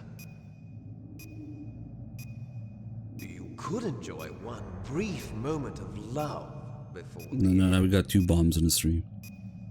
If you cross this line, you'll fall. At this height, it will kill even you. That is true on extreme difficulty. When you cross the line, you fall and die immediately. Just one of the difficulty-related changes like this. Just instant death. Whoops. I do enjoy these little difficulty-based changes that are more than just damage. So for this fight, you can't cross the line at all. Or if you try to grab Liquid, he has this counterattack, which also results in that. Quick Tasker, thank you for the 13 months resub. And somebody gifted a sub to Jim Houseman. Nice, thank you. Let's see what we can get. Have at you, Snake. Well, the calls aren't too interesting here. It's just Nastasha and Otacon being like, what? Just fight. Snake, it is just you and Liquid now. There is no advice I can give you. Trust yourself. You have got to win. Thank you, very supportive. Snake, I don't know anything about fighting, but you've got to beat Liquid. Campbell's gone. Meryl's gone. Master's gone. Deep Throat is gone. Mailing. Just. Are you hurt, Snake? Yeah, just a boss fight call. Don't die, Snake. I like going through the different phases. At first, Liquid just teases you. He doesn't attack. He just talks a lot of shit. Comes close and maybe one little kick and then laughs. Sometimes he doesn't even do that. Sometimes he just comes close and backs up again. Let's see. He's just talking a lot of shit. Yeah, he goes back like that. He's just teasing you. What's wrong, Snake? If I can dodge that hit in first person. Oh, he's not even doing it.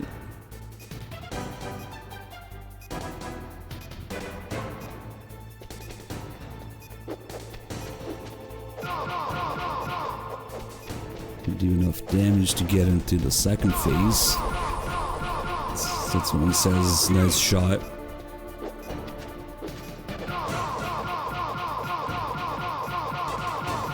Nice shot! Now he starts attacking more actively. And he counterattacks when you hit him. He counterattacks with 2 punches. With all these things you can do, like dodge and move out of the way and time your punches to get him stuck in a loop. This fight is a lot of fun. Oh, but if you crouch too early, he does that other kick. He also has a stomp attack, which doesn't do a lot of damage. Better hurry! It's going to blow! That's the second phase. The third phase is when he's low in health. Ooh, he also has a headbutt.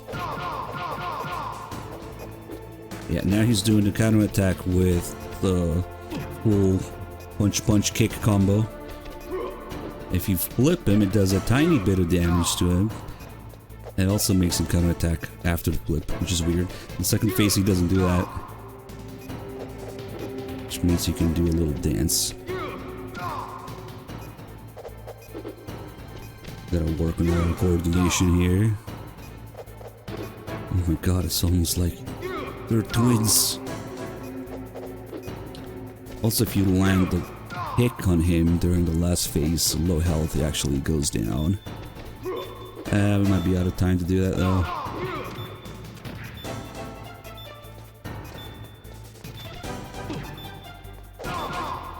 Well, I wanted to get the unique game over here when this time runs out and the bomb explodes. It's another one of those unique game overs you can get. So we'll do that. Somehow he survives this explosion too. Because you can hear him laughing in the game over screen.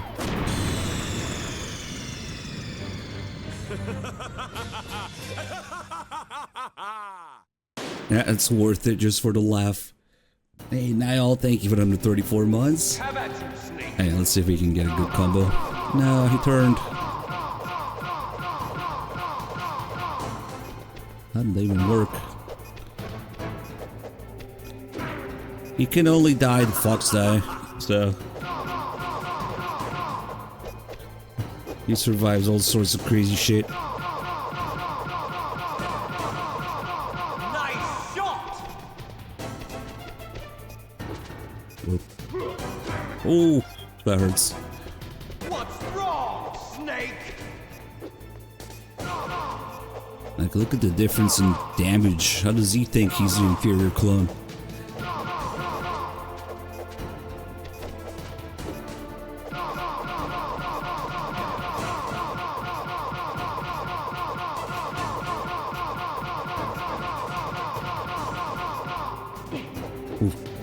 Even after you drain his health, there's the final mechanic in the fight. To actually, you have to actually throw him off, Rex, or it will never end. Another boss mechanic that got completely removed in Twin Snakes, or whatever. Oh, I'm dead. I grabbed him instead of flipping him.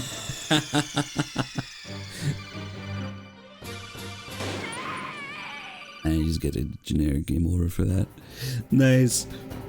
How about you, Snake?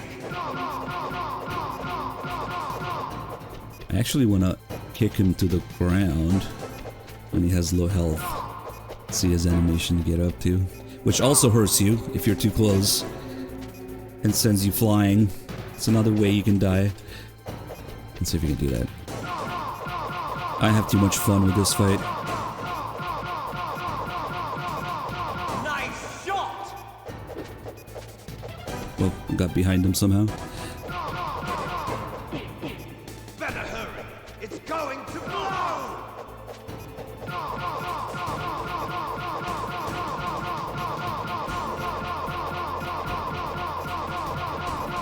Okay, should be low enough now. Let's see if we can die that ridiculous way.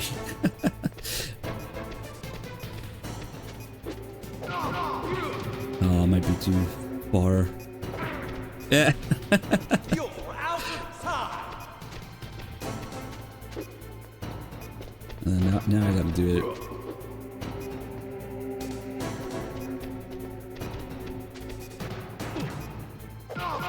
Nope.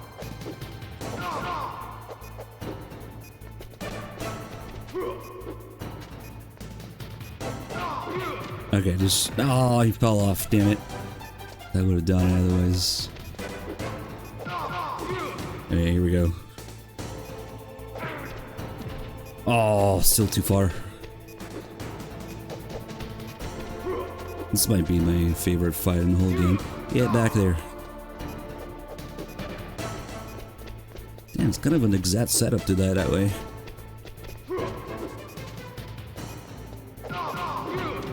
Alright, here we go. Maybe like this. Ah, too far from him. Damn it.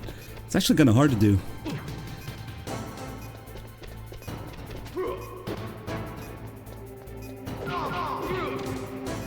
Come on. Nope. I don't want him too close or too far.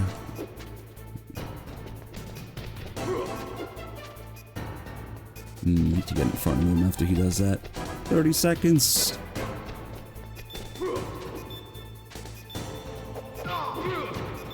Oh! Damn it, he fell off. Oh well. No silly death. It still won't kill him. Very much in line with the theme of the game. Escaping your genetic fate, he can only die to fox die. Meryl? Oh yeah, this is where chat fucking killed Meryl. Good job.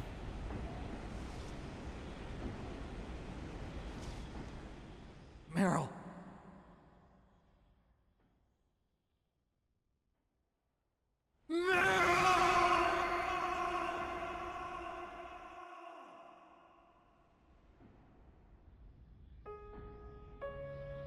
Forgive me.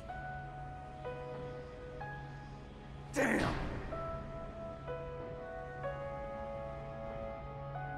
Good I ending. gave into my fear. I gave into my pain. I sold your life to save my own. I'm a loser. I'm not the hero you thought I was. I'm nothing. Meryl, I'm sorry. Somehow Otacon got up here. Meryl can't forgive anyone anymore. Otacon. She's gone, Snake. Because of me. I guess blaming yourself makes it easier, huh? If you do that, you can keep the pain at a nice, safe distance. What the hell do you know? Meryl's dead. I lost. So, are you gonna stay here and die? Along with her? Snake. People die. But death is not defeat. That's what Hemingway said. I lost Wolf, too. But that wasn't defeat. She and I will be together forever. We didn't lose anything. Together forever. It's true that Wolf is dead. But our love didn't die with her. Life's more than just a game of win or lose. Don't you think? Let's live, Snake. There's a parking garage right next door. We can get to the surface from there. Come on. I released all the security locks. It'll be okay. We can escape. You have my word on it. Otacon, you've changed. I'm through regretting the past. Life isn't all about loss, you know? It started. Those guys. Seems like they only hurry when they're destroying things. Good. Let them destroy it. But they can't destroy the human spirit. Okay. Let's go.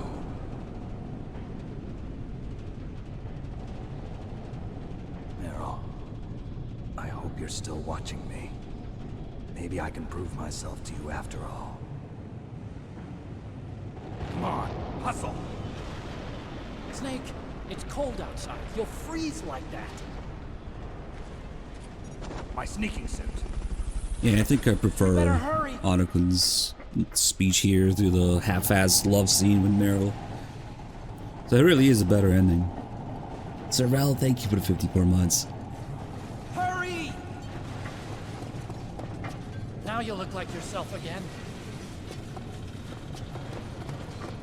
Little flashbacks or flash forwards Snake gets here about Meryl before leaving.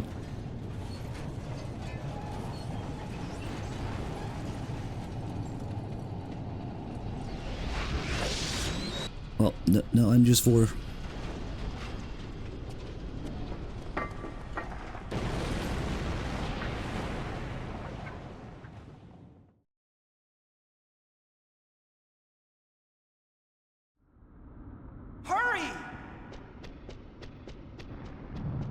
Alright, let's spare you guys to wait, but that 10-minute timer there, that does nothing. Because the bombing never happens, so I don't know what all this shaking and noise outside is, but the bombing they were talking about never happens, so even when the timer reaches 0 here, it doesn't do anything. We've got pretty much one call left with Mei Ling. We got one last chance to save. Snake, they've placed the Colonel under arrest. I don't know what I should do. This will probably be your last save. I'm going to miss those proverbs of yours. Snake. Mei Ling, I have a favor to ask you. Make a hard copy of all the codec conversation data up to this point. I want some insurance. Okay, Snake, leave it to me. It doesn't matter whether you save or not, you don't get to even call Mei Ling anymore, Snake, I think, please. After this. Be safe for me. Like if you close the codec, she doesn't answer anymore. It really was the last save. And just nobody answers anymore, not even Otacon here.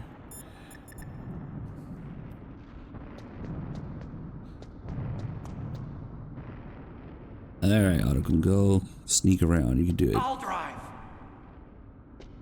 Hey, you fucked up. Surveillance camera. And then we get endlessly respawning enemies here. I got him. Let's go. Hold on, Otacon. Why didn't you kill this guy? I got it. Snake, jump in. Got him. Snake, hold on. Oh, you know what? Hold on.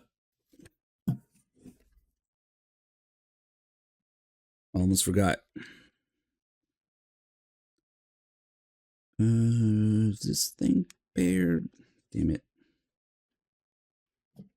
Out of all these PS3 controllers, there's gotta be one that's paired with the console. Come on.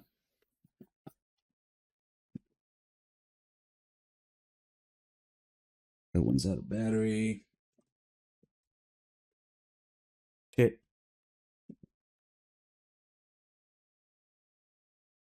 There we go. Found one that's paired and has some battery left. We want 2 controllers for this because there's reasons. Okay.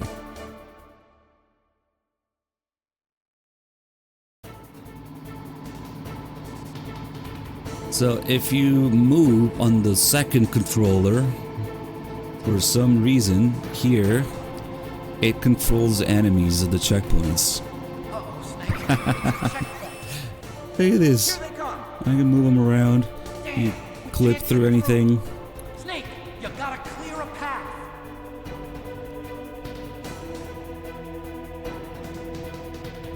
Let's see. Using 2 controllers at once here.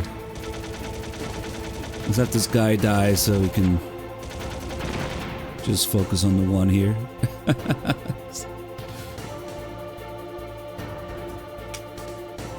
Must be some leftover thing from like maybe development, maybe debug feature. Who knows? And the M60 automatically aiming at the guy when he gets close. You can also make him despawn by going off in the distance or in the back. Because they did do something similar. Oh, where'd he go? Hello? Oh, there he is. Oh, what the fuck? He was behind me. They did do something similar with the trailers for the trailers with the ninja.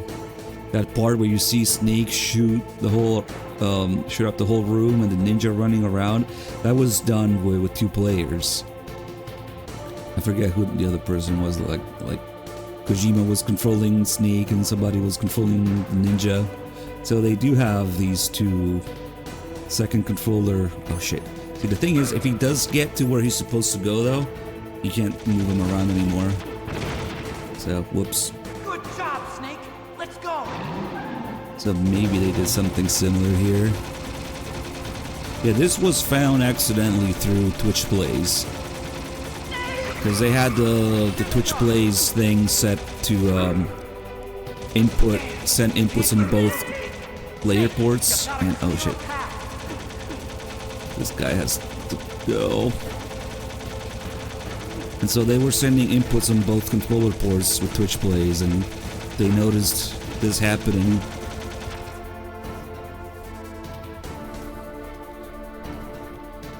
I'm looking for this person, this guy.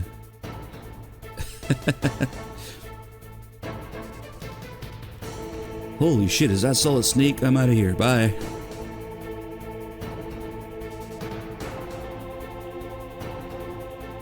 And that's how Liquid gets his FAMAS. He takes that guy's rifle and chases you around with it.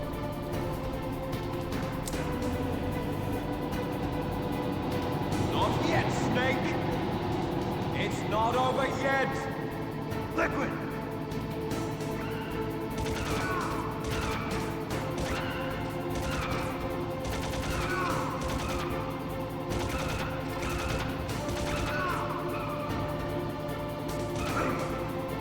Damn it.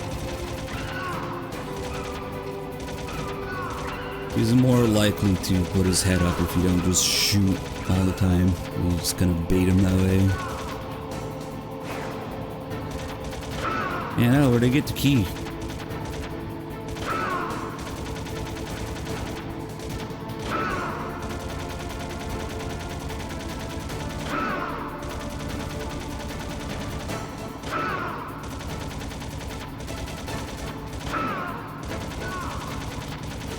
Well, for it to be Twitch Plays, it would have been the original PS1 version emulated, so probably.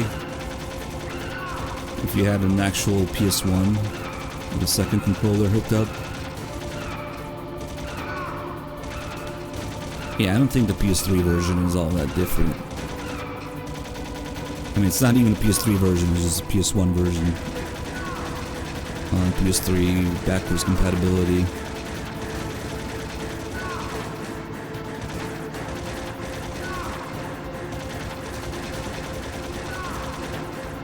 No.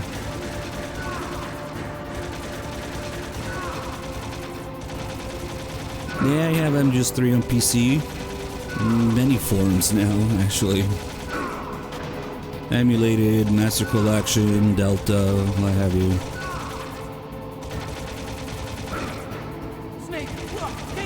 Alright boys, enjoy the ending. MGS2 is up next. Only the peak of the series. We'll do a big, fat, 3-4 hour tanker run with all the little details and more.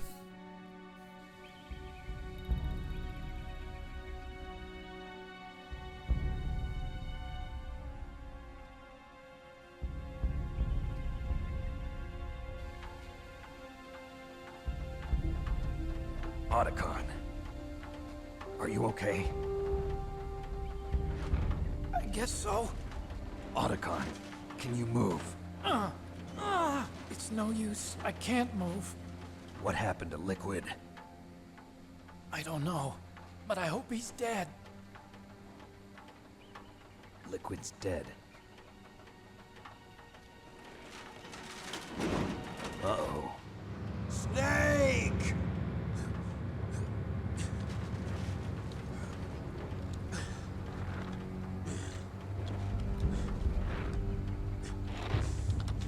Snake!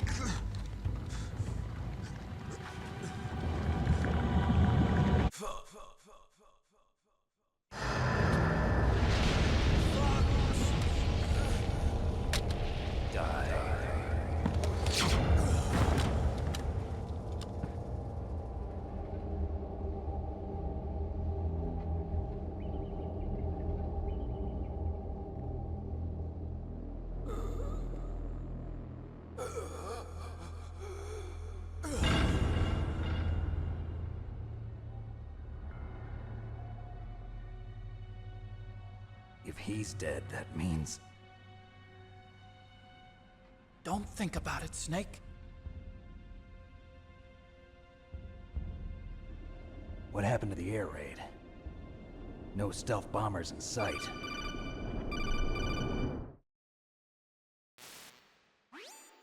Snake, can you hear me? Colonel.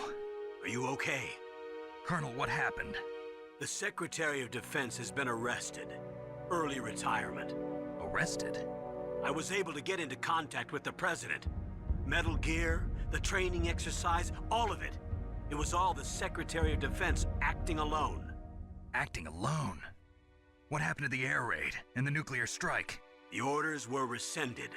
The F-117s and the B-2 Spirits have returned to the base. Once again, I have complete authority over this operation. I see.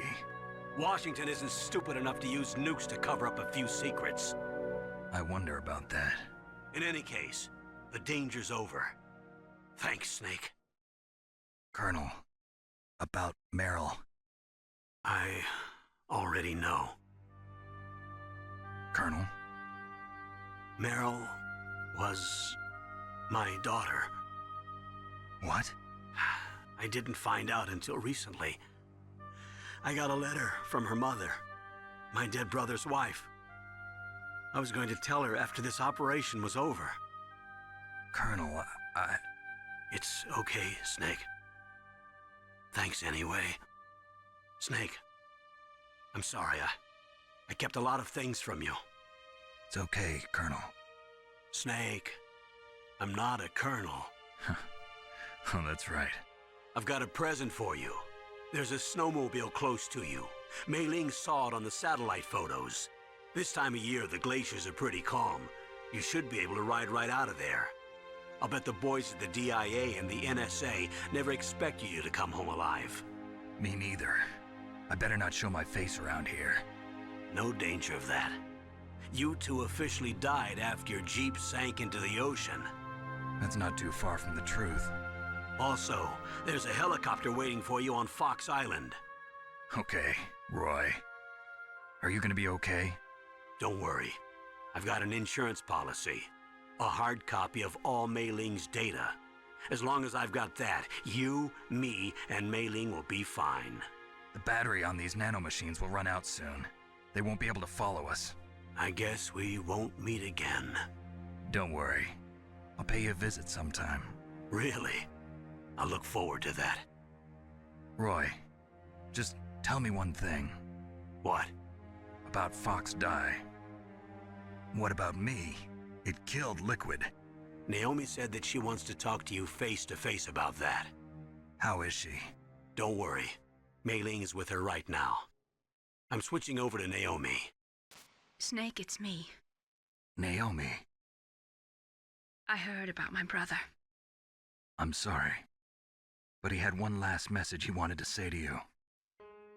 He told me to tell you to forget about him and to go on with your own life. Frankie said that? Yeah. He also said he'll always love you. Naomi, your brother just saved you, me, and the whole world. He fought with every ounce of strength in his body. Maybe. Maybe now he's finally found some peace. He wasn't really my brother anymore. Ever since he fought with you in Zanzibar, he's been like a ghost. A ghost looking for a place to die.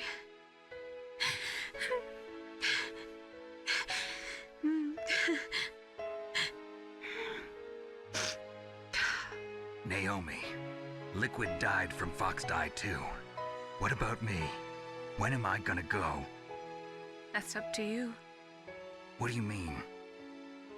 Everybody dies when their time is up. Yeah, so when's mine up? It's up to you how you use the time left to you. Live, Snake. That's all I can say to you.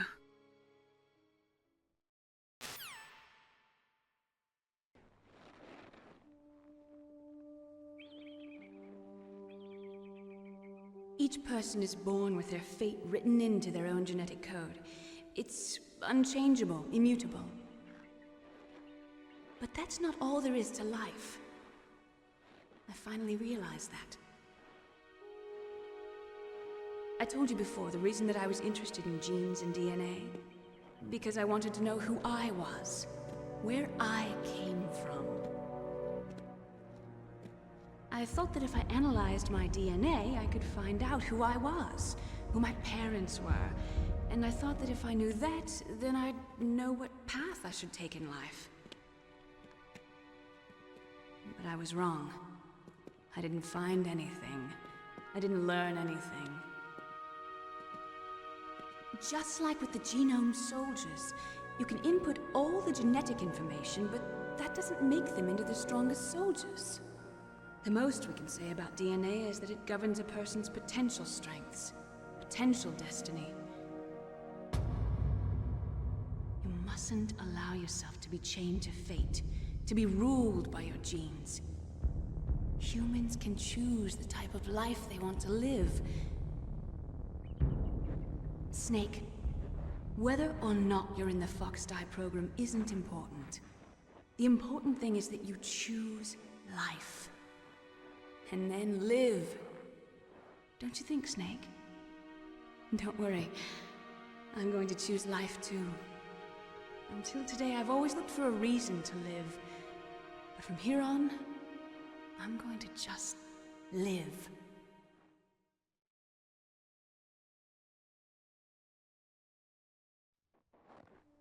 Genes exist to pass down our hopes and dreams for the future through our children. Living is a link to the future. That's how all life works. Loving each other, teaching each other. That's how we can change the world. I finally realized it. The true meaning of life. Thank you, Snake.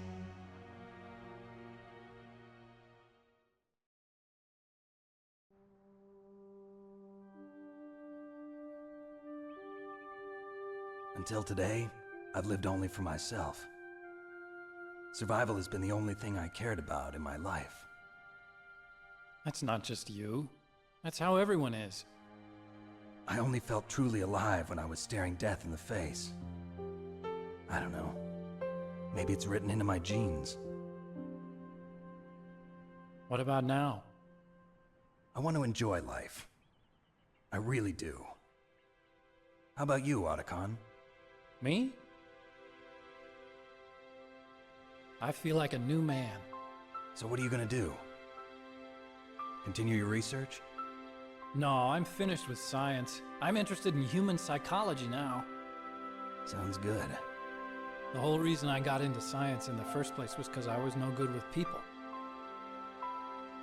I was scared of them. I was scared of life. I thought that I could never understand them because they're so illogical. But I finally learned how to like people. I'm not afraid anymore. You and I are more alike than I thought. I'm just tired of always being a spectator in life. I'm ready to live. I'm gonna stand on my own 2 feet. I'm not gonna hide anymore. You giving up your stealth camo? Huh? Oh yeah. You can have it.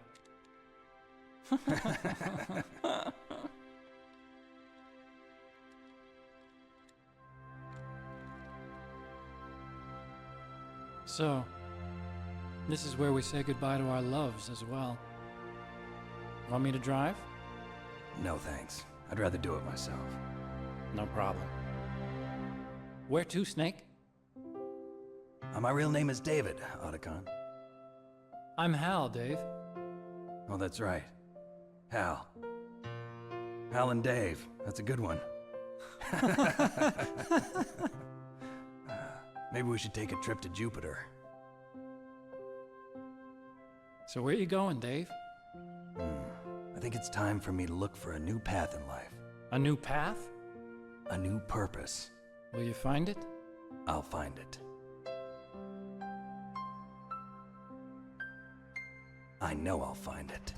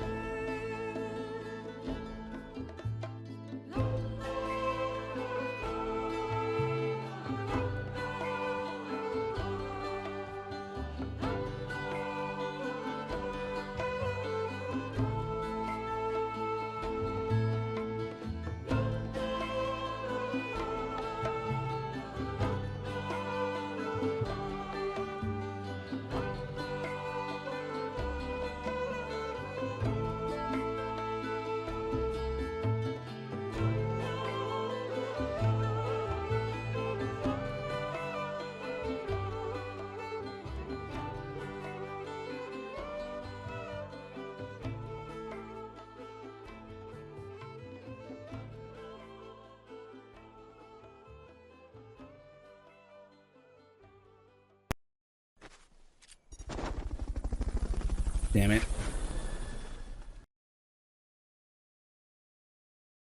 You mustn't allow yourself to be We made it in chained to time for fate, Naomi's to be ruled speech. by your genes. Humans can choose the type of life they want to live. The important thing is that you choose life. And then live. Meaning of life is dog buttholes, Snake. Here's the craziest little detail. You can pause the game between Naomi's speech here and the final phone call with Ocelot. Just in case, you know, you have to go somewhere. At the very end of the game, you can still pause it. Crazy. And now we don't get to hear about Solidus because we got the bad ending. The Otacon ending. You only get a shortened version of the phone call with Ocelot here.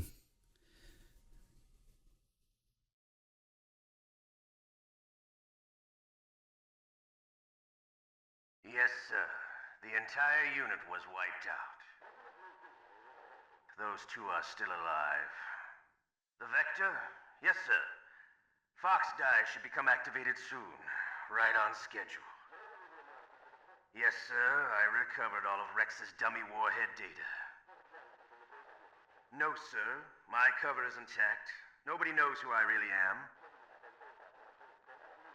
Yes, the DARPA chief knew my identity, but he's been disposed of.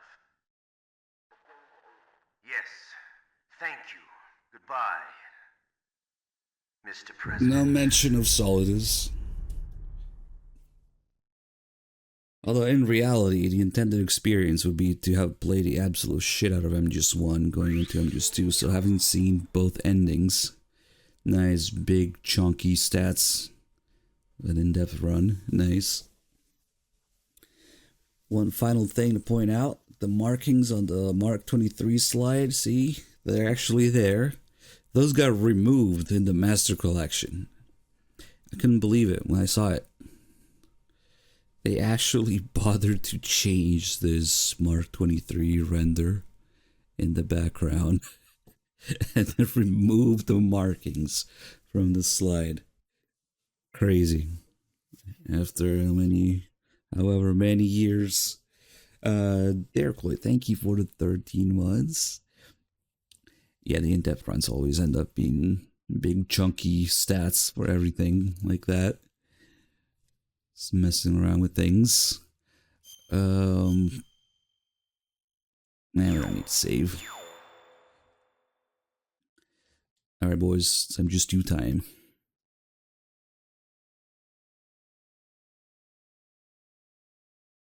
And my PS3 has been making